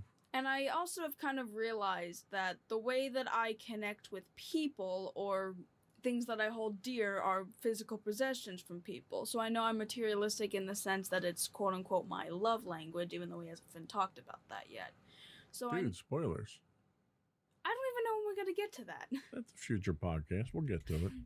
So yeah, I know it's kind of similar. I know, like, I have that kind of form where it's like I definitely value, Like, I get my own, I can buy my own stuff, but when other people get, like, stuff for me or give me small little trinkets, I value them a lot more, because, like, I have an entire thing on my desk that's dedicated to little trinkets all my friends have given me.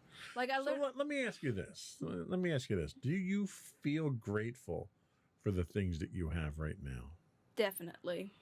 Yes. And do you crave external appreciation to be noticed by and wait to be noticed by others?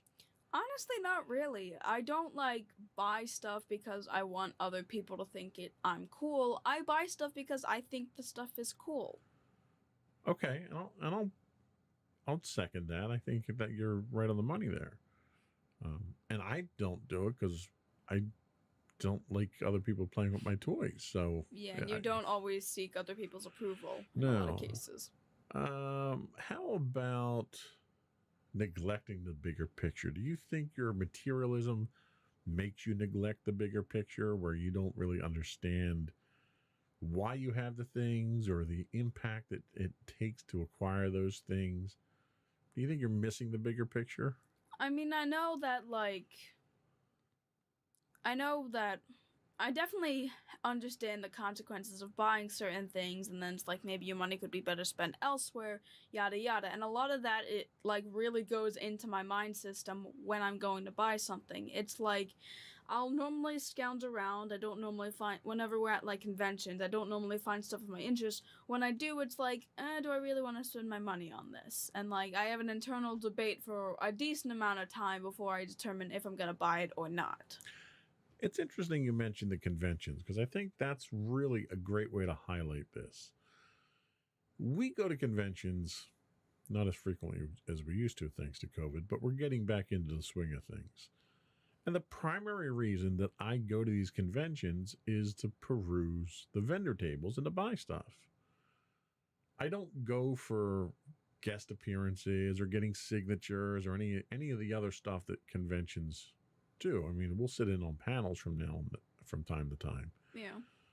But what I take away from those conventions is less the things that I buy, because I'll go to 10 conventions and buy something at 2.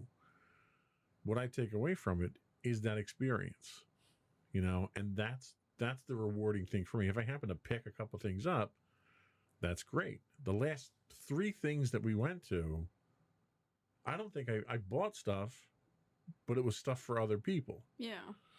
The last time at the one toy show, the antique toy show we went to, I bought 3 things there and gave everything away. So it's almost, for me, it's the joy of haggling. But it's really that experience of going to a show or going to a convention with my family and enjoying that time and picking up something here and there. So I don't think that's a reflection of materialism as much as it's a reflection of my appreciation for family time. Yeah, and I know conventions can certainly seem like it's very materialistic. There's people that will go there and strictly buy stuff and not really take too much of the atmosphere in. However, these conventions are like great places because you get to see like geek culture or some obscure culture being like shown and being like very appreciated, and like in the past that kind of stuff was supposed to be nerdy. You made fun of people because they liked it, and now you have such a huge extent of people who are such geeks that like it's like amazing to see like all these people. I find it really cool to see some of the really cool costumes, some of the background setups that they have for photos. It's like really fun to go and see that atmosphere of it. Absolutely. Ultimately, what it comes down to, and this is the last question, and then we'll take a quick break.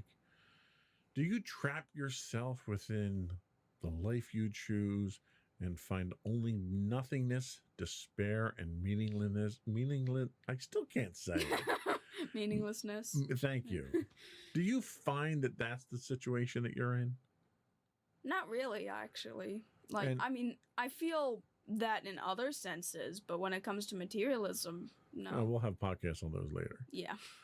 So my advice to people is, if you do feel that, you probably want to get some help. Yeah, if you're really like a really bad pit when it comes to that always get like some form of medical help. Yes. And we're going to take a quick break and come back, and we're going to talk about some of that help that you actually can get. All right. It's a good segue there. I know, right? We'll be right back.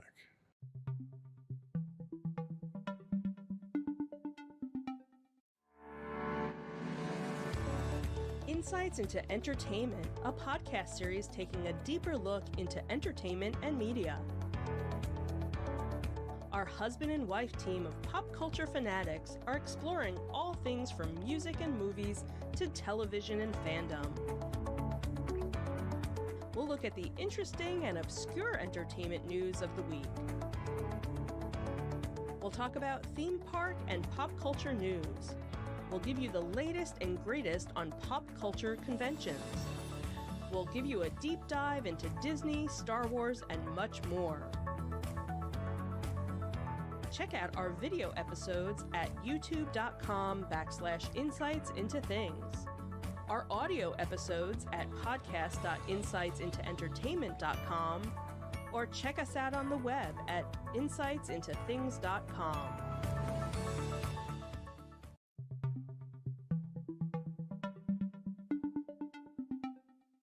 Welcome back to Insights into Teens. Today we're talking about teens and materialism. And now we're going to talk about how to get help. How to help a teen dealing with materialism. I really should read from the script occasionally. That's a good idea. That's what we write it for. Yeah. And this comes to us from MiddleEarthNJ.org.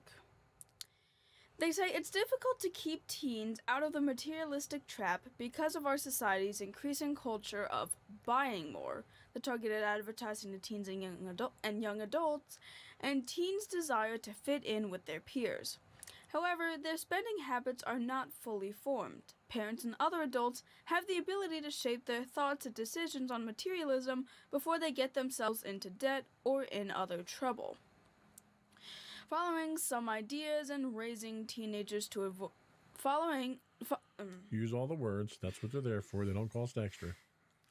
My apologies. You still can't say meaninglessness. Yes, I can. Following are some ideas for raising teenagers to avoid the materialism trap. The first they have is model simplicity. Children are more likely to... Imitate. Thank you. It's not meaninglessness. It's imitate what they see than what they hear. The best way to reach your teen on this subject is to model for them the joys and benefits of intentionally living with less.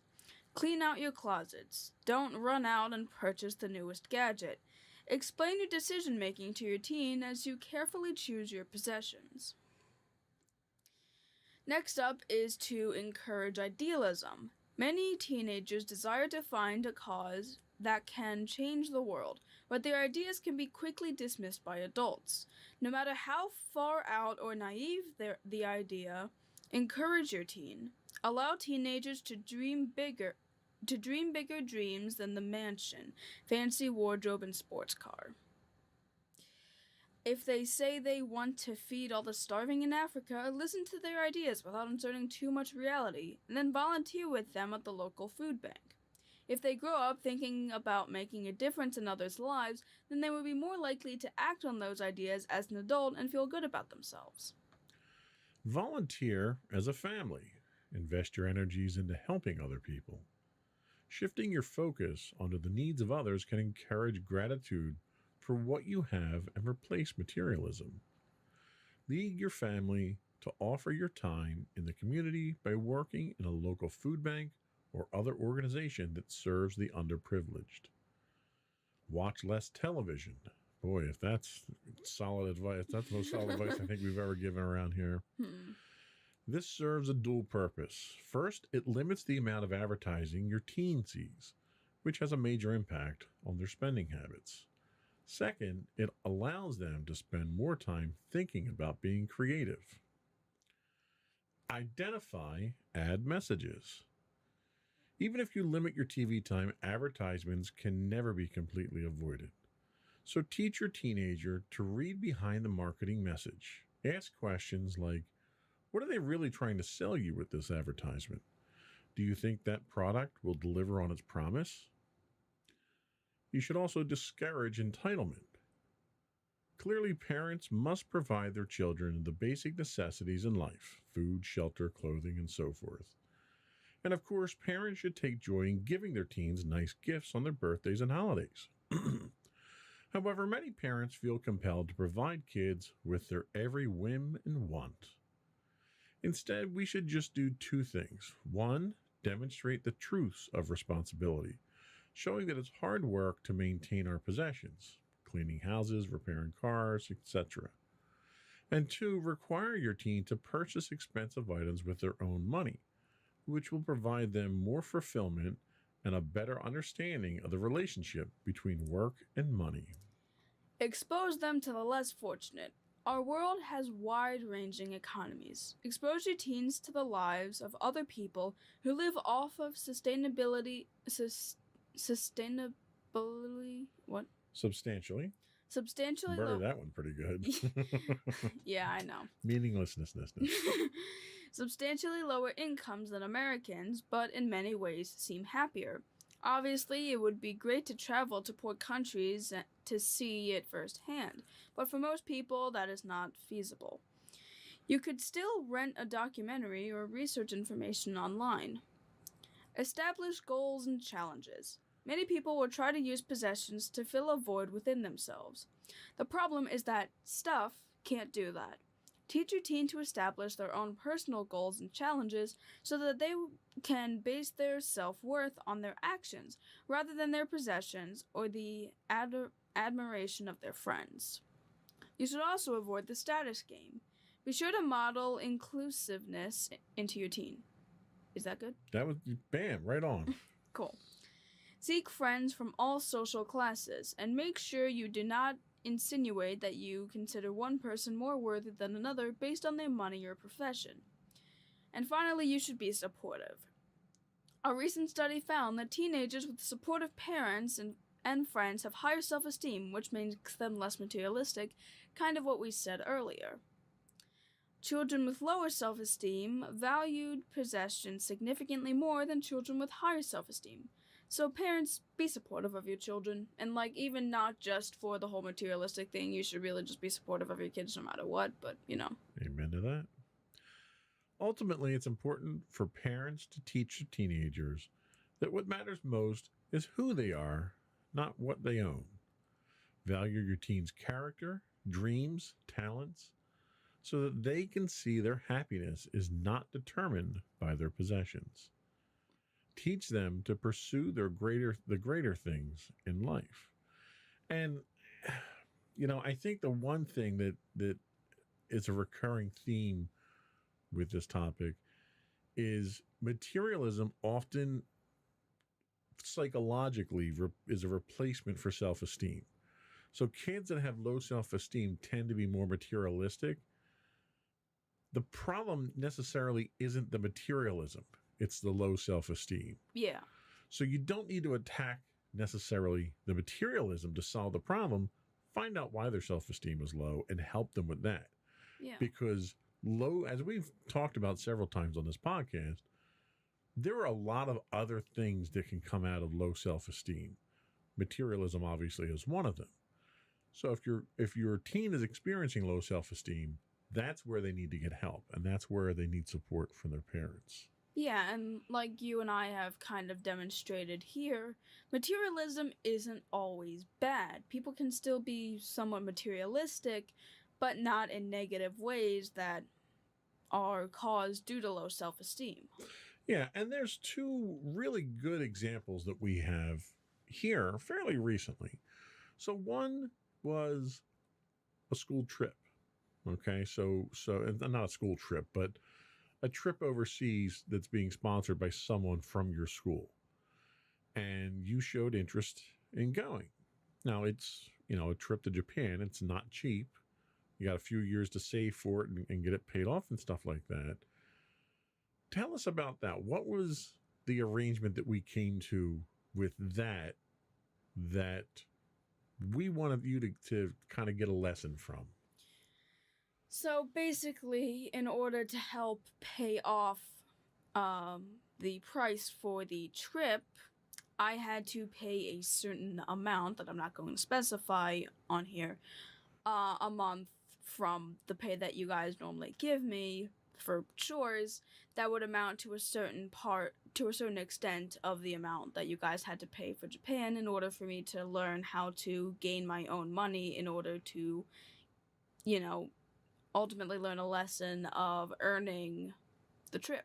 Right. So essentially, you're covering 25% of the cost of the trip, and mommy and daddy are going to cover the rest. Not because we couldn't afford to do it, but because it's something that you wanted, and in earning that money to pay for it gives you a new appreciation for that experience. You're going to, rather than just attend and be a body there, you're going to be part of that experience now. So it was for your benefit. The other one was more recent. So you and I just upgraded our phones. So the deal was, your phone was several versions behind, and you had a choice to make whether you were going to put money out for it or not. Talk about that one real quick. Basically, it's supposed to be for the different versions. I don't exactly remember what, but it was basically you get the regular version of the phone, and then you get slightly better versions of the phone, and there's 2 different forms of each. Right. So the idea was that if you just wanted the base upgrade phone from what you had, because all you had was the base phone before, I'd cover the cost. Mommy and daddy would cover the cost. Yeah, and then if I wanted anything extra, I'd pay the extra cost. Right. So if you wanted more memory, if you wanted the bigger screen, if you wanted the plus model or whatever it was, you just had to pay the difference, and I'd still cover the cost. We would still cover the cost of the base model. You elected not to do that because you were perfectly fine with the base model. Yeah. I bring up the phones because nowadays your cell phone in today's society is very much used as a status symbol. Yeah. Everybody wants the latest and greatest. They want the biggest phone. They want the flip phone. They want the one that jumps up and down and walks around and makes you coffee and all that stuff. And whoever has that, people feel as though that it makes them important or makes them special, or other people want to be like them. And it's like, dude, it's a phone. Yeah, the main purpose of the phone was really just so that you had contact with people. I mean, the main reason you guys got me a phone when I was younger was because I ended up getting lost and you wanted to make sure I had a contact. Right. Yes, thank you for reminding us about how bad of parents we were. Okay, it is not that bad. It wasn't necessarily our fault. Anyway, so I think the message to walk away from here is materialism is not necessarily the problem. It's a symptom of the problem. Yes. So if you feel that your teen is materialistic, take a look at what their self-esteem is. Take a look at what kind of friends they're hanging out with. Take a look at yourself as the parent. Yeah. Because it might be you who's having that influence on them unintentionally, and you may be completely unaware of it, but a lot of times our kids emulate our own actions, and a lot of times parents have bad habits, and we can pass them on to our teens. Yeah, much like how they ended up talking about earlier, how adults don't tend to listen to kids because kids seem to have these extreme views. We've also talked about, there's also the phrase of always, the parent's always right or something. Well, that's never the case around here with me. And then it's or just adults have this bias to kids because they think that they're right because they're older and quote unquote more mature. Yes. No, that is not the case in a lot of I wasn't instances. saying yes, it was true. I was saying yes, that is the case. That's the perception that a lot of people have. Yeah, that's the perception that a lot of people have, and while it can be true in certain instances, adults also have a lot of problems that they go unchecked with. Absolutely. But that's not what this podcast is about. Because it would be endless if it was. Yeah. It'd be interesting if we did a reverse on that. New podcast idea, maybe. So I think that's all we had today. We're going to take a quick break, come back, get your closing remarks, and finish up the business of the podcast. Alrighty.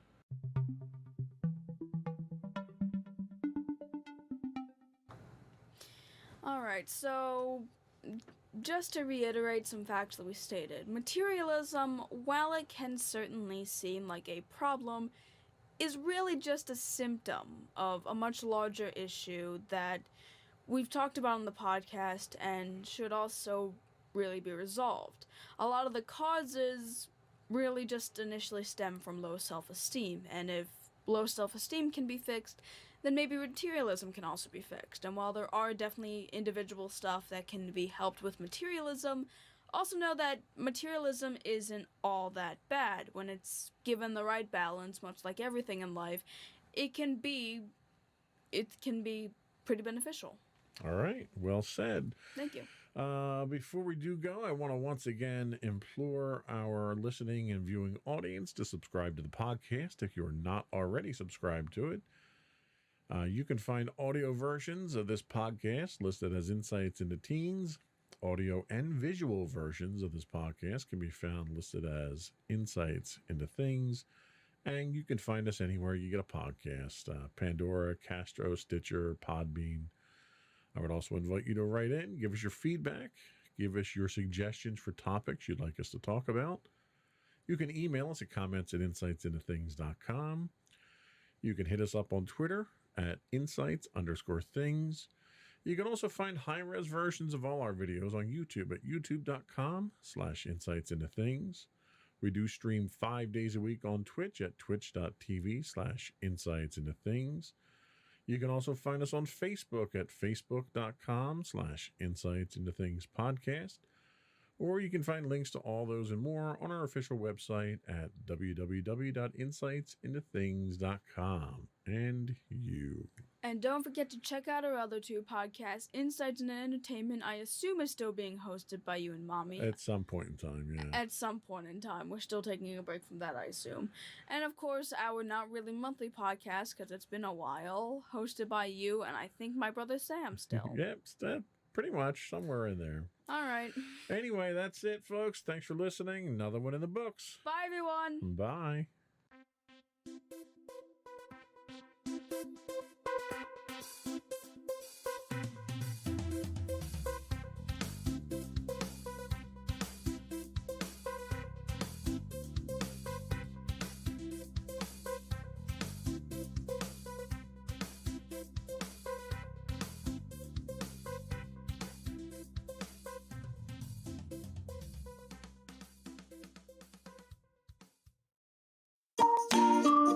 Insightful podcasts by informative hosts.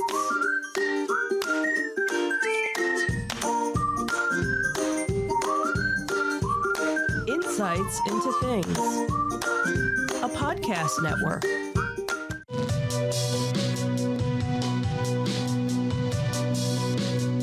Welcome to Insights into Tomorrow, where we take a deeper look into how the issues of today will impact the world of tomorrow. From politics and world news to media and technology, we discuss how today's headlines are becoming tomorrow's reality.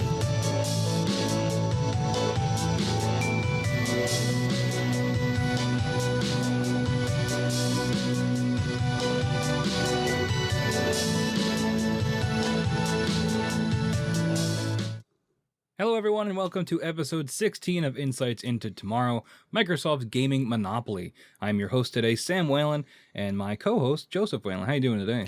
Doing good, Sam. How you doing today? Fantastic. We've taken a long hiatus from the show. The holiday break became the almost Q1 of 2022 breaks, but we're back.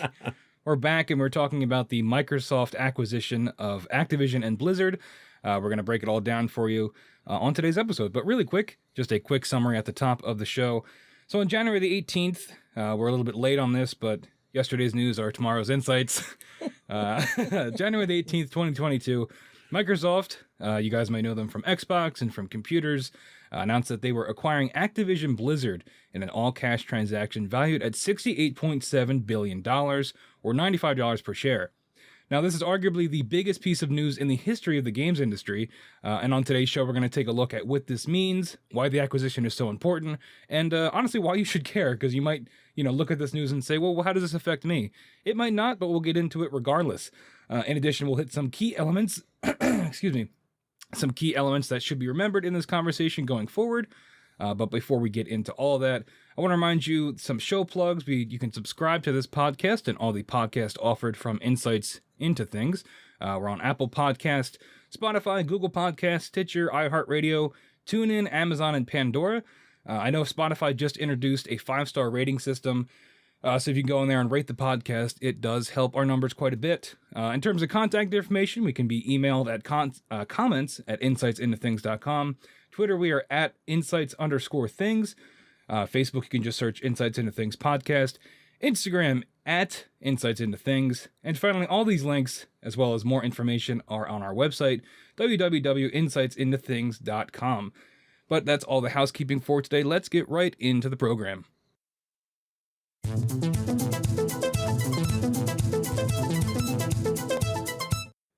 All right, so starting off with what exactly happened here. Now we have the press release from Microsoft that I've pulled a couple excerpts from just because nobody wants to hear boring corporate speak. But I've kind of boiled it down here. So, quote, Microsoft will acquire Activision Blizzard for $95 per share, which we hit at the top of the show, a $68.7 billion purchase, inclusive of Activision's Blizzard's net cash. Now, when this transaction closes, Microsoft will become the world's third largest gaming company by revenue, and they are behind Tencent at number one. Tencent, if you don't know, is a mobile game company. They're out of China. They make a ton of money through mobile games. And, of course, Sony at number two, Sony being the main competitor of Microsoft. Now, the planned acquisition includes iconic franchises from the Activision Blizzard and King Studios, King being the makers of Candy Crush, but games like Warcraft, whether that be World of Warcraft or... Is there another Warcraft game? Yeah, there's a whole series of different Warcraft games that are out there. Diablo, Overwatch, Call of Duty, which Call of Duty is a big one that we'll come back to, and like I said, Candy Crush. In addition to the global esports activities through MLG, or Major League Gaming, which is one of the biggest esports, I don't know, what would you call them, producers? Yeah, organizers, yeah. Yeah. The company has studios around the world with nearly 10,000 employees. Now, if we can see... there's a graphic you can look up. We have it on this back monitor here. But some other studios included are Treyarch, Raven, High Moon, Beenox, Infinity Ward, Toys for Bob, which makes remakes mostly. But it's more than just, these big games here. These are your big things, your Overwatches, your Call of Duties, which we'll hit on more later on in the show. But it's important to remember just how many studios are being acquired now under the Microsoft banner that you may not even think of. But some important points, actually, before we get into that, Joe, what do you think about this acquisition when you see these big studios? Do any of these games jump out to you? Well, obviously some of them do. I mean, we've got Call of Duty, we've got Diablo, we've got World of Warcraft that's a little long in the tooth right now, but it's a huge franchise. One thing is important to emphasize is the deal is still pending regulator approval. Yep. So it isn't a done deal just yet. So I think it's important to point that out. I think it's definitely a huge deal as far as dollar value and the impact of the industry. I don't think it's game breaking just yet. I think we kind of have, assuming it goes through, you've got probably about 3 years or more before it starts having a huge impact because of existing contracts and rights management that's going on. Yeah, definitely. And I think there's a special task force. Not task force is a bit dramatic, but there's a FTC group being assembled specifically to look into this to make sure that it's all square before this acquisition goes through. So it is still pending, but it's most likely going to happen. So we thought we'd cover it today. But some more important points for you. Like I said, Microsoft now will become, if this goes through, will become the third largest gaming company by revenue. Just to put that into perspective, I was wrong. Sony's number one with gaming revenue at $25 billion. Tencent coming in at number two with $13.9 billion. Nintendo was number three with $12.1 billion, but Microsoft has knocked them out with $11.6 billion, which, those numbers don't make sense, none of them looking at them. But Microsoft will be taking that third spot for revenue. I imagine those numbers will probably go up for them now that they have acquired all these big franchises. Speaking of those franchises, especially Call of Duty. Call of Duty is one of the biggest things they're getting out of this. Activision isn't publishing a whole lot now, but it's primarily a Call of Duty machine. But we'll get back to Call of Duty. No, I'm sure that wasn't important, whatever that was. Oh, not at all. We'll get back to Call of Duty later on because it is something that I think deserves its own segment just because of how much money they're going to be making off it. But another important note is that King, the development studio, the Candy Crush people, gives Microsoft a big foot in the mobile gaming market, which they didn't really have before. They have their xCloud, which they're allowing you to play Xbox games on your phones, but in terms of games specifically developed for mobile, Microsoft didn't really have something like that, except for, there was Spartan Assault, there was a couple Halo games that were... They're not even worth mentioning. Yeah. Really. Yeah, which you can also play on console now anyway. But it's where Tencent dominates, so we're going to see if, Microsoft acquiring this, are they going to try to go after Tencent in that mobile gaming market? But yeah, this is the broad umbrella look at it. This is the kind of the big overview. We'll get into some of the details in just a bit. But were there any thoughts you wanted to add, just big picture about this acquisition? Yeah, I mean, consolidation in the game industry really isn't new, and that's what a lot of people are concerned about with this. For the past 4 or 5 years, we've seen gaming studios gobble each other up, left and right. Epic acquired Tonic in 2021. EA went on its own buying spree, picking up BioWare and all the other known studios in the last, 5 to 6 years. What's significant with Microsoft is that they're not just a game studio. Mm-hmm. They're a platform and a hardware manufacturer. So that's what's got a lot of people concerned, is that they can lock up a lot of exclusives with this. Yeah, exactly. But even the exclusives aren't that concerning because Sony's had exclusives, for decades now, their entire intellectual property. When Sega liquidated their Dreamcast and their gaming systems, they basically sold off their intellectual property to Microsoft. They divided it between Microsoft and Sony, and each got a couple of pieces of that property. But like I said before, the deal's full impact won't be felt for a few years because of a number of existing licensing agreements. And, a lot can change in 3 or 4 years in the gaming industry. That's true. Yeah, you're going to see these studios shift. A lot of these studios have big games waiting to come out. We have Overwatch 2, Overwatch 1 coming out in 2016. We've seen a ton of gameplay of Overwatch 2, but it's kind of one of those ones that Blizzard has in their back pocket that they're kind of just waiting to drop. Probably a guaranteed hit because, the Overwatch, I'm part of the Overwatch fan base. It's a big fan base, but we're hoping to see that soon with this acquisition as well. But let's we'll take a short break. We'll come back and get into the nitty gritty details.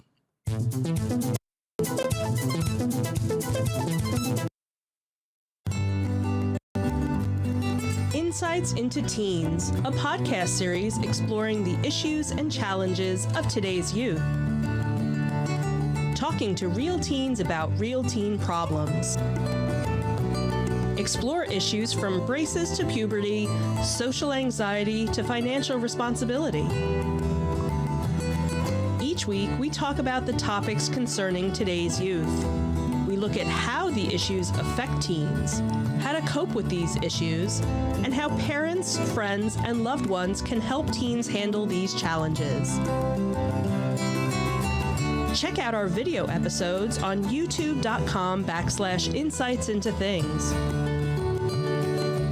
Catch our audio versions on podcast.insightsintoteens.com or on the web at insightsintothings.com.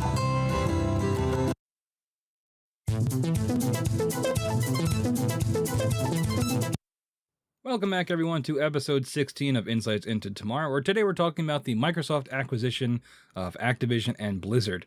So getting into the details here, Activision Blizzard has been making some questionable management decisions in the last few years, and this is something I wanted to put right at the top, just so we can kind of get it out of the way, because there is some controversy there that I think is worth talking about.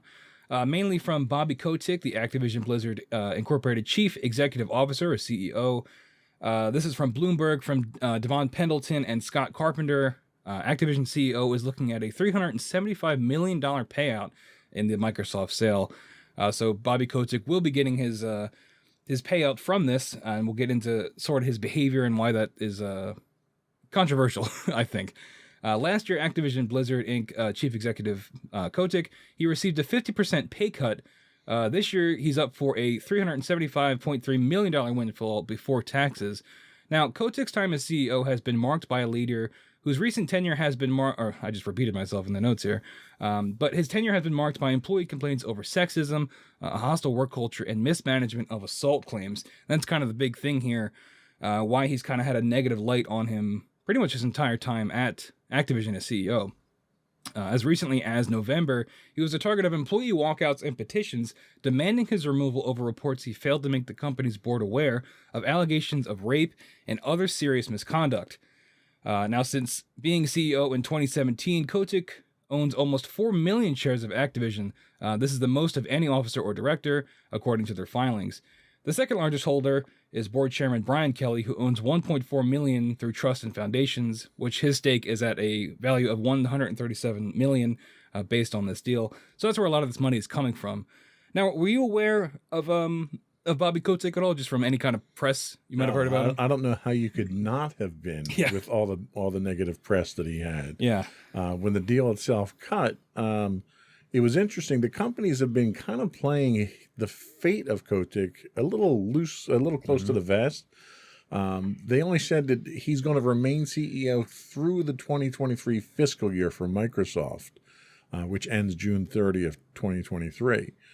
What is interesting, he's quoted himself saying, is he'll be available if needed. Right. And I don't think he's going to get too many callbacks. No. But even if he doesn't, in addition to the stock buyout that he gets, he has an employment contract that entitles him to a severance package worth $293 million should he lose his job as a result of a corporate takeover. So this guy's walking away with well over $500 million as a result of this. Yeah, and that's one of the things you kind of hate to see come out of this, right? When we get into that discussion of corporate consolidation, is that, the bad guys that float to the top often get away, arguably better off than they were before. Yeah. If they're going at all, even. Microsoft, like you had said, were very wishy-washy about it, because that was one of the things, you'd think, oh, great acquisition. Okay, what happens with Bobby Kotick? Are we getting this guy out of here? Right. Because it's something that's pretty much universally agreed upon, is that he is not a great manager, and these sexual assault allegations and employee walkouts, the hits just kept coming. And it was, it's an interesting decision for Microsoft to say, okay, we're going to keep the guy around, but is that because we don't want to have to pay out $250 million? Right, exactly. But Kotick's compensation was controversial even before California's Department of Fair Employment and Housing sued the video game publisher in July, detailing a retaliatory, quote, frat boy culture. Earlier, the company announced it was slashing Kotick's 2021 salary and bonus in half in response to criticism. His pay package was excessively lavish compared with his peers. Kotick was also found in Jeffrey Epstein's Black Book, in which he used his company email address, and that's not a great look. That doesn't help you or the company at that point. No, I mean it's because I don't know why you would use your company email address. The hubris. I don't know why you'd be involved with him in the first place. True, yeah. But that's just one of the issues with Activision Blizzard. There are other problems as well in terms of union busting. This comes from Ethan Gack. I hope I'm pronouncing your name right, Ethan, from Kotaku. Call of Duty maker reveals plan to squash union effort. Activision Blizzard calls for studio-wide vote after refusing to voluntarily recognize Raven QA union. Now, Raven is one of the studios under Activision Blizzard acquired in this acquisition. But this comes from the Kotaku article, quote, 34 staff from Raven's QA department revealed recently that they were organizing with the Communications Workers of America to unionize, which would have been an unprecedented step for developers at a major gaming company. They called on Activision Blizzard to voluntarily recognize the union, which had supermajority support within the QA department. Now, this is where we get into company policy from Blizzard.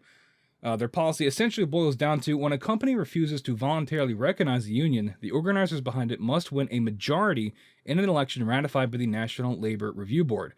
Now, this would be a huge hurdle for the folks over at Raven. A hurdle that would have been easy for Game Workers Alliance to overcome within just the QA department, because you have a very small section of employees, would have been very easy to get a majority. By requiring all employees at Raven to have a say, Activision Blizzard is effectively arguing that either the entire studio, not just the QA department, but the whole studio of Raven, unionize or no one does.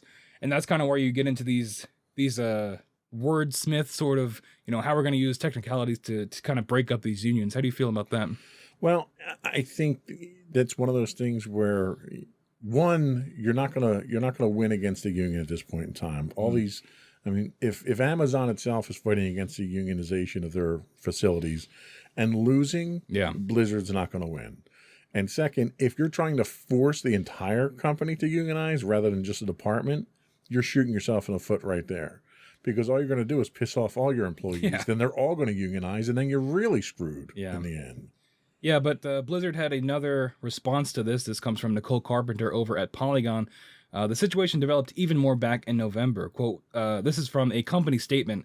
In November, we began the process to convert our temporary employees to full-time employment status. This comes from Raven Software Studio head Brian Raffel in an email to staff. He goes on to say, now I'm excited to share that our QA colleagues will embed directly within various teams across the studio, including animation, art, design, audio, production, and engineering. In the email, Raffel said the move to our embed, our QA team, has been in the works for several months. Now, this splitting up of the QA team that was trying to unionize comes just 6 weeks after they were coming off a 6-week work strike. This makes unionization even more difficult. So these folks go on strike for the union, they come back, the QA department is split up among all different parts of Raven, making it even more difficult to effectively unionize. Do you think, according to Raffle here from Raven, they say this was in the works for several months. Do you buy that, or is this a little too much of a coincidence for you?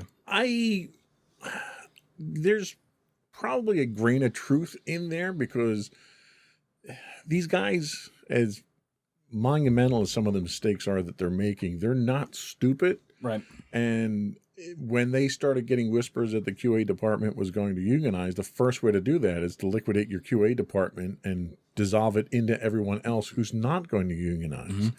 So I'm sure there was probably plans for it. I think the strike forced their hand and required them to basically pull the trigger on that decision. Yeah. I don't think they had much of a choice there. Yeah, and this, as we're kind of alluding to here, the timing of these events is certainly interesting. Is the speculation is this acquisition of Microsoft purchasing Blizzard, with the GIP hype moments of having all these franchises come to Microsoft, is that meant to overshadow the bad PR that Activision Blizzard has been getting for like 5 years now? Pretty much everything. There was even the thing with Blizzard, I don't know if I have it in the notes here, but where the controversy with China, where they were censoring the Hearthstone player when they was protesting China. And that was like huge news for like weeks. And it was all negative PR for Blizzard. And, it's kind of interesting. Sometimes you have to wonder, the CEO or the higher ups over at Microsoft, was there a thought of, is this too many bad apples? Is this too much of a bad PR move? And I think there's little doubt that Microsoft is buying damaged goods. Yeah. As far as the reputation of the company goes. The products they put out are solid. Microsoft's already looking to do damage control on the bad image. I had found a Wall Street Journal article where Sabina Menschel, who's the president of global investigative firm Nardello and Company, says there's definitely more diligence being done, particularly diligence being done around bad behavior on the part of Microsoft doing their due diligence. She says not only sexual harassment or misconduct, but bullying and other types of behavior, companies are a lot less tolerant. Microsoft being that. Microsoft knows that they're going to get a lot of press and attention, and they realize that their own reputation is on the line here. So the last thing a company like Microsoft wants is to inject itself with a cancerously bad culture that'll eat away at the rest of the company. Or, certainly more company profits than anything else. So Microsoft's not stupid in this acquisition. They kind of knew what they were getting, which is why I'm pretty sure they're so aloof when it comes to what the management of Blizzard's going to wind up looking like after all this. Yeah, you want to be optimistic, right? You want to say they're being acquired. Maybe we'll get some management shakeups. We'll improve the culture. But especially when it comes to the gaming industry, the culture of crunch, when you have to get a game out and you're working, double to triple the hours that are healthy, and you're getting harassed at work. It's something that is all too common, especially in the gaming industry.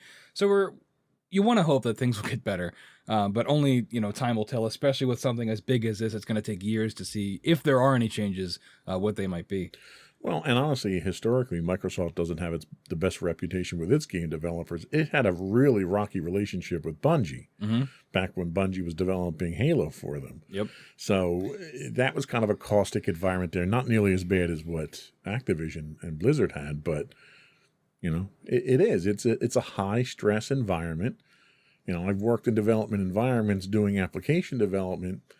game development is on a whole different level. You've got deadlines that are right off the bat unrealistic deadlines that are being set by salespeople, not set by engineers, and you're driven to the point of collapse by the time the end of the project rolls around. Yeah, we're still seeing the effects of COVID with all this as well. Sure, A lot of yeah. these studios had to completely shut down and send everybody home with all their equipment, which, we're seeing that with games. I mean, probably the biggest one is Halo Infinite, Microsoft's arguably biggest title in years, got delayed a whole year, to make the game ready and to Probably needed to be delayed another couple of months too before launch, but Well, yeah, they're still staggering that content, but they delayed it for a year and then released 70% of the game. yeah. And 30% of it was bugged. Yeah, I don't know. When it comes to things like that, it's as a bit of an aside. I would rather it just take longer, just so you don't Absolutely. have to. I'm the same way. Yeah. I play in a game that's owned by EA now, Star Wars: The Old Republic. They had a major content drop that was supposed to happen right after the first of the year, and they had to push it out another month. And it's like, it's okay. I'm all right waiting for that because I've lived through content drops that weren't ready. And it made the game just completely unplayable for a month or two while they went back to the drawing board and fixed it. Yeah. I'd rather stay with the old content and live with it, but still be able to play the game until it's ready to go. And that's not even, the quality of the game and what you're dropping, the kind of content you're dropping is important. But giving it more time also allows the people making this content to not necessarily have to crunch and to have more time to work on it at a healthy pace. And I think that's a lot of the reason we're seeing the delays as well. So hopefully we'll see some more positive management decisions, but unfortunately only time will tell on that. Excuse me. But another big aspect of this is Games Pass. Now, for those of you that might not know, Xbox Games Pass is basically the Netflix of gaming. It's the thing that everybody calls it. And I'm sure they might already have that as like their official slogan, but if they don't, they should. But basically you pay a set fee every month. I think if you get the Games Pass Ultimate, which includes your Xbox Live Gold, which allows you to play online, what's it, $15 a month, I think? Something like that, yeah. Yeah. Playing. But around that price, and you can basically download the library of games, which is like 100-some games, available to play. Now, you also get first-party Xbox Studio games, day and date, Xbox games with gold, EA Play as well, getting a lot of EA titles in there. And there's also Games Pass for PC, so you don't even have to have an Xbox to access a lot of these things because you can get it all through Games Pass for PC, which is a recent addition, but definitely a huge get, which also ties into this acquisition because a lot of these games from Blizzard are primarily on PC. Yeah. But some numbers for you about Microsoft Games Pass. This comes from Tom Warren over at The Verge. Quote, Microsoft Game Pass service now has 25 million subscribers, which is up from 18 million Microsoft reported in January of last year. So in just a year, you're adding 7 million more subscribers. And that's in a year where you acquire Bethesda, you get the EA deal through, so you can get EA Play, you get Games Pass on PC. That's all in a year, and it makes sense why they got 7 million more people on board. Sure. And that's not even accounting the Xbox first-party studios, those games that came out, like Halo, and I'm trying to think of some other ones. There was Rainbow Six, but I don't think that's another big game on Games Pass. It's not an Xbox exclusive, but right. So you had a couple games drops as well to kind of justify those higher numbers. Xbox Games Pass is shifting how gaming companies look at revenue models. It's kind of changing the whole industry. It's changing it from being you pay $60 to $70 for a game the day it comes out. You have a physical disc, you play it, and that's it. Now we're kind of shifting to a more ever-changing thing where you have a library of digital games that you can then download, which some people aren't for because they'd rather have that physical media. Personally, I don't mind, except for when it comes to storage, because I know there's two different models of the newest Xbox out now. Right. There's one that has a disk drive and one that doesn't. You have the non-disk drive one. Do you ever run into storage issues with, having to download everything like that? I don't. And I have the internal storage. I have the external NVMe card storage. Plus, I offload a good chunk of the games to the slower USB drive on there. So I've got plenty of storage. There's only the newest, latest, greatest games need to be played on the fastest storage. So they've provided enough options that it's manageable, and I'm not too worried about that. And I download all the games anyway. I mean, I couldn't tell you the last time I went to a GameStop or someplace else to buy a physical piece of media for the game. Yeah, absolutely. I'm the same way. I have because I download everything. The second it comes to Game Pass, I'm downloading it to play just because I love video games. And, I think this is a great this isn't an ad for Games Pass, but it is. I think it's the best value in gaming because if you're someone that doesn't necessarily want to commit to that $60 purchase, you can get Games Pass and have over 100 games available to play like that. Yeah. And you run into Well, issues. not like that. You do have to download. Yeah, that's what I was about to say. Yeah, there is the issue, if you don't have the best internet connection, or if you don't have the money to shell out for an external hard drive or things like that, there are some barriers to entry there. But you can still only download one game at a time, and the Xbox can handle that if you're able to download it eventually. But like I was saying, this Games Pass is shifting how game companies are looking at the revenue models going forward. Sony is looking to compete with its PS Now service. It is similar to Games Pass, but not nearly as effective in the marketplace. And a big reason for that is because with PS Now, I don't think you can download the games. I think you have to stream them. You're streaming them, live. Which, even with a good internet connection, you can tell. Yeah. Well, the latency, you can't, there's no way you can get around with the technology we have today. You can't get around latency. Yep. And latency, especially if you're playing like a first-person shooter or something like that, latency is going to kill you every time. Mm-hmm. There's no way you can get around the physics of you're trying to send a bit of data from your network all the way across the internet to some server somewhere else and might not even be your region. You physically, even if you are using fiber optics all the way, you're limited by the speed of light. And there is, people don't realize it, but there's this limit to the speed of light when you're trying to go across the country, or when you're trying to bounce a signal off a satellite. Mm-hmm. And talking about those online only services, Xbox does have xCloud, which allows you to stream games from your console to either your phone or a tablet or something like that. And they have made significant improvements to that in terms of dealing with latency. But still, if you're playing, like you said, a first-person shooter or a fighting game or a racing game, something that is online multiplayer, you're going to notice it regardless. Yeah, single-player games, you're usually pretty okay with it, but don't try to do anything competitive in player versus player. Yeah. But Sony is looking to beef up their PSN Now service. This comes from Jonas Mackey over at Game Reactor. Quote, the creator of PlayStation 4 and 5, Mark Cerny, has filed a patent via USPTO for, quote, backward compatibility through use of spoof clock, I don't know what that is, and fine-grained frequency control. So basically, Sony's got some patents on the book for backwards compatibility. So it leads people to speculate that they are going to try to incorporate some more, PS3 games and PS4 games into PS Now to try to make it compete with Games Pass, while also maybe throwing in your PS Plus, which is the equivalent of Xbox games or Xbox Gold, basically the online component, kind of rolling it all into one package, just like you have here with Games Pass. Do you think that would be as effective as Microsoft's Game Pass? It has the potential. I think the problem you run into is that game services is an area where PlayStation is playing catch up.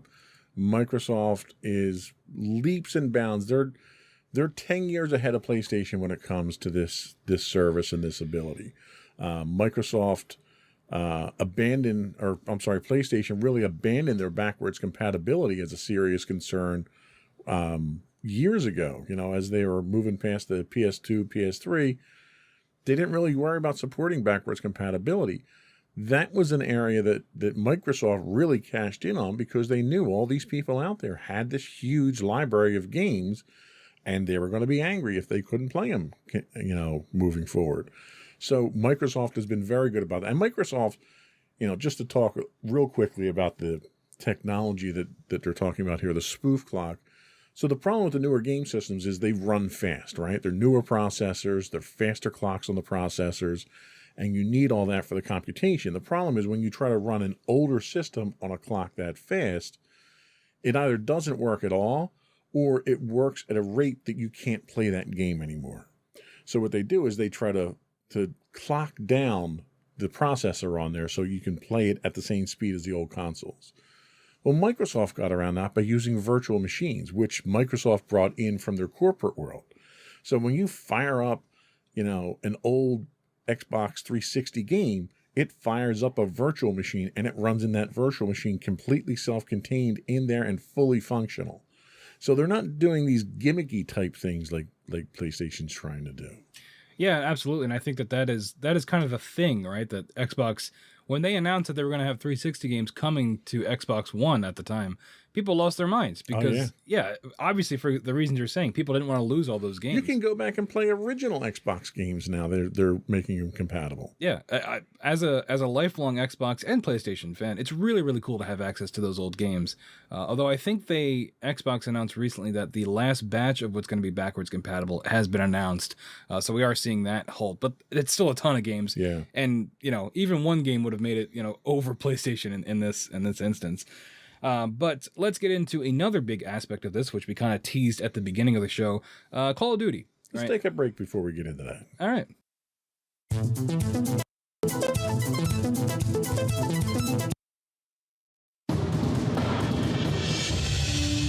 For over 7 years, the Second Sith Empire has been the premier community guild in the online game Star Wars: The Old Republic.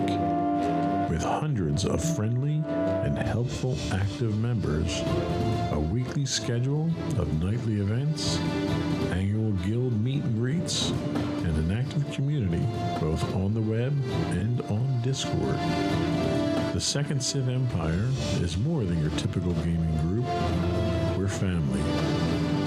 Join us on the Starforge server for nightly events such as operations, flashpoints, world boss hunts, Star Wars trivia, guild lottery, and much more. Visit us on the web today at www.thesecondsithempire.com.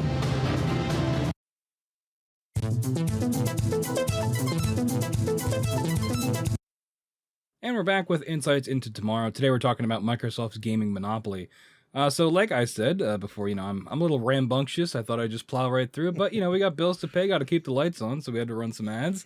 But we're back, and we're going to get into talking about Call of Duty. It's one of the biggest, worthy enough that they decided to put it as part of their banner here for the purchase. But it is Activision's probably their biggest game that they're currently publishing. Once again, Call of Duty Vanguard, which is the most recent addition in the franchise, was the best-selling game of 2021. This comes from the NPD, or the National Purchase Diary panel. That comes from its sales report for 2021, that Call of Duty Vanguard, #1 again.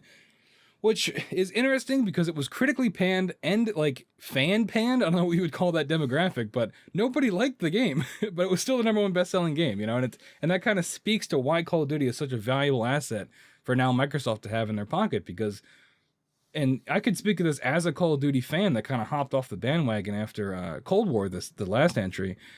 Call of Duty fans are dedicated. Yeah. And fanatical, I would say. Yeah. And they're going to buy it regardless of what it is. People will pre-order the next Call of Duty before it's even announced what it is. Yeah. So when you acquire something like this, that's guaranteed money in your pocket. And in a second, we'll get into Microsoft now has a lot of these titles where the fan bases are extremely rabid. But this comes from Eddie Momakuch over at GameSpot.com. That's a shame. Just work through the name. Yeah, Eddie, if you're listening, I apologize. Change your name, though. Quote, Vanguard was December's best-selling game of December and the full year, and the series has now been the best-selling game franchise for dollar sales for 13 years in a row. How do you feel about that? Because I could not believe that statistic when I saw it. Being a fan of Call of Duty for 13 years, I could totally understand it. That's the one game a year. I don't play games nearly as much as I used to, but the one game a year that I always look forward to is Call of Duty.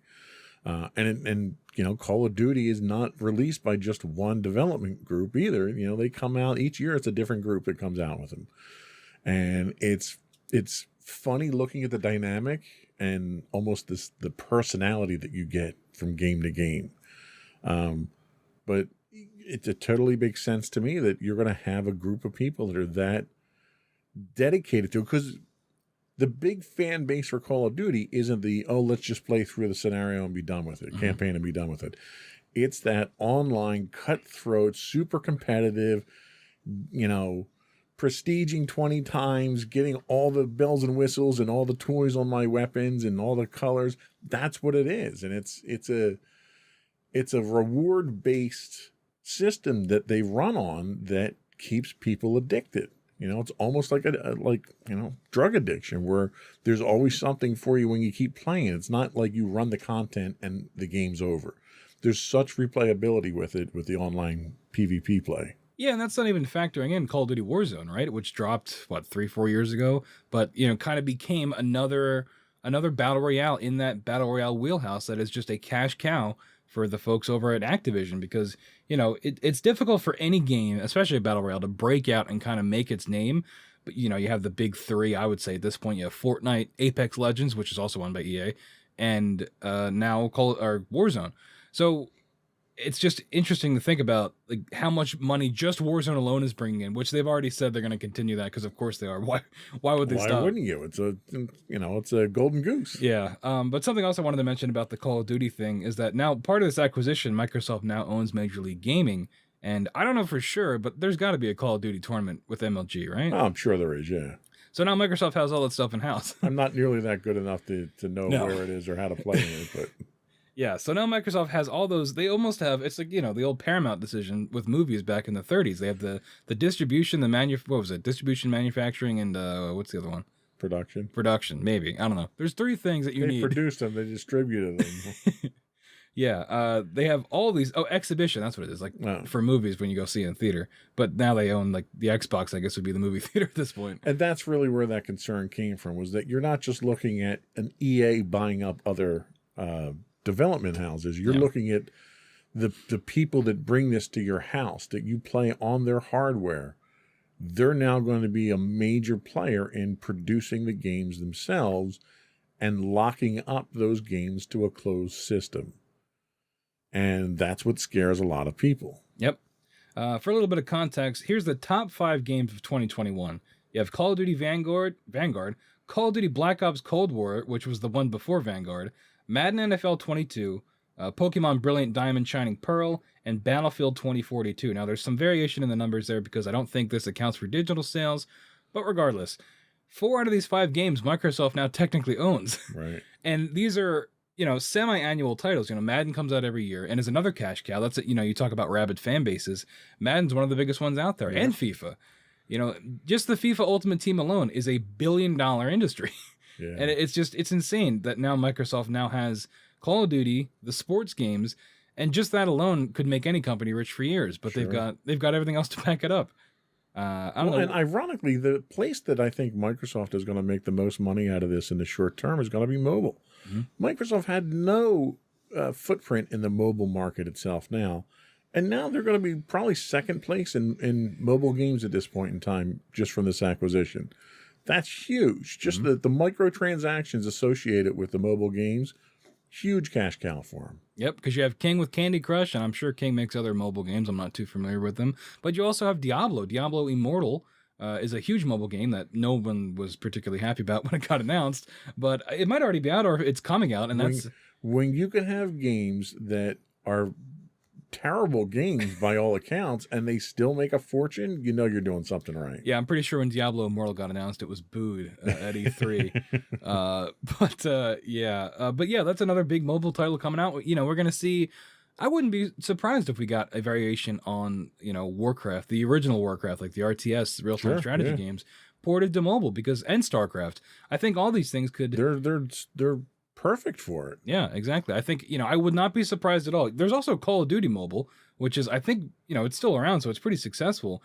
But, you're exactly right. I think we're going to see, Xbox kind of maybe try to dominate this market, assuming it can compete with Tencent. That's also counting xCloud, which you can play games mobilely, which I think is really cool technology, especially if you're someone that travels a lot. I've not had a good experience with it. Oh, really? And it's more because of the controls. Oh, yeah. It's really tough to play a console game on a tablet or a phone without having a proper controller. Yeah, that's kind of been why I don't use it often as well, because I have to hook up the controller to my phone, and it's like, you've kind of lost me at that step. But, if they're going to double down on this mobile market, I could see them making, an easier to use interface, or make games specifically for mobile that you don't have to worry about translating that controller interface. As long as Microsoft doesn't try to make phones again, we should all be okay. I had that Microsoft phone, by the way. I wanted that thing, and it was terrible. So yeah, I think they learned their lesson there. But we're going to take another quick break, and then we're going to come back and talk more monopolies.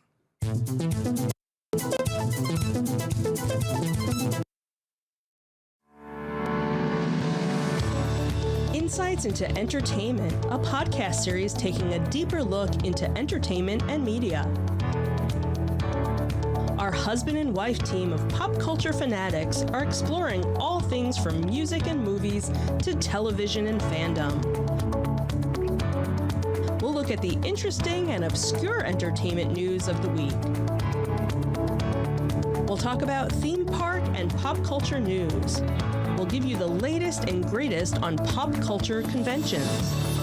We'll give you a deep dive into Disney, Star Wars, and much more. Check out our video episodes at youtube.com/insightsintothings.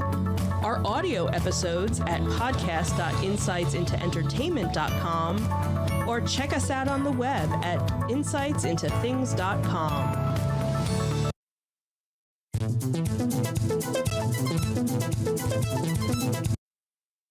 We're back with Insights into Tomorrow, episode 16, where we are talking about Microsoft acquiring Blizzard. So we've kind of been leading up to this entire show, the discussion of Monopoly. What does this mean for... What does this mean, Jenny?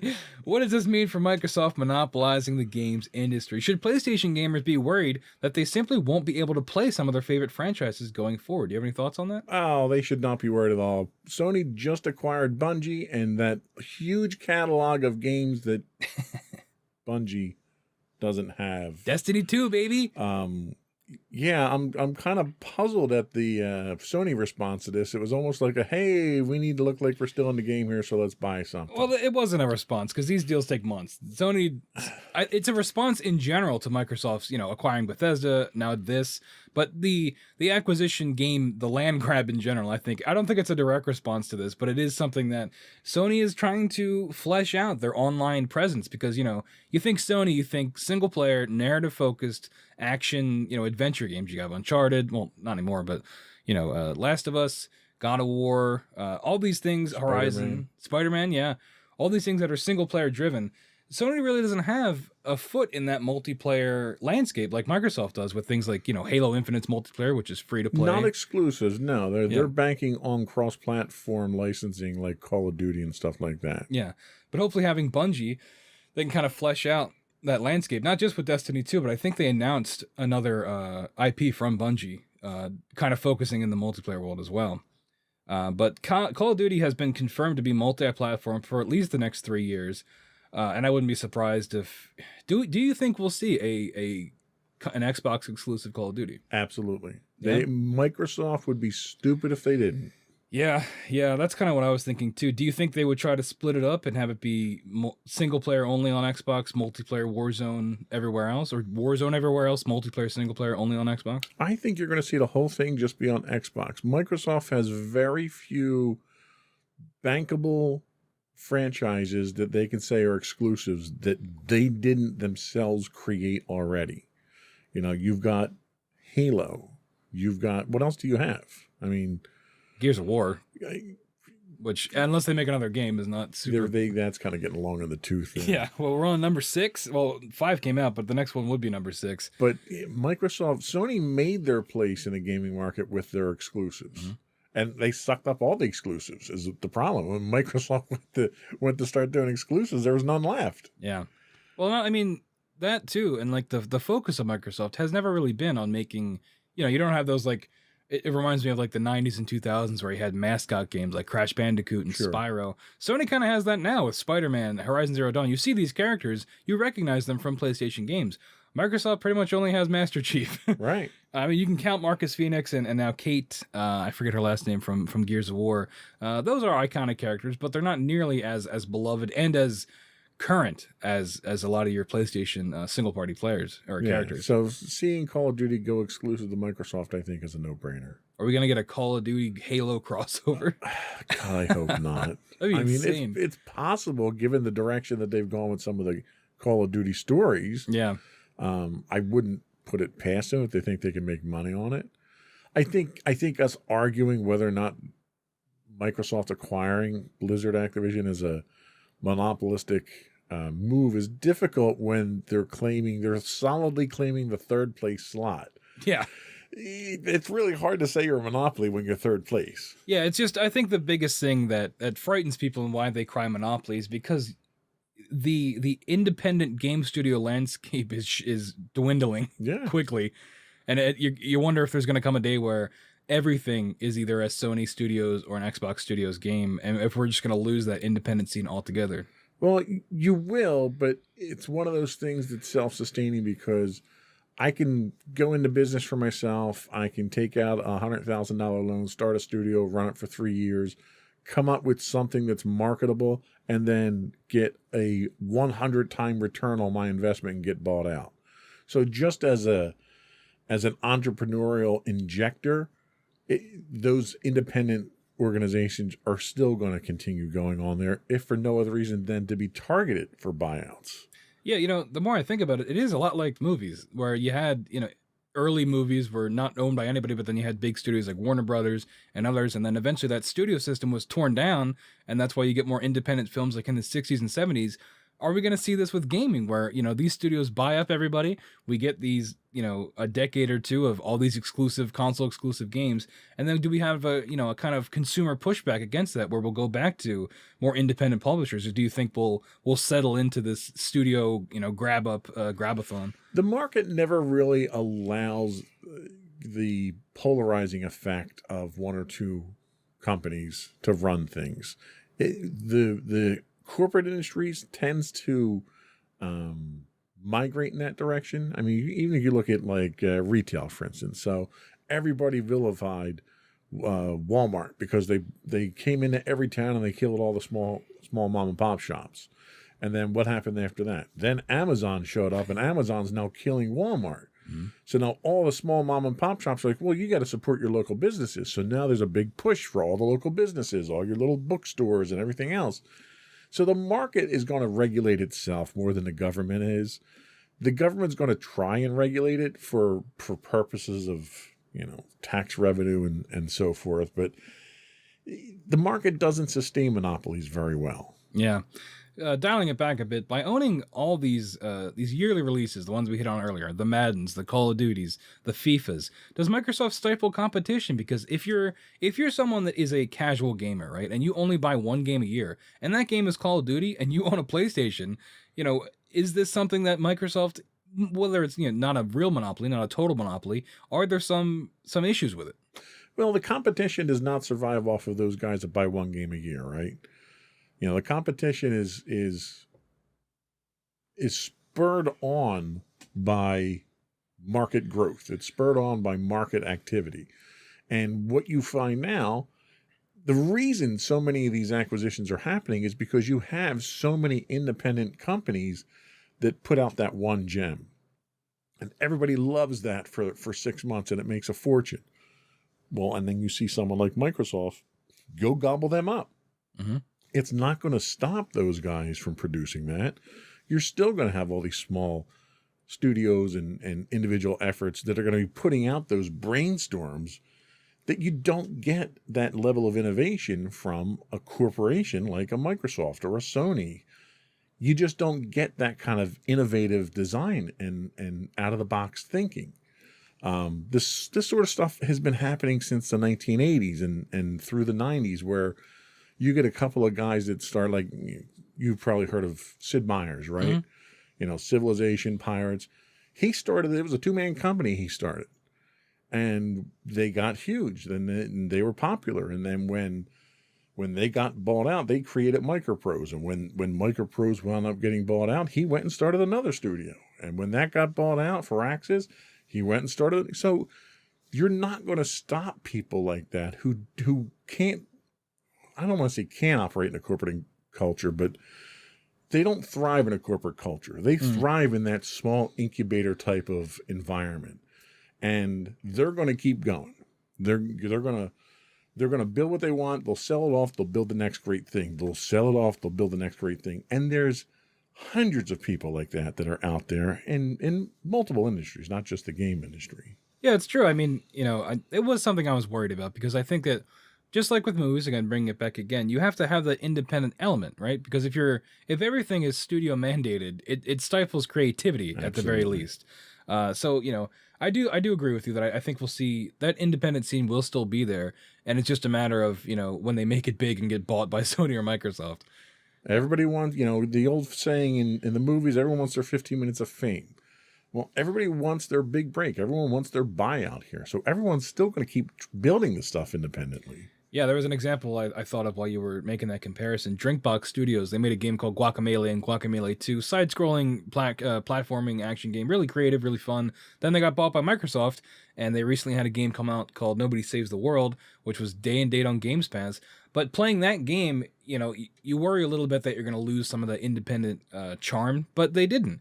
And so, as long as Microsoft, if they're going to, Microsoft and Sony, if they're going to buy these studios, if they can kind of remain hands off and still let these guys work, but just have it be, maybe a console exclusive if it needs to be at the end of the day. Well, Bungie's a great example. Bungie was a fantastic small independent group when Microsoft went to them with Halo. They did a fantastic job with Halo, knocked it out of the park. Microsoft bought them, ran them for a little bit, stifled their innovation, and then they wound up breaking it off again as an independent group. Now they're getting bought by Sony, so, some people don't learn their lessons, I guess. Well, it's also important to note that they were owned by Activision for like 2 years, I forget how long, but they were owned until 2019 by Activision, which was also a terrible relationship that they were treated terribly with, and the fans hated it, and Bungie hated it, and I'm pretty sure Activision hated it.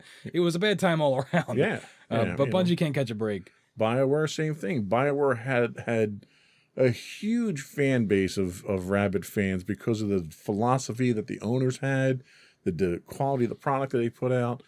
They get acquired by EA. EA basically waters the entire thing down, slaps their little formula for development on there, and it's just a clone of what EA is now. Yeah. Yeah, EA, we could probably do a whole other episode on EA, but they have similar corporate issues. But yeah, again, going back to Microsoft and the monopoly, Microsoft, of course, we talked about it on a previous episode. They faced criticism back in the 90s for its antitrust practices. Are they heading down a similar path?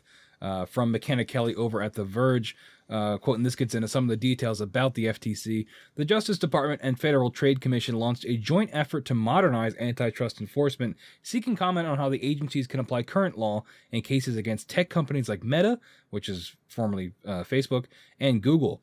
The announcement came at a joint press conference from FTC Chair Lena Khan and Justice Department Antitrust Chief Jonathan Cantor, who described the move as a wide-ranging enforcement modernization effort.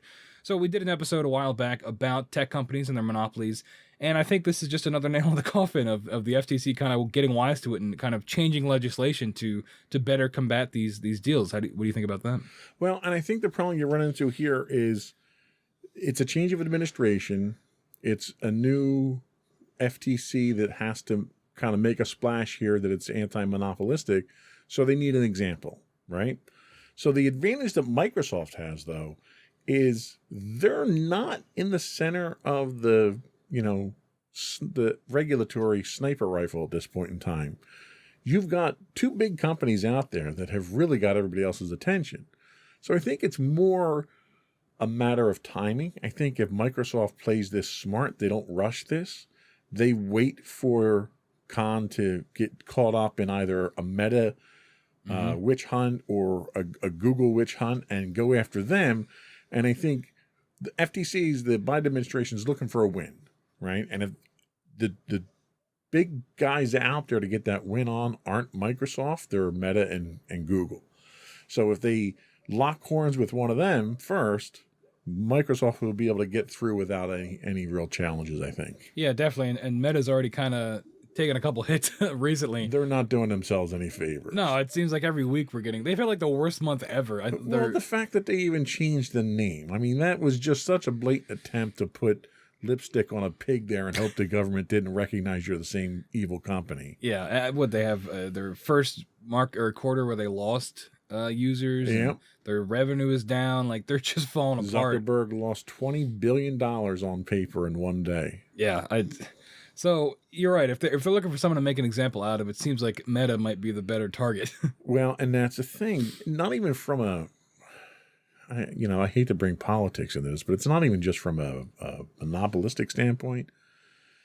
Meta has a reputation from a perspective of influencing politics and in a negative way for Democrats. And when you're facing a Democratic administration, who needs a win, you've made yourself a very easy target at that point. Yeah, that's a great point. I mean, it makes them certainly a, like you said, a much bigger target. While the announcement spans markets, it specifically, this goes back to the FTC, the task force they're putting together. It specifically questions how regulators should approach merger approval in digital markets, potentially setting new legal standards around data aggregation, interoperability. That's a fun There word you to say. go. I was going to say interpolarity, but that doesn't make any sense. And market consolidation that can affect competition. So it's really, we're seeing a bit of a really unprecedented time for when it comes to these kind of laws, because they have to change them for the digital market. It makes you wonder where these things will go in, say, 20 years. The problem that you have is the wheels of government are notoriously slow. They do not keep up with technology. They do not keep, even from a medical standpoint, government regulation does not keep up with advances in technology, and it never will, because the bureaucracy itself doesn't allow it. You know, what would take a development company, 6 months to put out a new piece of technology, it would take the government 4 years to catch up to that between legislation and debates and subcommittees and all that stuff. So for the government itself to be reactionary in situations like this is very dangerous from a regulatory standpoint. What the government needs to do is stop looking at this from a per company standpoint and look at it from an impact to the market, an impact to the country and the citizens and everything else. Because only then can you react in a way that is slow but effective. And I think what you run into is the reaction that you get now is these guys are bad, so we have to do something about them. Mm-hmm. And legislation's never going to keep up with that. Yeah, and it's interesting, too, because we talk about how slow government moves, but these tech companies move lightning fast in terms of, whether it be making acquisitions like this or by expanding their spheres of influence. So it's almost like it's oil and water in terms of how these two entities operate. And, how does that impact legislation, and how does that impact the amount of power that these tech companies are able to consolidate and aggregate? But, as we're coming to the end of the show, do you think this merger is going to go through? I think without a doubt it's going to go through, yes. And do you think that this will be a footnote in the FTC's policy going forward when it comes to these kind of mergers? I don't think it's really going to get much scrutiny from the FTC. It's not a questionable deal. We already talked about them becoming third. If they were number one after this deal, I could see it getting scrutiny. You can't accuse someone of being monopolistic when you're number three in the market. It doesn't make sense. Yeah. If the merger, stepping out of the game industry for a moment, if the merger between T-Mobile and Sprint could go through because they were third place and that was part of the justification for that, then you already have a precedent set for it. So there's very little chance that it's going to get blocked. Yeah, no, I absolutely agree. I think it will go through. And, you were kind of at that stage where all this news broke, and it was a crazy month of hearing the headlines and what this means. But we're kind of at a point where now we kind of just hurry up and wait, we see, because these things take years to figure out. What's the real question is, what are things going to look like in 5 to 10 years for Microsoft and for Blizzard? And that's where you have to look, because even after this deal is signed, nothing's going to happen for 3 to 4 years. 5 years from now, I think you're going to find Xbox is going to be far more dominant in the gaming scene. PlayStation has traditionally always beat out Xbox as far as console sales and game sales. And I think if Microsoft doesn't come out on top, it's going to be a lot closer than it was. But the other thing you have to keep in mind is a lot of the reason why Microsoft isn't first is Microsoft tends to shoot themselves in the foot from a technology standpoint, from a marketing standpoint.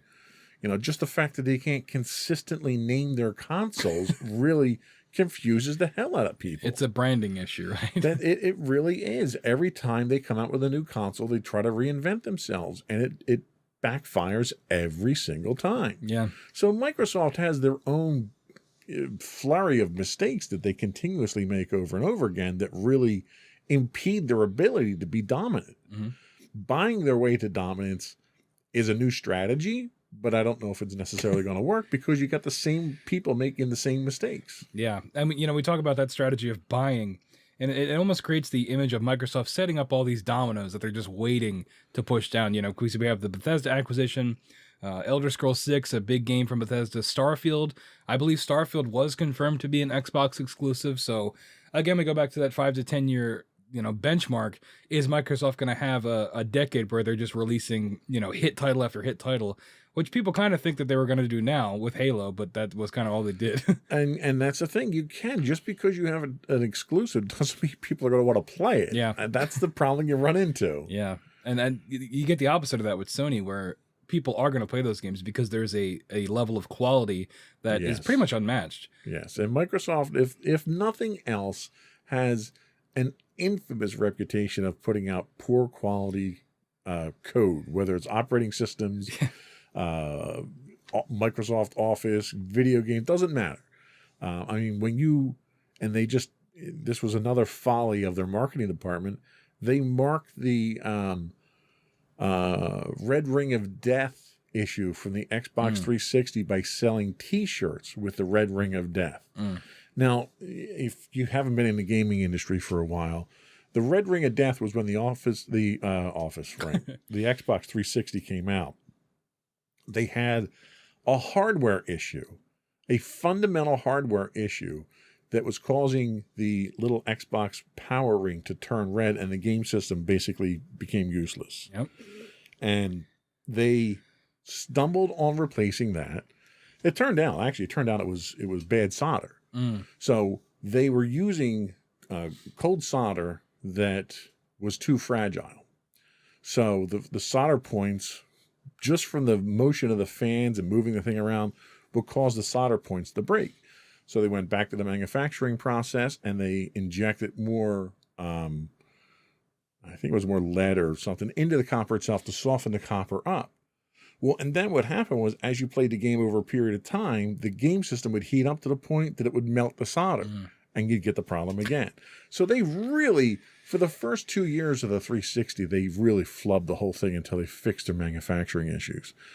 The fact that they're going to mark the release of the 360 by using the Red Ring of Death on a logo, is just idiotic. Like, why would you do that? Yeah, it's like trying to claim something, right, and to make it better. But I think the memories, the wound is still too exposed, Exactly, to be doing things like that. I mean, now we're seeing that they don't have nearly as poor of a launch with the Xbox Series X and S. There is the chip shortage, which is affecting everything. But the problem that you run into is, so you want to buy an Xbox Series S. Well, do you need to buy an Xbox One S? Because that's what a lot of people end up doing and not getting what they wanted. Yep. So it's almost like Microsoft is deliberately confusing their marketing now and having people buy stuff that they don't want. Yeah, it's definitely a branding issue overall. How difficult is it? Xbox One, Xbox Two, Xbox. Hey, you know what? Sony did that. Nobody confuses their consoles, do they? It's true. Well, that you also get into the whole discussion of what kind of company Microsoft wants to be, because with the Xbox One, they wanted it to be a multimedia device. Right. And Sony was never, they didn't care about that. I mean, they kind of tried it with the PS3, but it was still called the PlayStation 3. Exactly. Ultimately, it's there to play video games, which I think Xbox is definitely going back to that with the Xbox Series X, because you lost the bypass for your cable. That's no longer a feature. Right. And so I think they're definitely returning to their, I guess, quote unquote roots. They're building a game system. Yeah. And Congratulations, guys. I mean, the Series X is on par with something you can get on PC, right? In terms of specs, not like high end. From a hardware standpoint, yeah. Yeah. So they're going back to the drawing board and the basics, hopefully, and you know, we'll see the ramifications of the COVID-19 pandemic and that chip shortage for years, in terms of actually being able to get your hands on these consoles. But I think that, you know, Microsoft is almost stepping past that with things like xCloud. You know, they continue to dump money into that. Yeah. I could totally see in a decade, maybe, you know, the next Xbox isn't, you know, it isn't a box. It's like a Fire Stick that you just stick into your TV. Yeah, that's hard to do. Google tried to do that, and Google Stadia They're just early. didn't take off with it. Yeah. Amazon's doing it too with Luna. Yeah. You know, I think the technology just isn't there yet, right? But when it gets there, you know, the audience isn't ready for that yet. that too. Yeah. Yeah, I don't think it's a very hard sell to be like, well, there's no box. Well, what do I do with this? Here's $500 and a stick. Yeah, it's a little bit of buyer's remorse there. Yeah. Well, and the problem that, you know, not to go off topic too far here, but The problem that Google had was you would buy games through Google Stadia, but you never owned the rights to the games. Yeah, that's true. Yeah. So you'd pay full price for the game, and it was their game. You were really just borrowing it for $50 or $60. That was where Stadia lost me. Yeah. But we will monitor this going forward. We'll see when this acquisition goes through, what's going to happen with it. But that's going to wrap up today's episode of Insights into Things. Of course, I'll hit the show plugs for you again. You can always subscribe to everything on every platform, everywhere. Apple Podcasts, Spotify, Google Podcasts, Stitcher, iHeartRadio, TuneIn, Amazon, Pandora.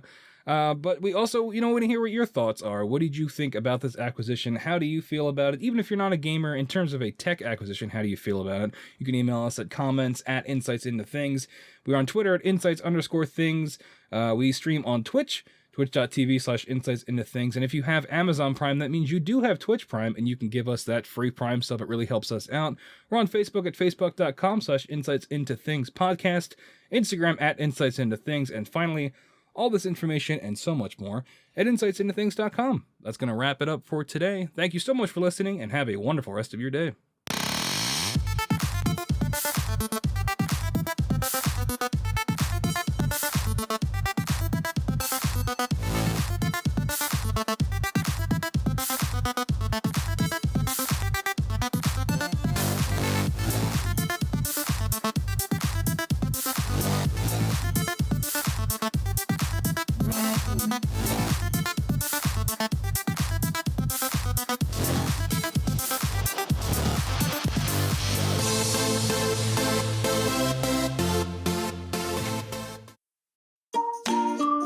Insightful podcasts by informative hosts.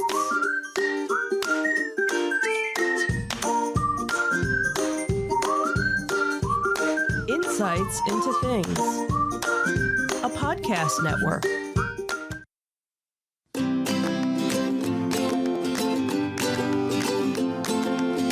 Welcome to Insights into Teens, a podcast series exploring the issues and challenges of today's youth. Your hosts are Joseph and Madison Whalen, a father and daughter team making their way through the challenges of the teenage years.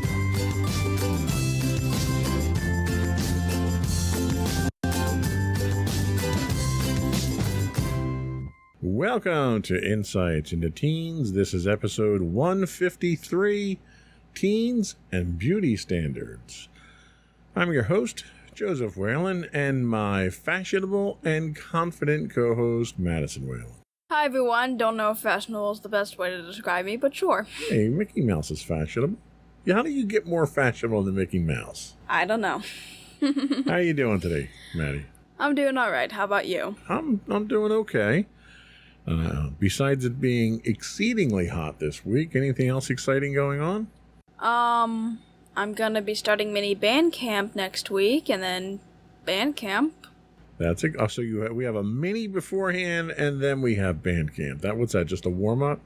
Yeah, it's basically you get 3 extra hours for 2 days. Well, that sounds exciting. Yeah. What's the weather supposed to be like during that? I don't know, and I don't know if I want to know. Well, hopefully it won't be too hot. I hope so.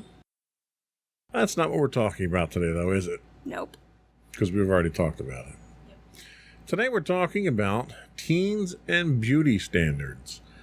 Beauty is subjective and perceptive. Every day, many people look in the mirror thinking they'd change so many things if they really could. They use beauty products to hide what they naturally have and what they don't like. But when they try to fit into someone else's definition of beauty, do they truly understand what beauty really is? On this episode of Insights into Teens, we'll explore what beauty is, how it differs from culture to culture, and the impact it has on both psychological and physiological effects on teens. Before we do that, though, I do want to take a moment to invite our listening and viewing audience to subscribe to the podcast. You can find audio and video versions of this podcast listed as Insights into Things.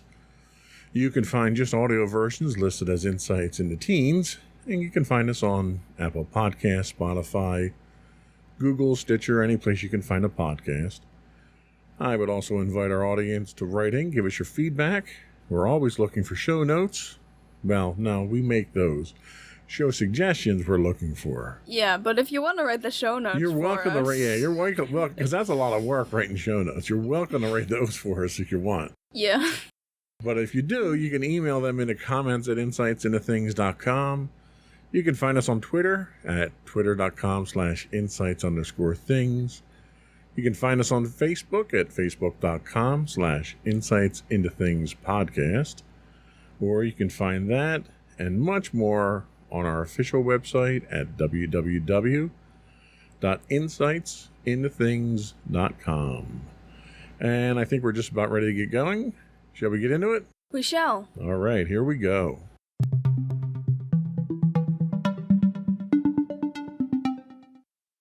So the research comes this week from the beautyholic.com. Sounds like a very appropriate source for this topic. Mm-hmm. They say beauty is as society, beauty, well, okay. Hang on. Start Time over. out. Start over. We didn't do a read through today. Yeah, We really need to start doing that more often. probably. Beauty, as the society normalizes it, is having flawless skin, perfect body, and living up to the beauty standards we see in the movies, magazines, or beauty pageants. But the truth is, the concept of beauty can be different for different people, culture, and society. It basically depends on one's own perception. And as we all know, perception is reality. Yep. Other major psychological effects of beauty standards are that we try to fit into someone else's definition rather than realizing our own worth. The most important thing is that beauty comes from within. It should not be a forced concept that the outside world puts on you. And the other thing to remember is there's no single definition of beauty. Every color is beautiful. Every body type is gorgeous, and every face is beautiful. Every human being on this earth is unique, and hence everyone is beautiful. You should have to be. You should have to be. I'm having a rough day today. Yeah. You should have a beautiful heart and soul to truly define beauty. A beautiful face alone doesn't cut it. Now let's see if you do any better than I did today. Hopefully, I can't imagine you screwing up any more than I did. So then there's forced beauty standards. The images of ideal beauty are bombarding us every day. With this, we forget the fact that beauty standards are arbitrary, and they vary from one culture to another. These variations often decide the roles of men and women in society. For example, for fertile women, broad hips and ample breasts are considered to be beautiful.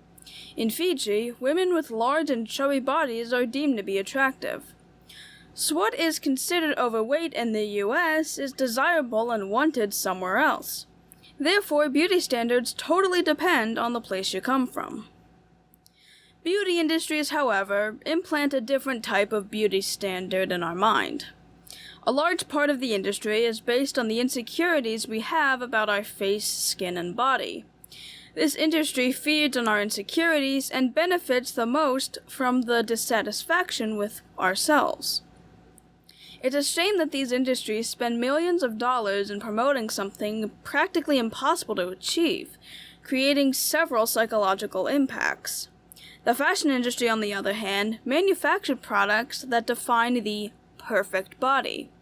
Push-up bras, busters, pantyhose, stockings, and corsets are all designed to get that ideal body.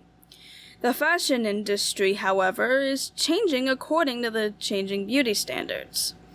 But how does fashion have to do with how we feel about our bodies? Fashion advertising and fashion in itself can very much shape how we feel about our bodies. This is because most of the fashion products are meant to suit the tall and skinny supermodels, making it one of the most prevalent psychological effects of beauty standards.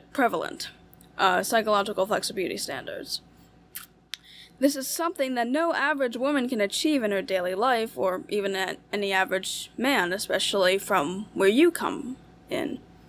The beauty standards revealed in the pages of fashion magazines and TV are nearly impossible to achieve. Well, some say these models look anorexic, while others find them really attractive.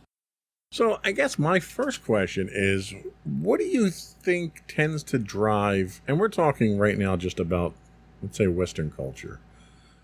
What do you think drives what beauty is? Is it fashion? Is it health? Is it society? Is it the beauty industry itself? Or do you think that the beauty industry and the fashion industry are catering to what the beauty standard is? Do you think they're defining it, or are they catering to it? I feel like they are more catering to it. They're not technically... Occasionally there will be, like, fashion trends that, fashion industries will jump upon, but defining, like, what would be, like, fashionably attractive, I think they also kind of stem from, based on the societal aspects of what they deem to be attractive. So the fashion industry can have its own versions of, we deem this fashion trend is now popular, and thus they use that, but most of the time they're more catering to the beauty standards rather than genuinely creating them themselves. How do you think pop culture plays into it? You have a lot of things that tend to be influenced by pop culture, fashion itself, what kind of clothes you wear, what it looks like, but pop culture also can influence hairstyles, makeup trends, stuff like that. Do you think that pop culture has an equal influence as everything else on beauty standards of today? And when we talk about pop culture, like movies, TV shows, and whatnot, right? Exactly. Yeah, definitely.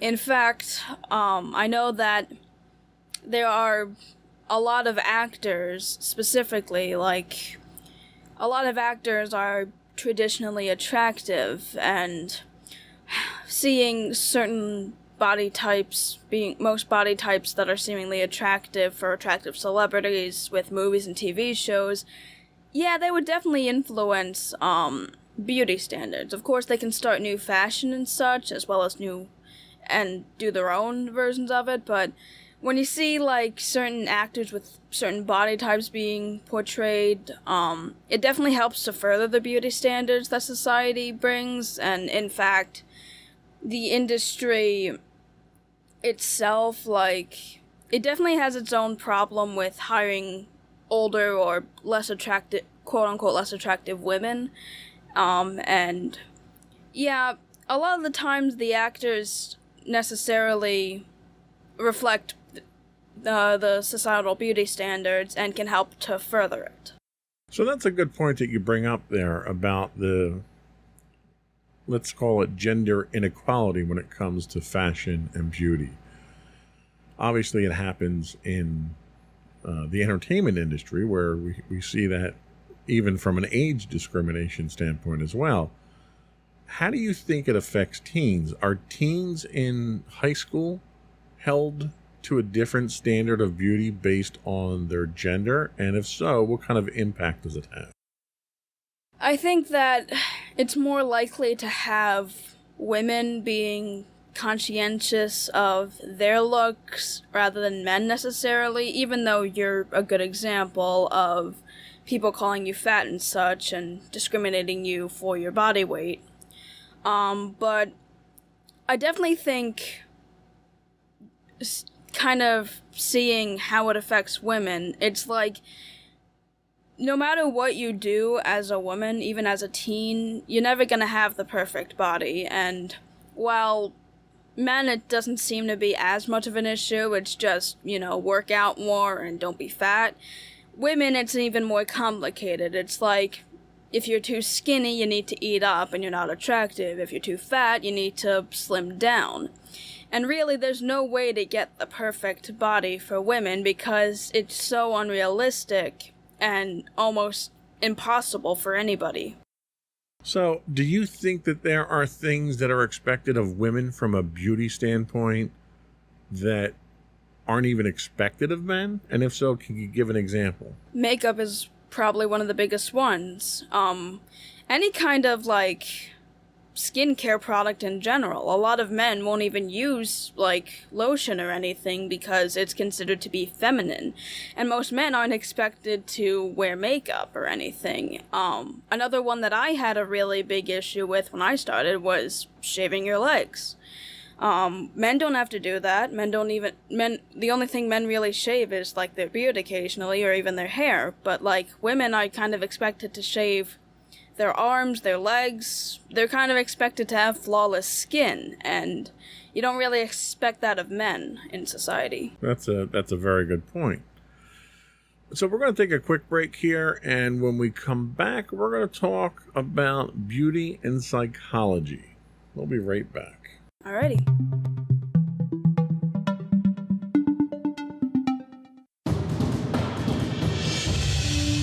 For over 7 years, the Second Sith Empire has been the premier community guild in the online game Star Wars: The Old Republic.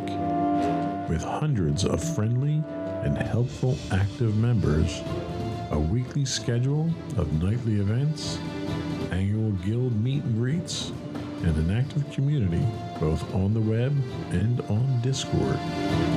The Second Sith Empire is more than your typical gaming group. We're family. Join us on the Starforge server for nightly events such as operations, flashpoints, world boss hunts, Star Wars trivia, guild lottery, and much more. Visit us on the web today at www.thesecondsithempire.com.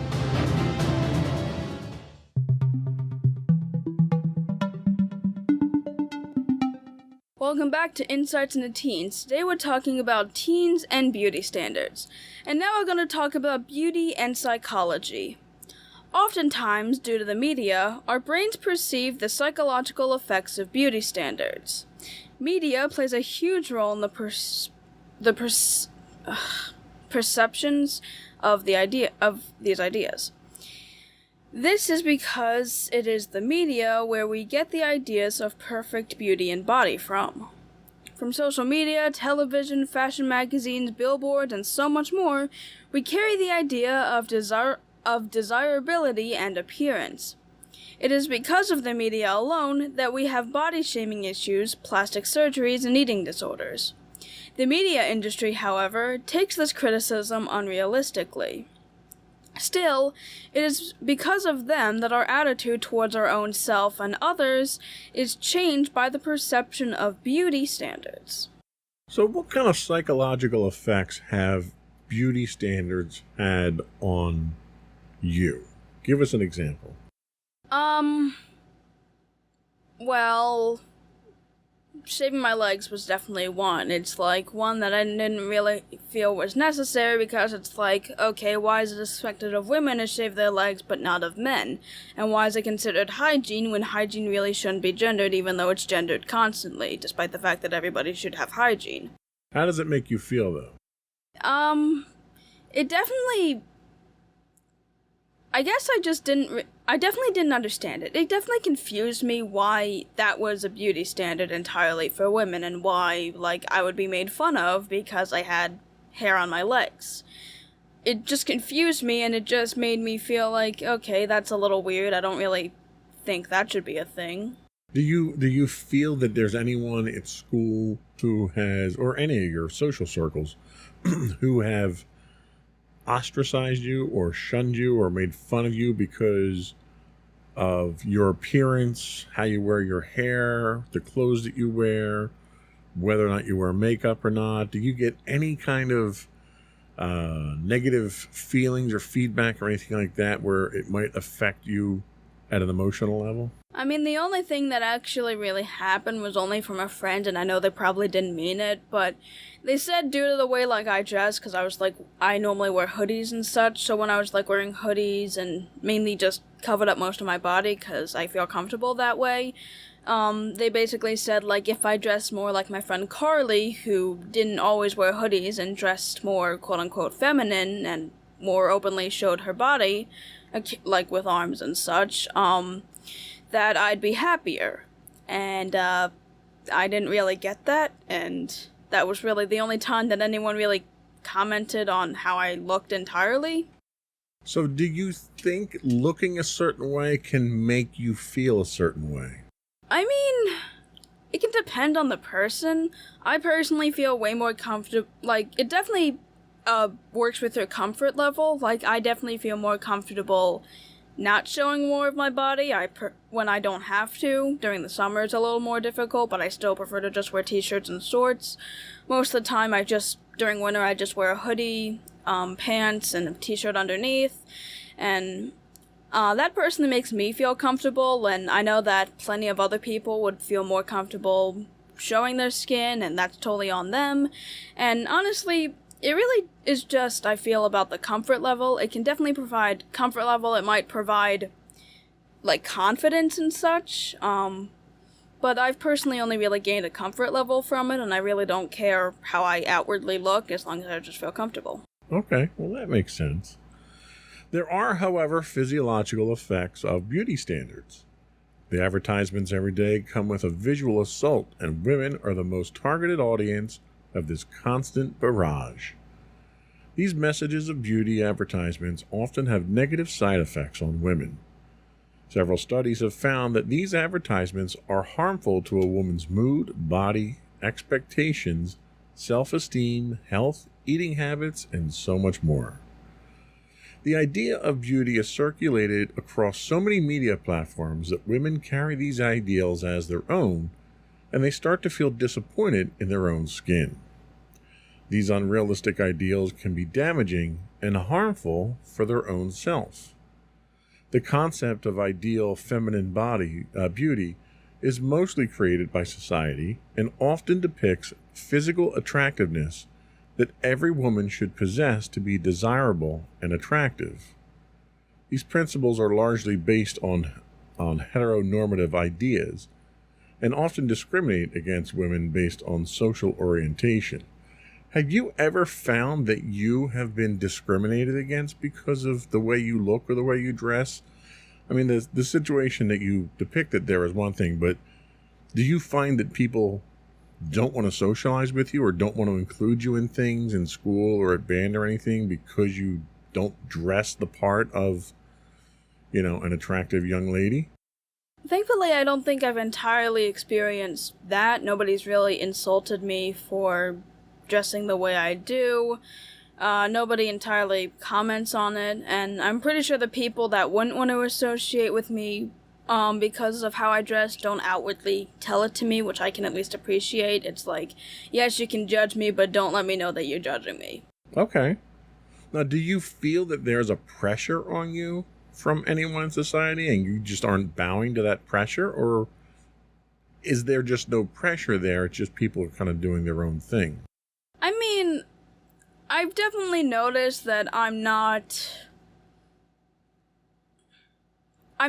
overweight, obviously, but I definitely my stomach is visible, and I'm definitely not as thin as some of my other classmates, and I've noticed it, and I've not necessarily been, it hasn't really stopped me from being it hasn't really, gotten me pressured to get thinner or, do anything to make myself more attractive. My face is certainly another thing because it's I'm one that kind of gets pimples and acne a lot, but unless it's just to stop it from being too much of a problem with skincare products for that, I don't really cover it up. Now, did you notice these things because you noticed them or because you felt other people's scrutiny on you? Well, I guess beauty standards and learning about them definitely more opened my eyes to it when I started finally noticing different people's weights and not weights, but their body types, and then I started more recognizing mine. And then I already kind of knew beforehand, but it definitely definitely made me more aware of it, I think. Okay, I think that's a fair point.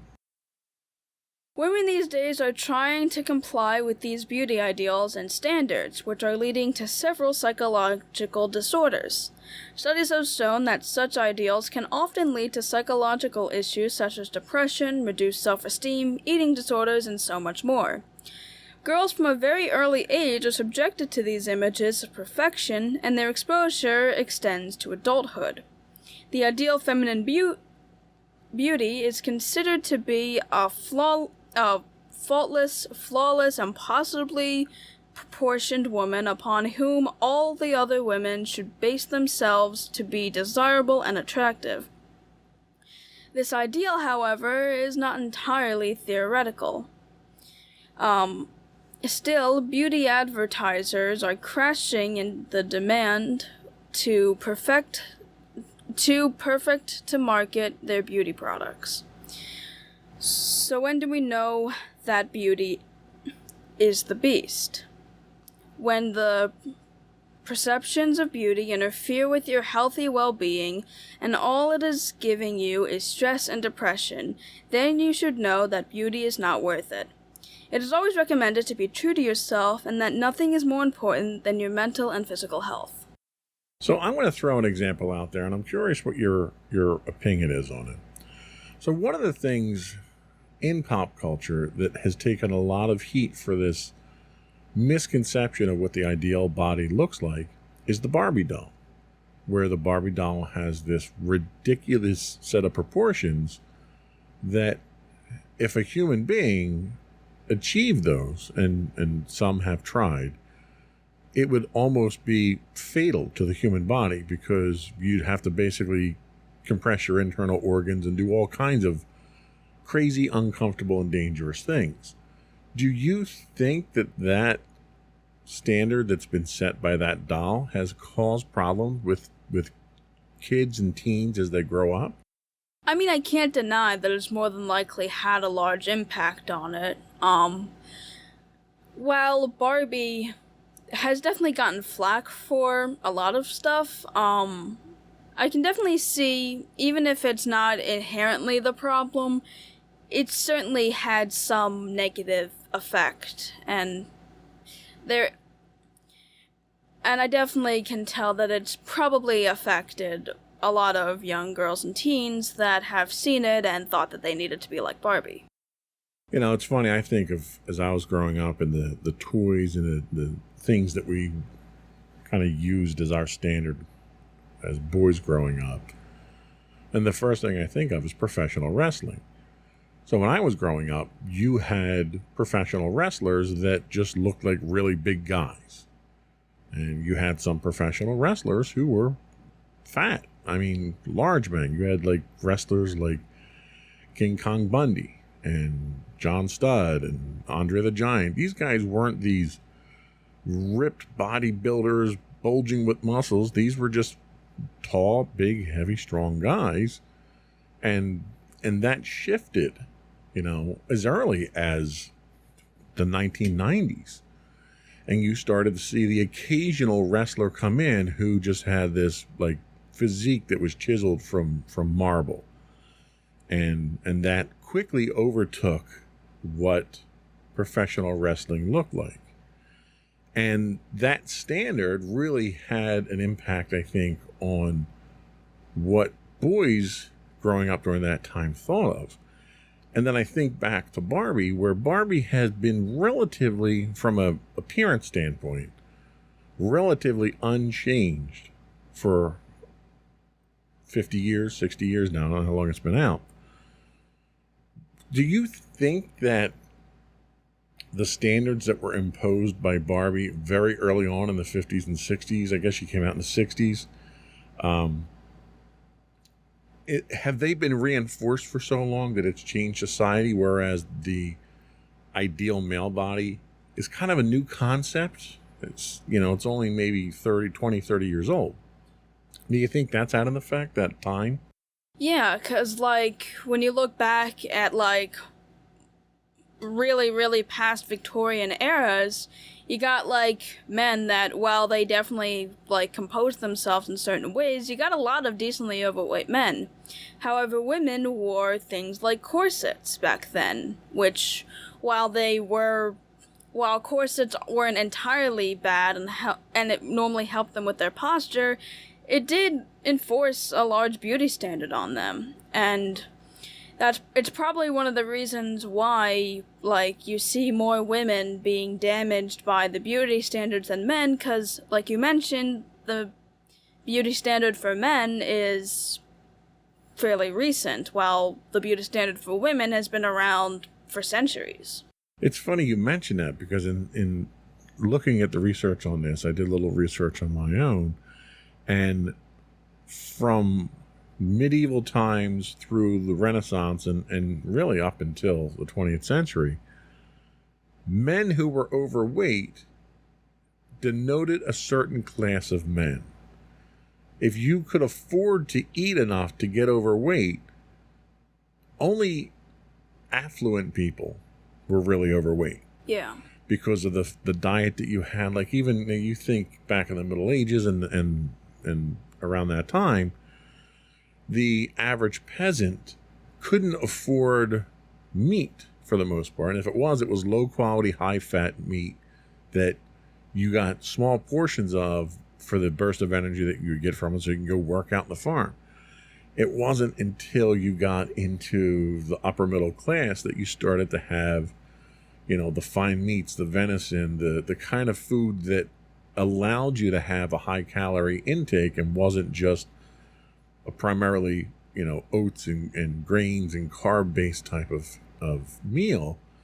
And as a result, their waistlines started to expand. So when you saw a rotund man walking down the street, you knew that represented a certain class of citizen, that they were relatively affluent. Yeah, because they were able to pay to eat as much as they wanted, really, and back then, like, it basically showed that you were rich, and it was, a dignified beauty standard for it. So if I lived back then, I would look like I would look like the Elon Musk of citizens back then. Yeah. Okay, so I think we've got a good standard that we're working off of here. I think we're going to take a quick break here. We're going to come back, and then we're going to look at 6 ways to deal with beauty standards. We'll be right back.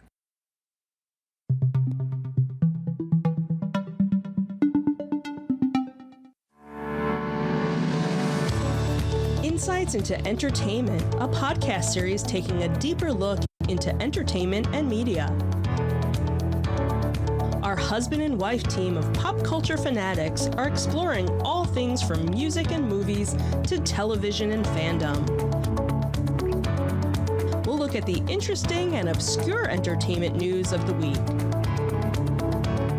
We'll talk about theme park and pop culture news. We'll give you the latest and greatest on pop culture conventions. We'll give you a deep dive into Disney, Star Wars, and much more. Check out our video episodes at youtube.com/insightsintothings. Our audio episodes at podcast.insightsintoentertainment.com, or check us out on the web at insightsintothings.com.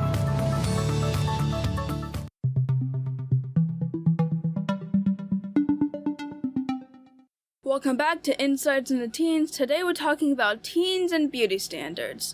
And now we're going to talk about 6 ways to deal with beauty standards. When it comes to psychological disorders, the world still lives in the Stone Age. This is why people with mental disorders find it difficult to come out in public. It is even more difficult when you are really sick on the inside but show the world that you are doing just fine. Honestly, there's nothing to be ashamed of mental illness. This is because the world that we live in and the pressure of perception it puts on us, it is just normal to have insecurities. Here we are sharing some of the ways by which you can keep a healthy perspective. The first thing is know what you're good at. Do not be depressed with your limitations. Instead, focus on your strong points. You might have an absolute perception of beauty, but that does not mean that you have to copy someone from head to toe. You can definitely take inspiration and be your own kind of beautiful. So instead of sulking into your depressed state of mind, get up and do what you are good at. If you still don't know how to deal with your depression, then there is online therapy sessions you can go to, or you can see a psychologist. You should also accept yourself wholly. A lot of us find it really difficult to accept our own selves, but most of the time it's because we want to fit into someone else's expectation. So it's essential to find someone who will accept you for who you are. People have high expectations, but in this whole wide world, you'll definitely find a person who will love you for who you are. There are several dating sites and apps these days that work like online therapy for people who are trying to find their perfect match. You should also stand up for yourself. Believe in yourself and be confident. Don't ever let someone bring you down or mistreat you. People can be mean and miserable, but you should know that if you don't stand up for yourself, no one else will. So never allow anyone to tell you that you're not good enough. You should also seek professional help. Another way to deal with psychological disorders is to get treatment. For your sake, never step back in admitting that you need help. People who are not able to share their problems often meet fatal consequences. So if you know you are sick, go get help. If you're too hesitant to visit a psychologist in person, then you can also opt for online therapy. You should also stop self-sabotaging. Never push people away. When someone is trying to cheer you up, let them be by your side. Being alone is the worst possible thing you can do when you are trying to deal with psychological issues. Be close to people who like you for what you are and not what you look like. Also, there are several stories on the internet just like yours. Read and watch them instead of some plastic beauty conception. Doing well will work as online therapy to make you love yourself. And finally, you should stop trying to be someone else. Another crucial thing you need to do is to stop comparing yourself to others. Everyone is their own kind of beautiful, so if you are trying to be like someone else, you need to stop it right away. Frankly speaking, it is just going to make you feel lower. To say and do things that will make you love yourself. There is numerous content on the internet on self-love, so you can use them as your personal online therapy sessions to feel good about yourself. The media and beauty advertisements only portray the unattainable and overly sexualized version of beauty. You should not be harrowing yourself with these ideas and notions in order to look or feel better. Spending your energy and time analyzing perfectionist beauty ideals does more bad than good. Therefore, just love yourself and stay healthy. So let me ask you, based on what we just went over here, do you feel you had a need at any point in time to seek any kind of help to deal with what society or what the social circles you run in have imposed on you from this artificial idea of beauty? Not for that reason, no.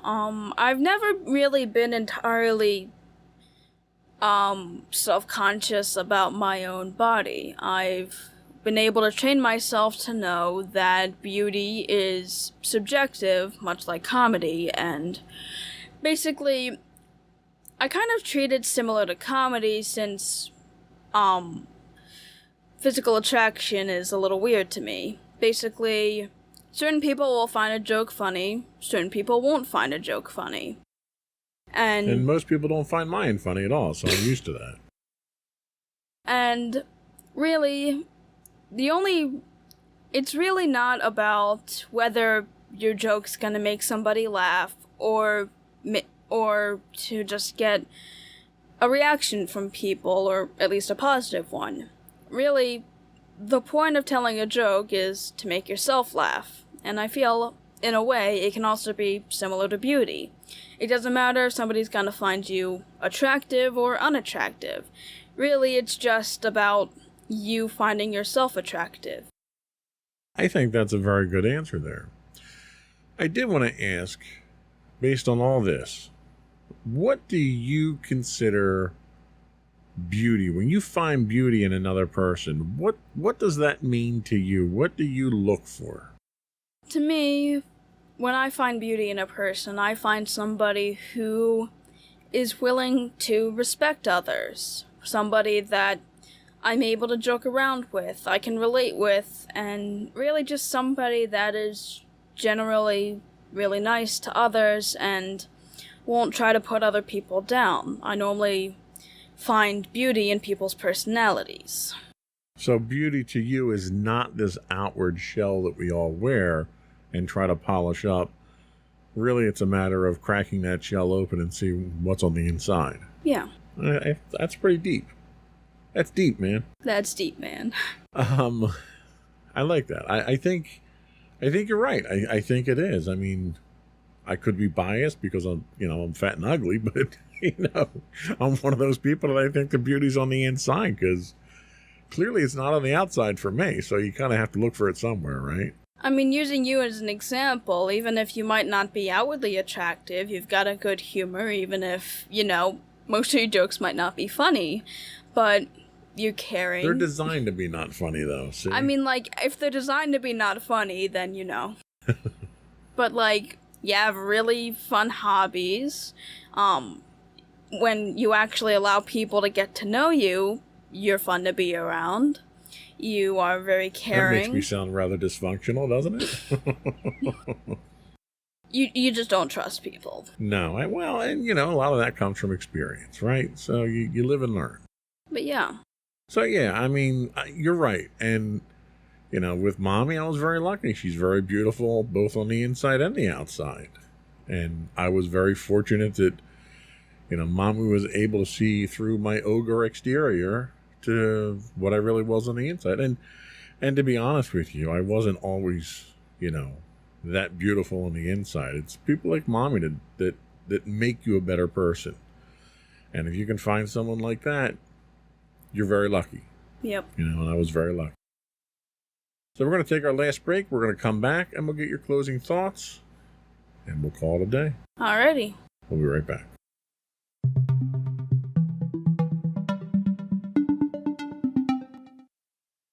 Alright, so for my closing statements, beauty is in itself a construct. There is no real perfect body, especially not from the outside.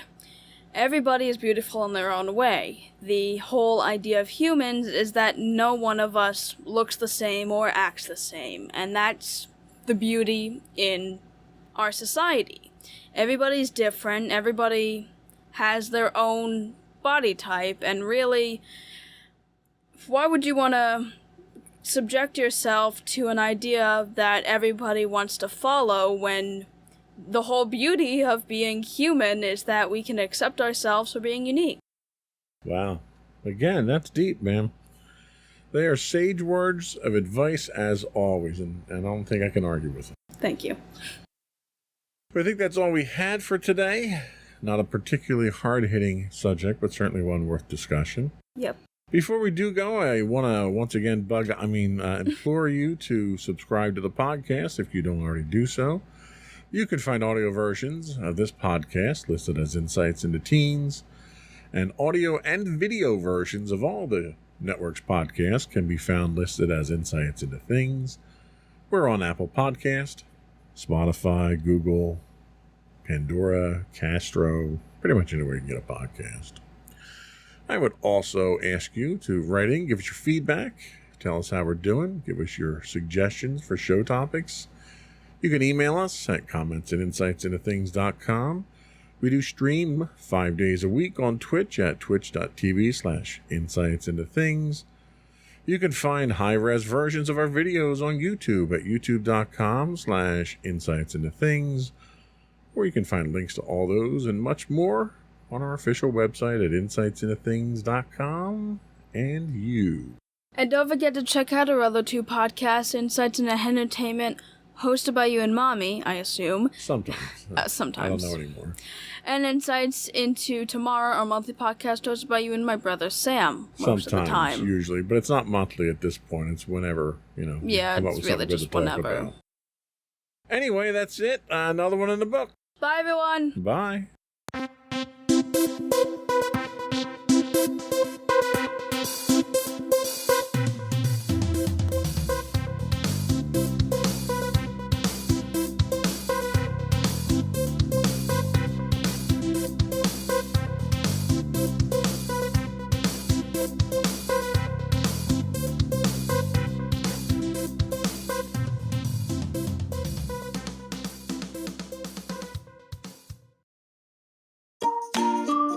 Insightful podcasts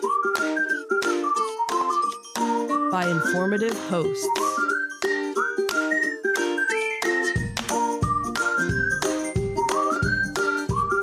Insights into Things, a podcast network.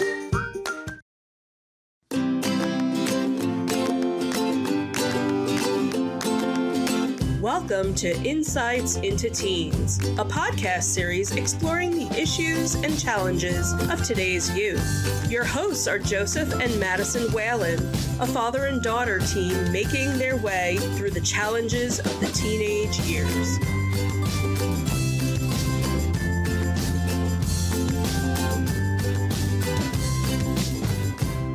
Welcome to Insights into Teens. This is episode 154, Ranking Magic Kingdom Rides. I'm your host, Joseph Whalen, and my energetic and analytical co-host, Madison Whalen.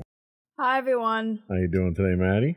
I'm doing all right. How about you? Doing good. And this week we have our special guest co-host with us, Michelle Whalen from Insights into Entertainment.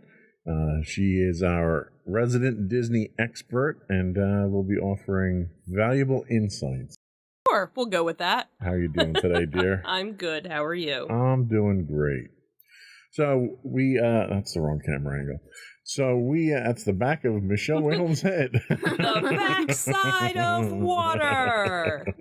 Great thieving. So we are fresh back from our trip to Disney, and we decided, actually, it was going to be a ride home discussion during our 16-hour ride home. Right. Where we were going to rank rides and experiences, and we decided that let's turn it into a couple of podcasts. It's worth a discussion.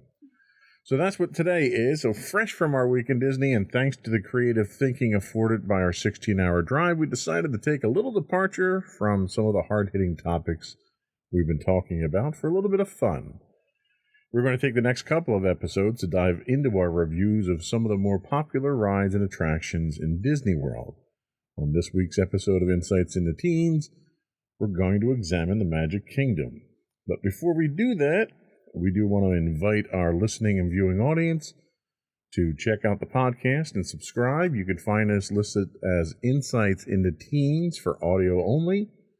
You can also find audio and video versions of all the network's podcasts listed as Insights into Things, and we're available on Apple, Spotify, Google, anywhere you can get a podcast these days. We would also invite you to write in, give us your feedback. We're always looking for suggestions on show notes as well. You can email us at comments@insightsintothings.com. You can hit us on Twitter at twitter.com/insights_things. Or you can get links to all those and more on our official website at www.insightsintothings.com. Are we ready? Sure. Okay, here we go.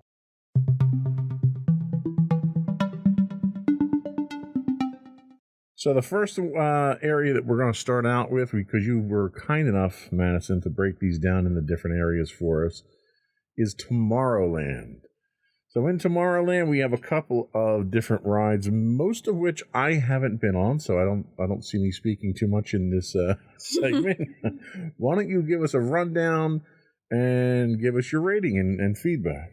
All right, so the first one on our list is the Astro Orbiter, of which only me and Mommy ended up going on. So I suppose you and I can really just discuss our ratings on the ride. So, Sure. do you want to go first? I would say I'd give it a 6. So our rating scale is 1 to 10. okay, 10 being the best. Absolutely. Okay, so I guess it's probably worthwhile to kind of talk about how we're rating these. So what's the criteria for rating these? I guess for me, it's theming, uniqueness, wow factor, because I don't need it to, be a fast spinning, looping type thing. There are some people that's what they look for in a ride. Right. When they're going on like a roller coaster or something like that, they want to be jarred, where, I think I look at multiple aspects of it. So for me, it's not a 10. It's, it's not a 5. It's a little bit, I gave it a 6, right? You gave it a 6. Should have wrote these down.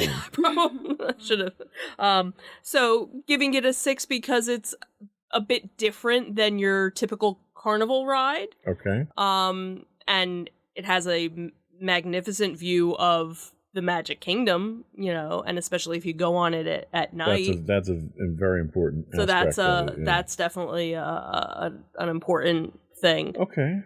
But So- it's a quick ride, and that's unfortunate with a lot of the rides in Disney, is that certain rides are just very short, Sure. and that's where it kind of gets dinged a little. So, Maddie, what's your rating and what's your feedback? And what's your rating methodology? What are you looking for?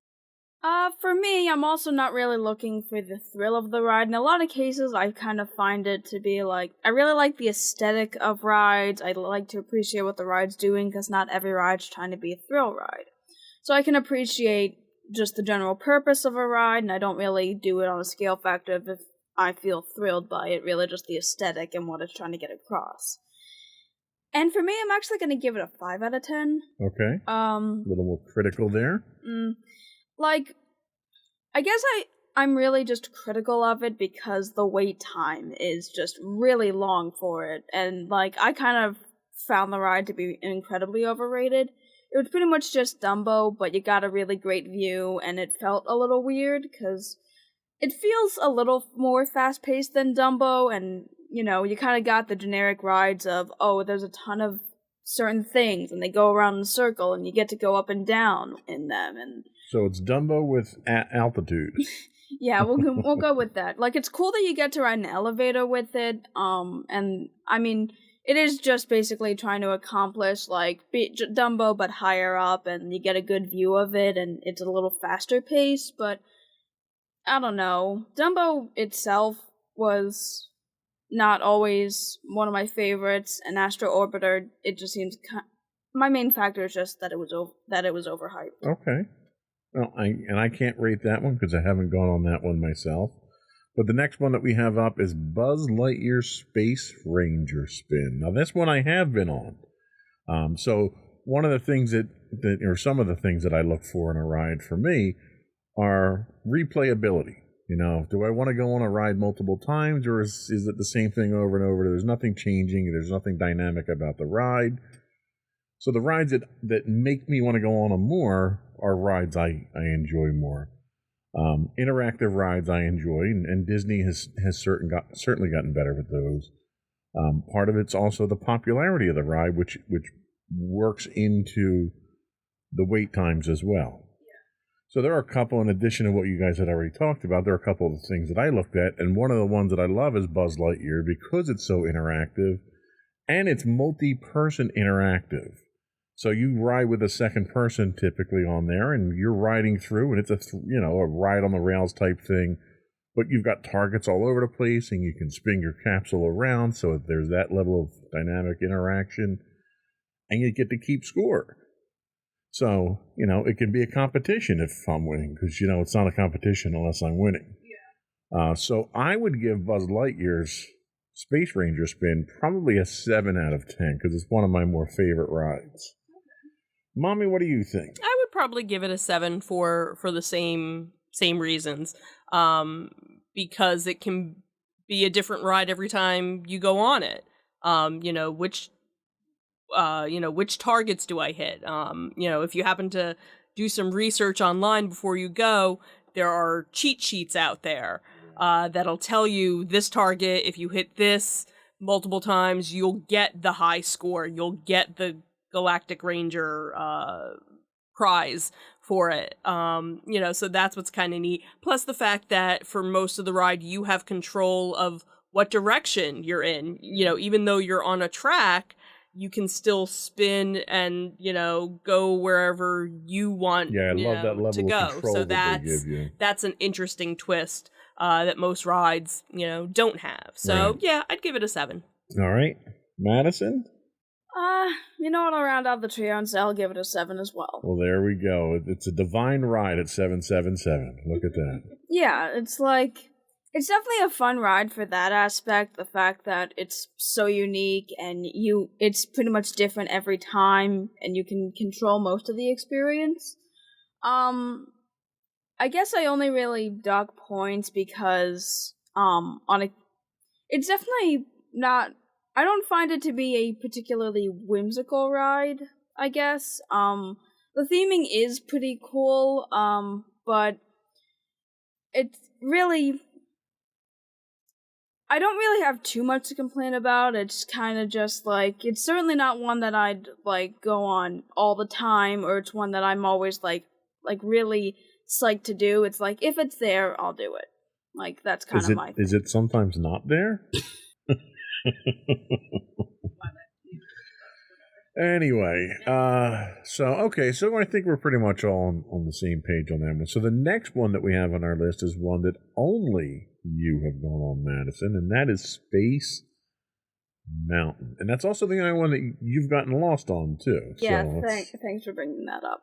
Can't talk about Space Mountain without that. So tell us... Tell us your thoughts on Space Mountain and how you'd rate that. Alright, so... For Space Mountain, ignoring the fact I've been lost on it and that I have that traumatic experience to go off of it, the ride itself, I'll give it an 8 out of 10. It was actually a pretty fun ride. Granted, most of the time I was in anxiety, because going on the ride on my own, especially when I was younger, it's okay, I'm kind of scared, and then afterwards, occasionally I'm scared, but, So for the Halloween party, there was a twist to it. So what was the twist, and does that affect your rating? Okay, so the initial concept of the ride is supposed to be, it's pretty much a dark roller coaster. You don't see really much. There's a few areas that are lit up, a few scenes, and occasionally you'll get some visual, but most of the time you don't see the track. The Halloween twist on it was that every single light was out. You were in complete darkness the entire time unless you were boarding and exiting. Other than that, there was no light on the ride. So you saw nothing. There were no scenes. You saw absolutely nothing, and it was really jarring for me. The one light up tunnel wasn't working, the one scene with the space people you didn't see. It was pitch darkness, and it made it scarier, I will admit. You hear sounds and you don't know where they're coming from, and it's it is a legitimately kind of scary ride. I know a lot of people might not be scared by that, but I was kind of scared by it. Does it affect your rating, though? Probably not, because I know it's a special part of it, and it's not the general ride. What I remember of the general ride was that it definitely had this really cool ambiance behind it, and it was supposed to be a dark roller coaster. You weren't supposed to see what was happening. You got a few cool scenes. It was definitely cool theming, and it's probably got one of the most iconic ride designs out of any of them. And it was definitely one of the more energized roller coasters. When I compare it to something like Big Thunder Mountain, I realized Big Thunder Mountain isn't all that much. There's definitely much more of a thrill factor when it comes to Space Mountain than it does with Big Thunder. While Big Thunder certainly has a lot of thrill to it, comparing the rides, Space Mountain certainly has way more twists and turns, drops, and so forth. And it's definitely the scarier of the rides, and thus the more thrill-seeking. Okay. All right. I think that's a good summary. So the last one that we have here is one that you and Mommy have been on, but I have not been on, and that is Tomorrowland Speedway. Why don't you tell us about that one, Mommy? So that's one of the, I guess, original rides from the park, and it's these little cars that you get to ride. As long as you're tall enough to touch the pedal, you can drive the car. It's on a track. Depending on how busy the park is, will determine how many tracks they have going. When we went, there were just 2 for the Halloween party. And this was actually the first time that Maddie drove by herself. Usually all the other times that we've gone on it, we will ride together and I'll usually drive. But this was her first driving experience. Wow. So it was kind of cute. Because it's one of those where you actually have control of the car. Obviously, you can't go super fast, but you can go slow, depending on how much you press on the gas. So it's not like one of those driving where, you have no control of the car. So you actually do have control, and you can bump, the median, the divider that keeps you on the track. You can keep bumping it, back and forth, like the steering wheel. So yeah, it's always a fun one. Maddie, what are your thoughts on that? Yeah, I definitely found it to be a fun ride. You get a little more control over it, even though you're still kind of going, through the same track, but technically you can have a different time on, like, how long the ride takes you. Like, depending within a certain time limit, but, like, it's not one of those rides that's the same thing over and over again. So there's a little dynamic nature to how you drive it. Like the people I was in back of were driving really slow, so I had to go really slow, or else I would have crashed into them, because that's another thing, too, is that, it's not like a bumper car where, you're not supposed to be bumping. Yeah. Right. So unfortunately, because they were going so slow, I had to go even slower so that I wouldn't hit them. So it's not a legitimate race that you can do. Right. Yeah. Exactly. So it's more like, Disney's version of a traffic attraction. Yeah. So I'd give it a 6. It's one of those. Do I need to go on it? Yeah. If the line's not long, Yeah. we would do it. All right. Yeah, I'd probably go with 6.5. I will give it a bit more credit for being a more unique ride. You don't really find anything else much like it, so, What kind of strikes me as odd is that they're still using gasoline-powered cars for it. Yeah. In the world of so many go-kart places that do electric go-karts. Right. And you've got them pumping out fumes constantly here, which always kind of makes me scratch my head. So we did have a couple of honorable mentions. We're kind of up on the clock for the segment here, so let's run through these real quick. So we have the Monsters, Inc. Laugh Floor. Now, I've sat through that. I think it's cute. I love the air conditioning in there. Of course. I'd give it probably a 4 because it's really not a lot. There's a dynamic nature to it, but it's just not one that's particularly appealing to me. How would you rate that? I'd probably give it a 6, because it is interactive. So, most of the jokes kind of change. There is some actual interaction with guests that are there and the monsters that are up on the screen. Plus it looks really they kind of make it look like a nightclub when you go in, because you're sitting in rows, but then they have, like almost like tables with like little lights on it, Okay. But with no drink waitress, Madison? I'd probably go in the middle between you two and pick a 5. It's certainly not something that I would normally go on, but I do like the concept of it. It is more interactive.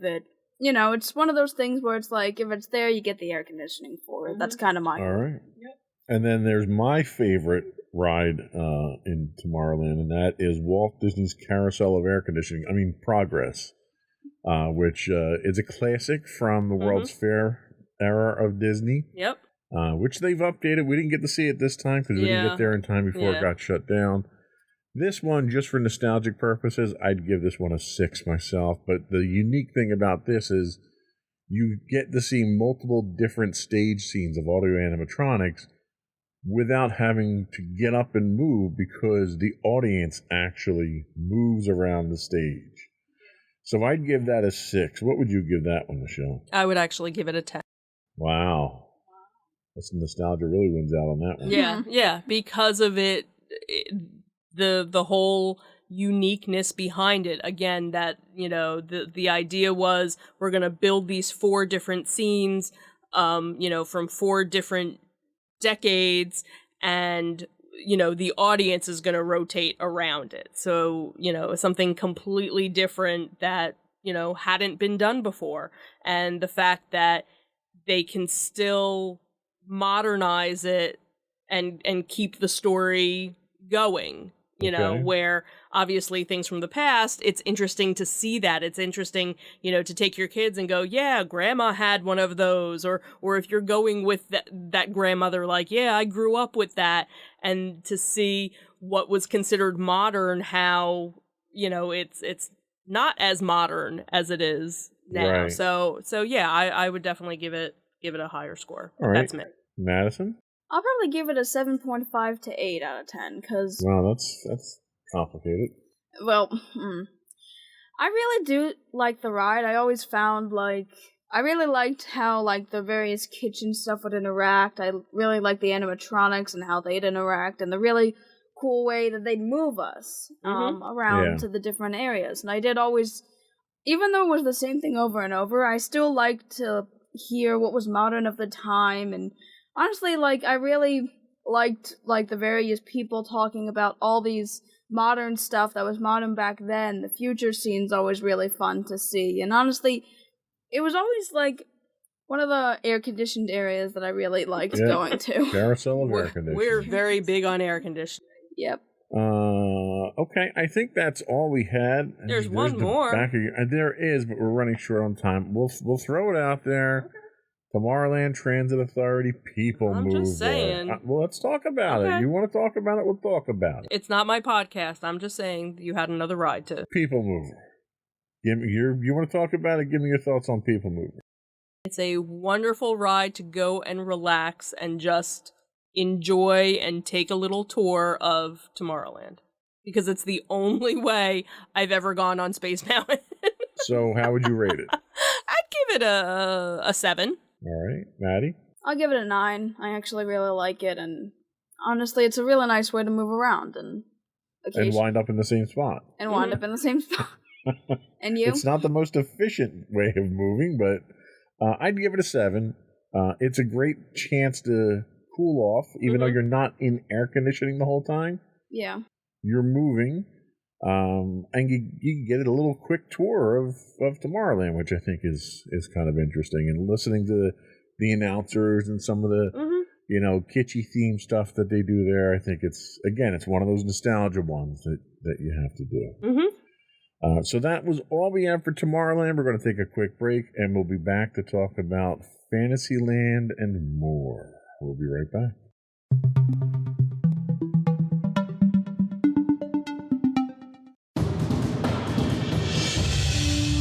For over 7 years, the Second Sith Empire has been the premier community guild in the online game Star Wars: The Old Republic.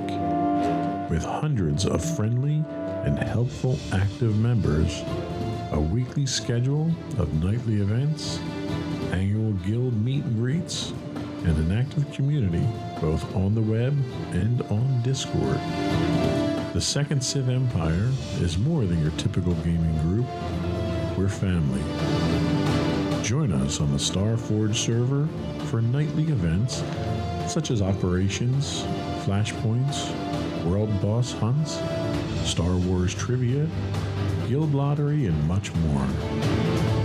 Visit us on the web today at www.thesecondsithempire.com.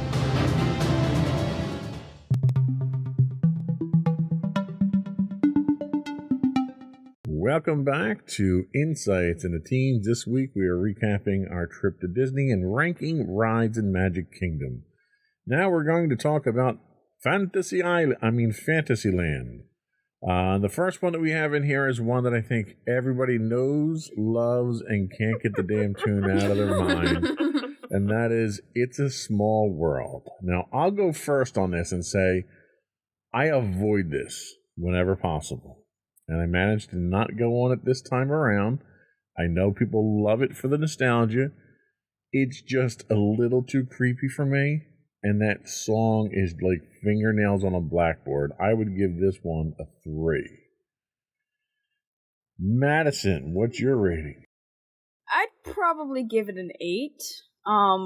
Well, I'm not annoyed by the ride as you are. I will admit the song is an earworm. It's one of those songs you can never get out of your head as soon as it's mentioned. So let me sing it. No, I'm not gonna do that. I like the ride. It's a cute ride. You get a bunch of representation from a lot of different areas, and it's really nice to see the different cultures. It's cool to hear the song in different languages. And there are some really cute scenes that I look forward to seeing. Okay. Michelle. I will give it an 8. Of course you will. And why is that? Justify that 8.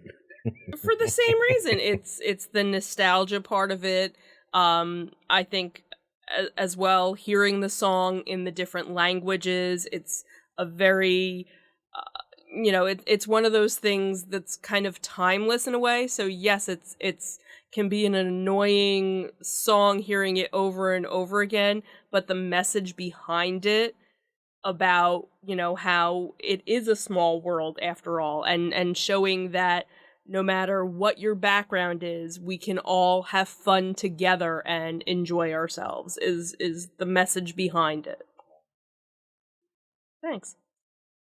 Next up is the 90-minute wait. Peter Pan's Flight. I've been on this. I love this ride. I think it's cool. It's a hanging coaster ride. You get to fly over London. It's a really cool concept. It's not worth the wait. Even the Lightning Lanes. We were there at the end of the day, and the Lightning Lane had a 20-minute wait there just to get on this ride. And the ride's literally like 2 minutes. It's one of the shortest rides in the park. It's not that unique. I would give this one probably a 4 because of how long the wait is. And if you're burning a Lightning Lane to get on this, it's a waste of a Lightning Lane pass, in my opinion. Michelle? I'd give it a 9. Of course you would. While I agree, I have never waited more than 15, 20 minutes to get on it. I think that's the sad part of the ride, is that there are people that will wait, an hour, 45 minutes to go on such a short ride. And that's one where if it was a little bit longer of a ride, but it's just, again, it's a neat concept because most rides you're on the ground, and this one you're actually hanging as you're, going through and seeing everything. So that's why I give it a higher score. Okay, that's perfectly fine. Madison? I'm going to give it a 7. A little more realistic, okay. It is a nice ride that it is a hanging ride, and it's not like you're on an actual track most of the time, so I will give it that.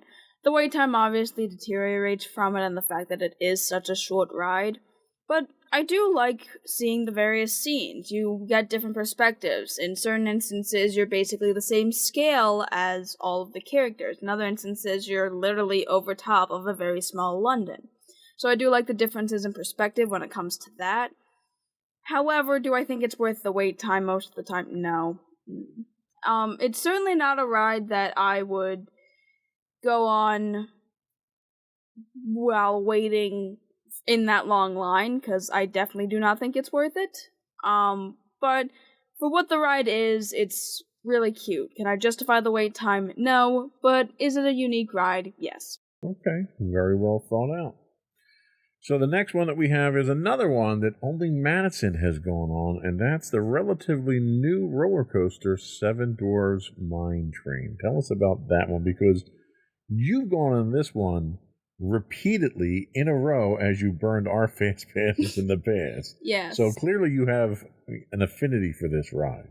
Yeah, I definitely find this ride to be very interesting. It's definitely a very interesting roller coaster because there's certain areas where there's actual scenes that are played out. There's one where you're in the mines and like they're like audio animatronics and it kind of stops for a bit. And like then after when it's time for them to all go, that's when the ride starts to pick up. I definitely find the aesthetic of it really cool because when you're walking through like the longer lines, there's like interactive areas, which is really cute. I like the cart style. It's a really nice aesthetic, and it's also one of the more fun roller coasters. You get like more drops. It's definitely way more fast paced. But then there's moments where you do get, to slow down and see the scenes and appreciate the audio animatronics. So I'll give it an 8.5. Okay, I think that's a very well thought out, very well reasoned answer on that one. The next one we've all been on, and that's The Many Adventures of Winnie the Pooh. And the only thing I will say here, I'll give this a 7 because I think it's a cool ride, it's a fun ride, especially if you're a fan of Winnie the Pooh. If you have a bad back, the Tigger section is not your friend, and I'll just leave it at that. Mm-hmm. Michelle, what are your thoughts? I would give it an 8, because it's a unique variation of the classic dark ride. What is kind of cool is you go through different scenes throughout the Winnie the Pooh story with different characters, and each scene kind of takes on a whole different theming, and even your ride takes upon that theming as well. So to kind of mention about, the Tigger, there's a scene with rain that's very cleverly done to portray that while not actually having any water at all, in the ride. Madison? I'll actually give it a 9. My main reasoning being, again, like you said, it's a very unique dark ride. Not only is it, very uniquely styled, you have various things that are 2D, 3-dimensional, digitally animated. There's a lot to appreciate in the ride because there's, such a diverse amount of, oh, well, this is 2D, but you got 3D animatronics. You've got certain areas that are animated and such. And, I really enjoyed that aspect of it. And also, on the better judgment of your back, I do like that there are certain instances where your, motion changes. You're kind of jumping in the Tigger scene. You're kind of moving in different areas, and it's not just a straight, regular ride. You feel, during, the rain scene, you start to feel like you're floating. It's it definitely tries to play with the motion a bit more. And I do like the interactive stuff that they have, during the wait time. I think that's a really cute area, so 9. I do miss Mr. Toad's Wild Ride, just saying. Got to go to California for that. I know, well... And we did. So. Next up, we have Under the Sea, Journey of the Little Mermaid. And have I been on this? I don't remember. Yeah, you have. Okay. You just don't remember. So I can't rate it because I don't actually remember it. So, Michelle, why don't you give us your... I would give it an 8. It's a more modern take on the dark ride, and since it was built into a brand new area of Fantasyland, they were actually able to make it a longer ride. The problem that you have with Winnie the Pooh and Peter Pan is that it's a short ride because of the way they built it. They've never been able to really expand it to make it a longer ride. Whereas with The Little Mermaid, it's the same concept of basically telling the story of the movie, but it's longer. So it doesn't go by as quick as some of the other ones. So I would give it an 8. Okay. And Madison? I'd probably do the same thing. I'd give it an 8. It is definitely a way longer dark ride, and it's certainly way more unique and bright and colorful compared to most dark rides.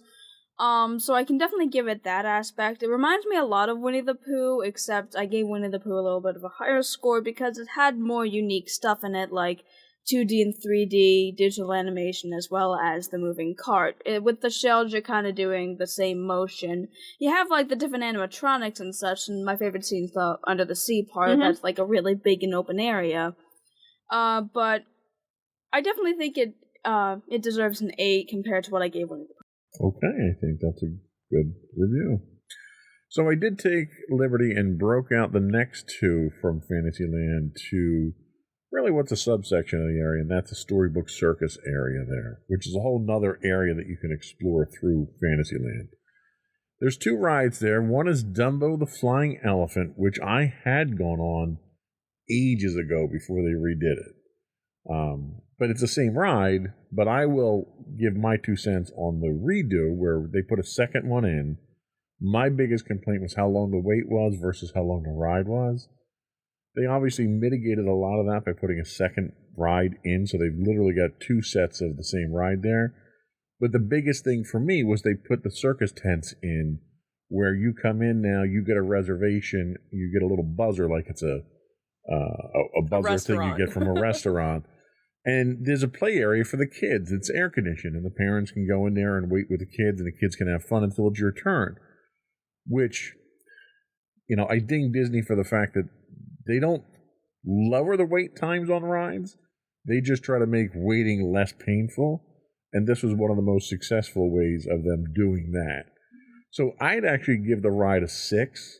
The ride itself is the standard ride about up and down type ride. So the ride's not thrilling. The overall experience, I think, is, and it's a great way of handling those waits. Michelle? I would probably give it a 6 as well for the same thing.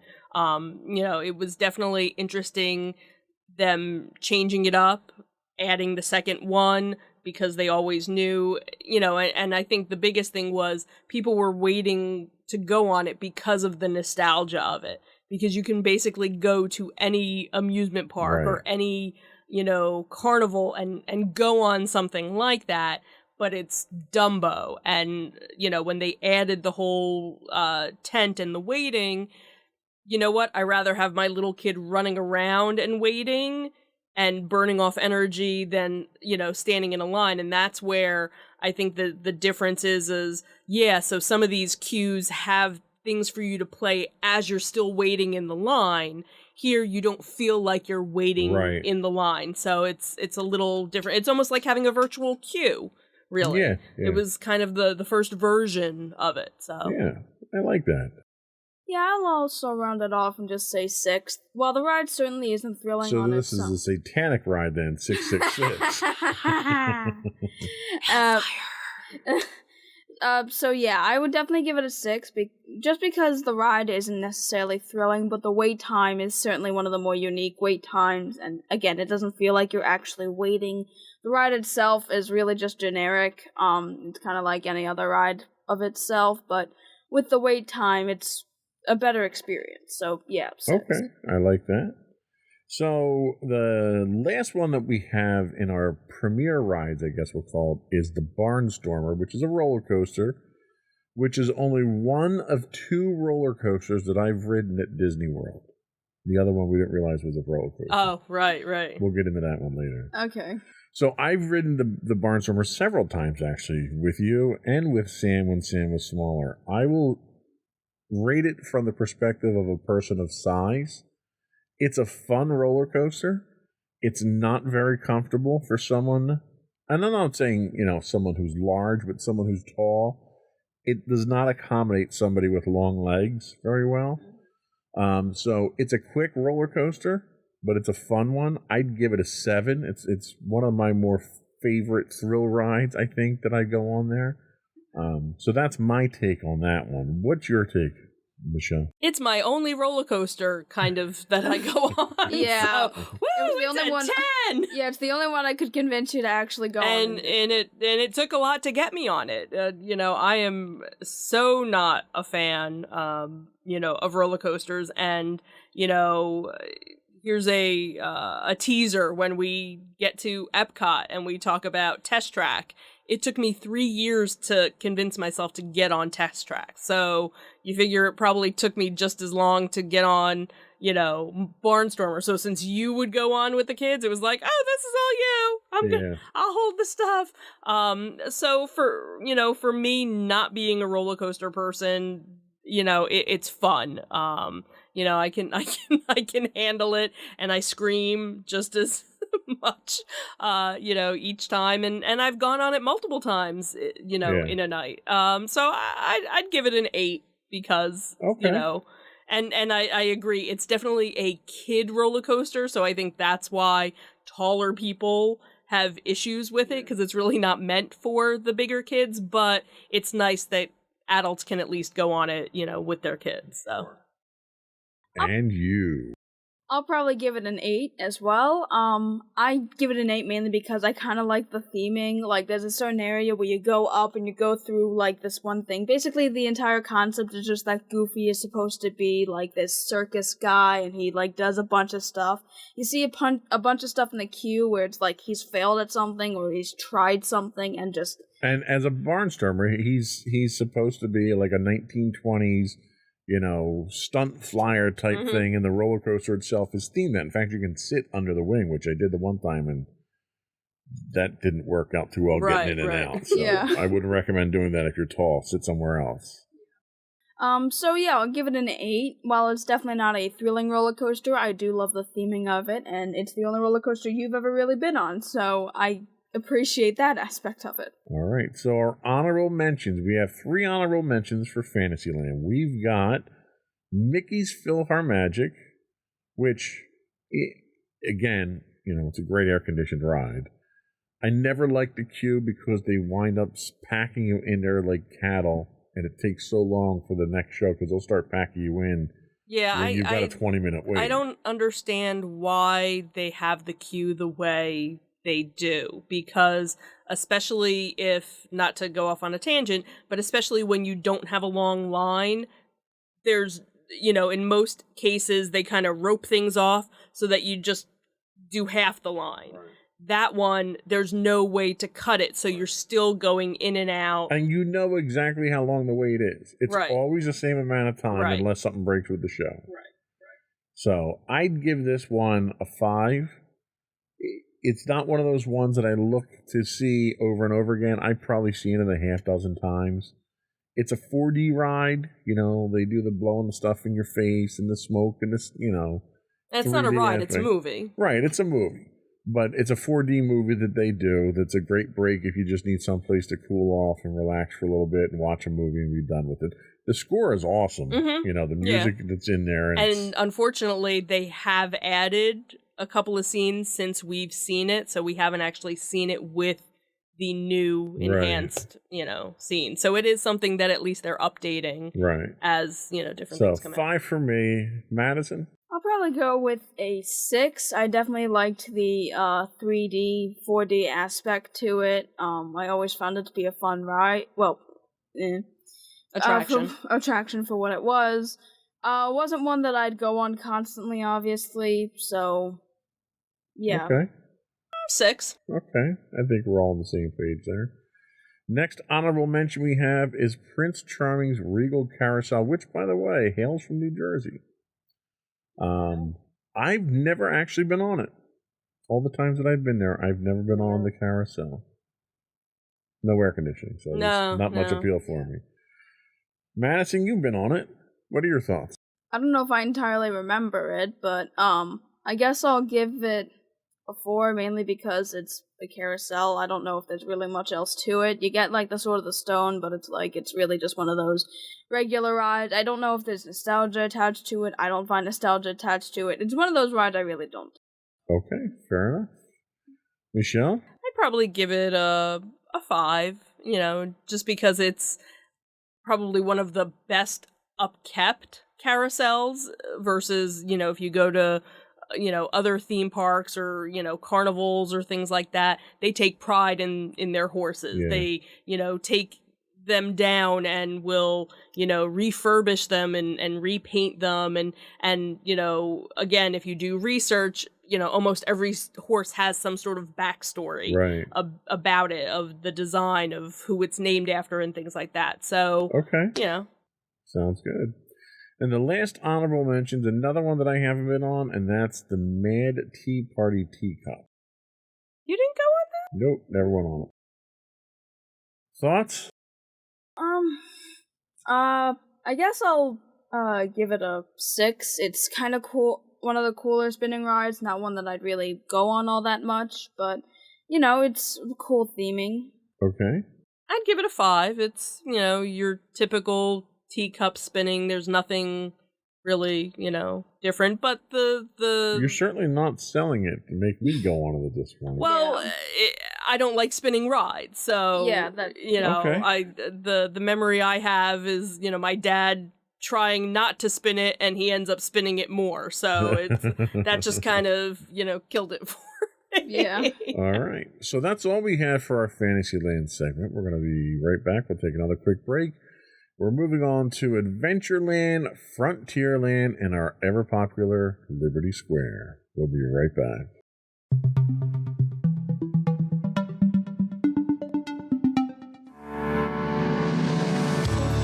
Insights into Entertainment, a podcast series taking a deeper look into entertainment and media. Our husband and wife team of pop culture fanatics are exploring all things from music and movies to television and fandom. We'll look at the interesting and obscure entertainment news of the week. We'll talk about theme park and pop culture news. We'll give you the latest and greatest on pop culture conventions. We'll give you a deep dive into Disney, Star Wars, and much more. Check out our video episodes at youtube.com/insightsintothings. Our audio episodes at podcast.insightsintoentertainment.com, or check us out on the web at insightsintothings.com.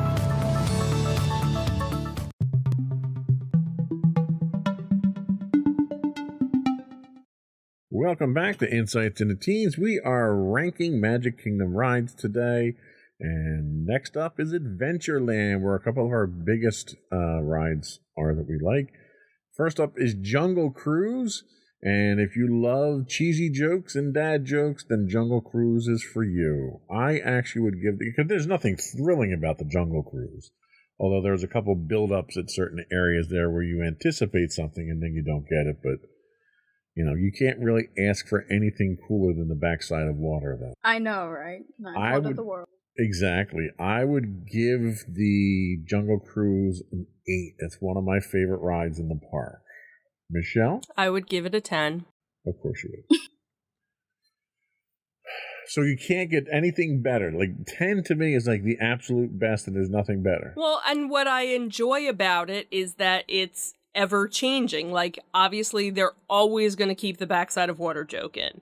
But every now and then, there's a new joke that kind of pops in, and that's what I enjoy about it, because it is a little bit different from time to time. They did recently update a bunch of the scenes, so that was kind of neat to see that difference when we went, this last time. So, and again, part of the scoring is also the nostalgia behind it. It's, one of the original rides. It's still there. It's still relevant. And the jokes kind of keep changing on it. So Kind of grow on you. yep, like a fungus. Like moss. Madison? I'm gonna give it a 9. I definitely really like the ride. It's definitely one of the ones where it's like, it's definitely one of the ones where it's really kind of fun, because you actually get like the cast member interaction, and the backside of water is obviously gonna be like the most amazing thing ever. The last time we were on it, they definitely did change some of the scenes. There was certainly some more new jokes. And really, I like the aesthetic of it. It's really not, it's a water ride, but you're not going to really get much, anything like it. So. Okay. So the next one we have is one that you don't always go on. It's another spinny lifty ride, and that's the Magic Carpets of Aladdin. That's one I've not been on. The two of you did get a chance to go on it at the tail end of our stay on Friday. Mhm. What are your thoughts, Michelle? I would give it a 6. Again, it's your typical up and down ride, but what's kind of interesting is the person that's in the front controls the up and down, and the person in the back can actually make your carpet, pitch forward and backward. Okay. Unfortunately, because of where it's situated, when you do get up high, you're not really getting as nice of a view of the park as you do with the Astro Orbiter. But it's one of those, hey, if the line is short enough, let's go on it. And that's what happened, when we were at the party. The party was literally ending, and they were like, hey, last call. Yeah. And we got on it, so... Yeah, I'd probably give it a 6 as well, mainly for that extra mechanic of one person can control going up and down, and the other person can tilt you guys. Unlike with the others, the queue really isn't all that unique. It's really just a bunch of bars, but there is a camel just a bunch of bars. But not alcohol bars, folks. No. Not prison bars. Just like general metal bars. And like a fence. Just a regular queue line. Fence. Yeah. There's not as much theming to it. But you got a camel spitting at you, so you got that. You can't beat that, right? Can't go wrong with that. Nope. So, yeah, 6. All right, sounds good. So, and the last one of the premier rides in Adventureland is another great ride, another one of our favorites, another one of the originals, and that's Pirates of the Caribbean, which, again, great air-conditioned ride, 4-hour walk to get there through the inside of the queue. But it's a water ride. You get a little drop there. You get a lot of theming in there.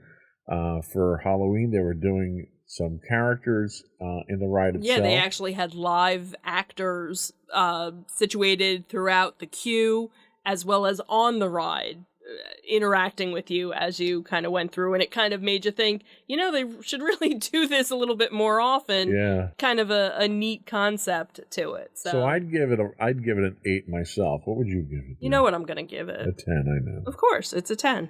I'm just glad you're not going to 11. This isn't Spinal Tap.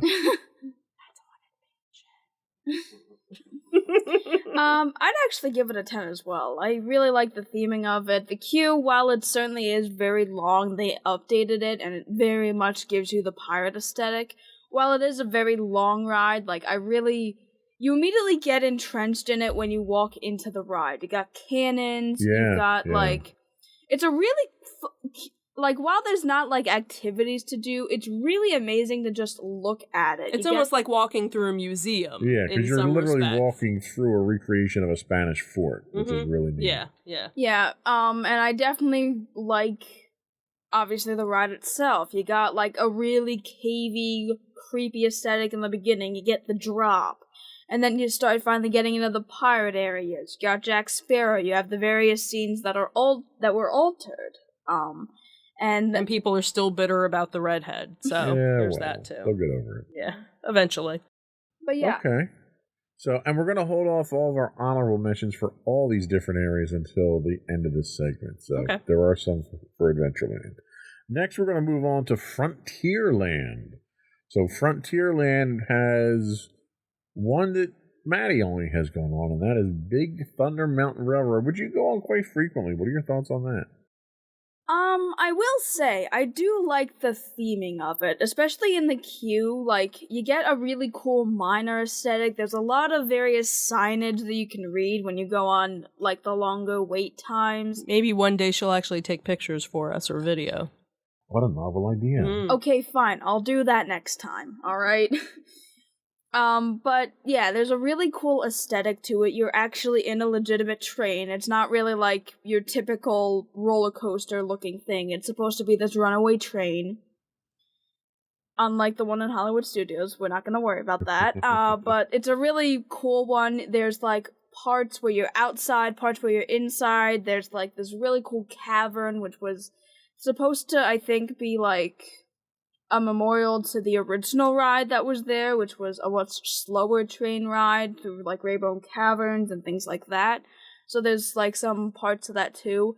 It's certainly not as thrilling of a roller coaster as some of the other ones are, like I mentioned with Space Mountain earlier. But it's still one that I really like to go on purely for the aesthetic, and that it is still like a really fun roller coaster, but it's definitely a little more tame. It's really in between the intensity of Barnstormer and Space Mountain. Okay. So maybe one day I'll get on it. Maybe one day. One day. I'll give it a 7.5. Okay. So the next ride is one that I like to refer to as Extortion Mountain. It's actually Splash Mountain, but we extorted Mommy several times to get her to start going on it and shamed her into it because we all remember the first time that we took Mommy on that. The first time all three of us tried. But that wasn't my first time No, on it it. wasn't. I had already Which is, been on it, but I had such a traumatic experience I didn't want to go on it. Right, so it wasn't your first time on it, but because you were going to wind up sitting in the front, you bailed as soon as you got onto that. Yeah, it was, I have to sit there? It was our first time going on it. Right. It was like your second, and as soon as you saw that we were in the front row, you're like, nope, we're out. Yeah. And then you and I actually went on it. We sat in the front, which didn't work out very well because being a person of size myself and not being a small, what were you, 7 at the time maybe, when we did it, the lap bar did not really secure you very well because of It still doesn't. me. So I was terrified that you'd be coming out there, so I was very cautious in making sure I was holding you tight next to me at the time. I love it. It's probably one of the longest rides in the park itself, which can almost justify the wait that it has because it's always usually got a long wait. I would give this one a 9 just for theming, for air conditioning, because you do go through an air conditioned area there. And the drop, you can't beat that drop at the end. That's literally the most thrilling ride, I think, in Disney because of that drop. Michelle? I would probably give it a 9 as well. Not a 10. No. Wow, okay. Because I'm terrified. Because of the emotional distress, as he calls it. Like, I really have to work myself up to it, even though I've been on it numerous times now. Yeah. And, I know what's going to happen. So, Well, and that last drop, the worst part is, it's like... yeah. You know it's coming because Right, there's yeah. this incredibly long incline up to it, so And it's you not even got like a the surprise. vulture, right? Yeah, and, and you got like the the vultures are vultures. talking to you, like teasing you, and you're like, "I'm gonna die!" And, like this is like, and all I kept, I think the first time I went on it, I kept thinking to myself, I fly on planes, I go through turbulence, and it takes longer to, this is gonna be over in 3 seconds. You'll be fine. 1, 2, 3. Why is this taking so long? And and then you're like, all right, I'm good. Hold on, let me clear off my glasses now because I can't see. So 9, and for you? I'll also give it a 9. It's the reverse devil. The reverse devil. There's the upside down devil. I really do like it. It's certainly a very unique ride. It's the only log flume technically in Disney. My only reason for putting it lower is just that anxiety that you feel. You know that the drop is But there that's because what makes it such a good ride. yeah, Right. that's what makes it such a good Because ride. you know it's there. You've done it multiple times, and it's still that Scares And anxiety. as soon as you get over it, it's zip. It's like yeah, it's like it's just immediately chill. You don't even worry about it afterwards. It's like the majority of the ride, you know it's coming because it's advertised so much. You've been on it multiple Right. times. You will get wet. You will get wet, All this other and stuff. You see all the exits, and it's like, oh my god! And Why then you am I get doing this? And then like you just feel that anxiety constantly throughout the entire ride, and then immediately when you get to the vulture, it's like, oh my god, this is it. I can't go back now. And then you just go all the way up, and then you finally drop down, and like you're screaming, and then afterwards it's just like, oh, you gotta chill. You got a little drop there, but then that's yeah. No, you laugh. I even leaned out the one time and got a picture of you. Thanks. It will be interesting to see because they are retheming it for Princess and the Frog, so it'll be interesting to see how all of that gets gets Yeah. redone. Should be Because interesting. obviously the ride is probably still going to be the same. I don't think they're going to change how it goes. It's Right. just what will you see and what will you interact with. So we're actually going to skip our next segment right now and go on to our honorable mentions, just so we can get them out of the way. Okay. So our first honorable mention is another great air-conditioned attraction that we have, and that is Hall of Presidents, which is, if you're a history buff, if you're into politics or anything like that, great educational ride, very attraction, but it's very inspirational to sit through. I'd give this one an 8 myself, under the current administration. That could change in the future. It is dictated by the current administration because the current president is a premier focus in audio animatronic. So it's important to note that. Michelle, what would you give it? I would probably give it a 9.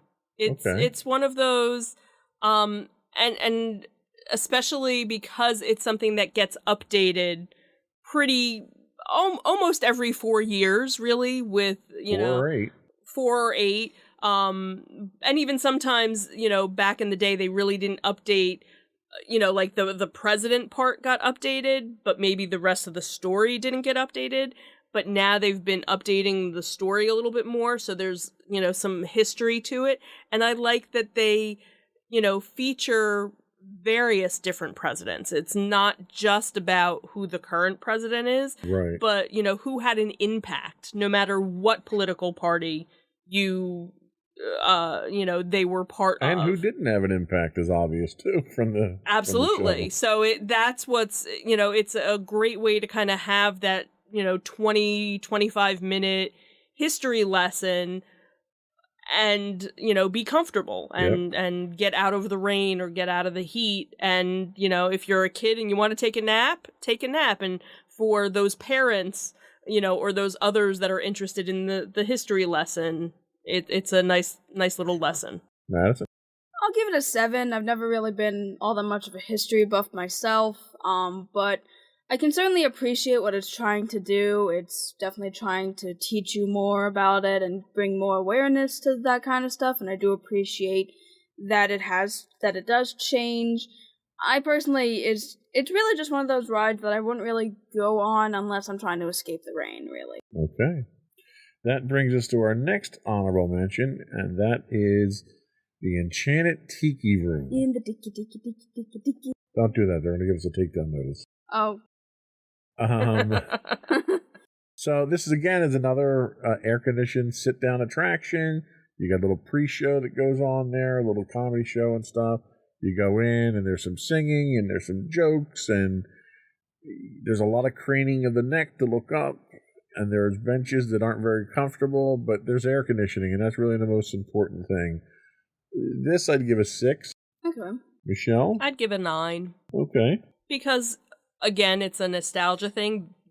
The birds were the original audio animatronics that Walt had They were designed. the original employees They were whose the original souls have been cast members. encapsulated in audio Right. animatronics.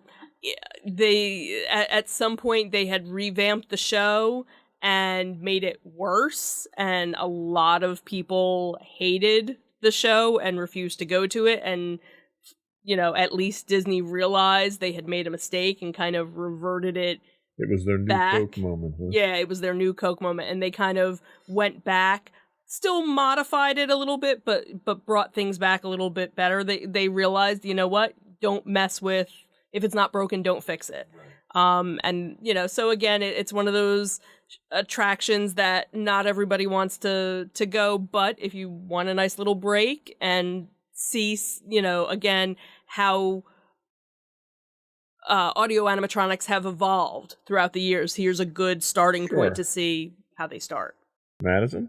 7.5. It's a good. I like the theming of it. It is cool to see the audio animatronic birds. Not one that I'd go on constantly, but it's a nice air conditioning ride, and I certainly prefer it over Hall of Presidents if I'm looking to get air conditioning. Okay. And the last honorable mention we have is a Tex Ritter special, Country Bear Jamboree. This one I've actually only sat through like I think 2 or 3 times. It's an interesting show. Not one that really tickles my fancy. I'd give this one probably a 4.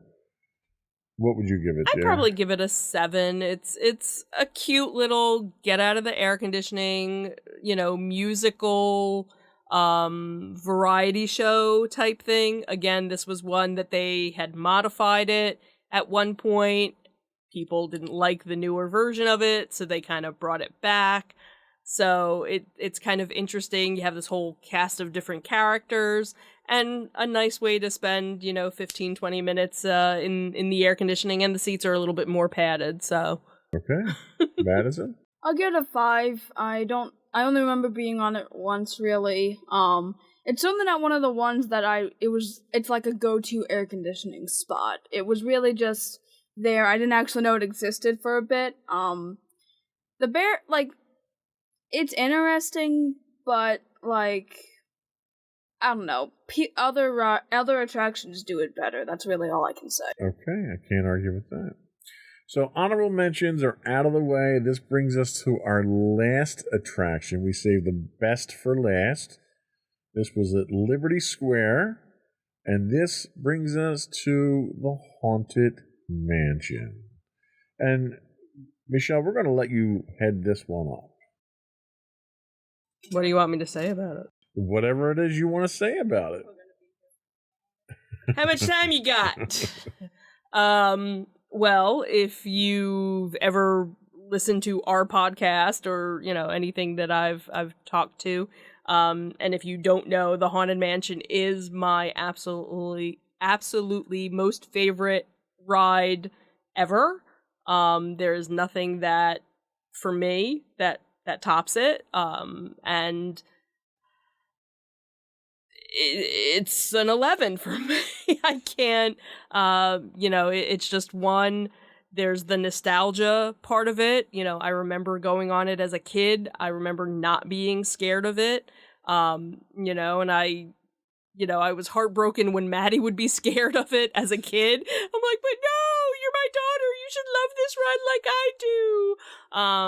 And it's one of those things where, for so long, you had people who loved the Haunted Mansion, but, you could never find things for it. You couldn't find merchandise for it. And now there's almost too much merchandise for it. So it's nice that it's finally gotten the love that it's deserved. It'll be interesting to see what the second version of the movie comes to be, how they do it justice. But it's just one of those, it's a dark ride, but there's various different tricks that they do. You have the Pepper's Ghost, and there's some holograms, and just the lighting, and just all these different things that they do to it. And, they've updated it throughout, the years, but still keeping a lot of the original aspect of it. I do like that they don't change it for Nightmare Before Christmas in Florida, but I do like that they change it for Nightmare Before Christmas in Disneyland, and that's an interesting take on it. My bucket list would be to visit all of the other parks and see their other versions of it. So I don't know why it has that effect on me. It just does. It's one of those things. It just always has. And, it's, once you finally get inside, it's great air conditioning, and it's, hysterical that the cast members have to be mean or have to be, grimacing. It's one of the only areas of the park where the cast members won't smile at you. They're kind of mean to you a little bit. So. All right, Madison, what's your take on this one? And remember, it's Mommy's favorite ride. She can hate it if she wants. It's okay. I won't be upset. I'm gonna give it a 10. Move. While I definitely don't have an insane amount of love for it like you do, I can certainly really appreciate it. I certainly appreciate that it's one of the rides that certainly tried, quote-unquote, to be scary in the minds of Disney. It's definitely one of the rides that you're never really gonna see. Like, it's probably one of the most unique rides. You got, like, your dark rides, but they're not supposed to be scary all that much. But this, you have legitimate ghosts. There's dead people. There's jokes about being dead. And There aren't any actual dead people on the ride. Just for the record. for the record. There are already ghosts, so. Yes. I really enjoyed the aesthetic of it. I liked the queue that they added. Again, it was one of the more interactive queues, but you got actually way more different stuff than you normally get in other queues. Like, there's a murder mystery part to it. There's, like, this thing where, like, you actually respond to a voice. There's, like, various musical instruments you can tap. It definitely has more unique stuff to do, and it's necessarily for more older audiences. While you got stuff for little kids, there's more, like, stuff where you actually have to think, and, like, the murder mystery specifically can be specifically for the adults. I do like the queue where they added Madame Leota, and she, like, interacts and stuff. That's a really cool tombstone. It's interesting how you go into the ride, where it kind of starts, although you're not really on the ride. The stretching portraits is very iconic for this. You get, like, the narration. Again, the cast members being the cast members that you would never really see. Like, all the cast members always seem to smile or something. Nope, here they don't smile. And one of their jokes that I heard before was, like, I've seen the dead move faster than you. And, like, they always have these monotone voices. I absolutely love, like, dealing with those cast members. Even, like, dealing with people who are... Occasionally we'd, like, take you in your scooter because you can't walk all the long distance, and even then they're still in character. Right. And the ride itself is really fun. It has a lot of Pepper's ghosts, and that's really fun. I love how it makes you think that there's a bunch of ghosts. I love all the different tricks to it. The doom buggies are really fun. The aesthetic is just really great, so yeah, 10. Okay. Well, I would give it a 9, because I don't give anything 10s. Right. What I like is the array of technology that's in use. You have technology that's literally like 18th century technology with the Pepper's Ghost stuff, all the way up to 21st century stuff with holograms. It runs the gamut, and they make it work. It's believable. Mm-hmm. It's legitimate the way it works, and there's a fantastic set of stories. I wouldn't even say there's a storyline. There's numerous stories that are told throughout here that if you take the time to actually do a little research and see what these stories actually are, the stories themselves are very well thought out. They're very well themed, and the ride captures a lot of that exceedingly well. You feel immersed. There's a level of immersion to this ride that you don't feel, and a lot of that comes from the characters. Mm-hmm. You know, the cast that's there. Even when you're interacting with them, you know, you mentioned that I always have my scooter. Even when you're interacting with them in an official capacity from a safety standpoint, where they don't necessarily need to be in character, they still are, and they still maintain that level of professionalism. So it's a performance, you know, from the people that, in our case, we saw it. We went in for the Halloween event. And you had live characters that were in the graveyard interacting with people in character, which is cool.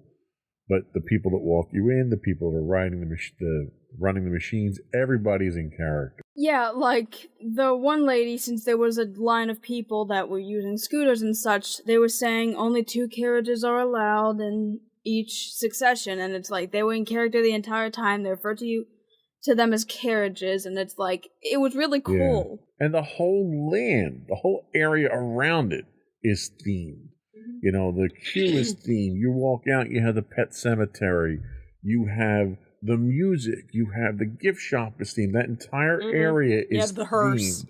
You have the hearse out front, the queue lines, everything. When you walk into that area, you literally feel like you're part of it. You know, you've got the external effects on the facade of the mansion, which you don't usually get that on most of the other rides. Mm-hmm. You know, it's an immersive experience just walking past it, not even getting on the ride. Right. Yeah. So it's a very well done ride, and it really draws you into it. So it's definitely one of the best well run rides I think that they have there. I think that is it. I'm sure there's a lot of other things that we could talk about with Magic Kingdom, but we were just trying to confine ourselves to the attractions in this podcast. I think we'll be back next week with our Hollywood Studios review, followed closely by our Epcot review. Any closing thoughts that we want to throw out there for folks? No? Okay. Don't buy the Genie Plus, it's a scam. Yeah. That's my 2 cents. Fair enough. But I think that's it. Before we do go, I do want to once again invite our listening and viewing audience to subscribe to the podcast. You can find audio versions of this podcast listed as Insights into Teens. You can also find audio and video of all of the network's podcasts listed as Insights into Things. We're available on Apple Podcasts, Spotify, Google, Stitcher, Castro, etc., etc. I would also invite you to write in, give us your feedback. You can email us at comments@insightsintothings.com. You can hit us on Twitter at twitter.com/insights_things. We're on Facebook at facebook.com/insightsintothingspodcast. We do stream 5 days a week on Twitch at twitch.tv/insightsintothings. If you're an Amazon Prime subscriber, you do get a free monthly Twitch Prime subscription. We'd appreciate your support through that. Or you can get links to all that and much more on our official website at www.insightsintothings.com. And you. And don't forget to check out our other 2 podcasts, Insights and Entertainment, hosted by you and Mommy, most of the time, and Insights into Tomorrow, our monthly podcast hosted by you and my brother Sam, that's not technically monthly anymore. Nor does he always host it, so. Yes. Anyway, someone will be sitting in with me on it. That's it. Another one in the books. Bye, everyone. Bye.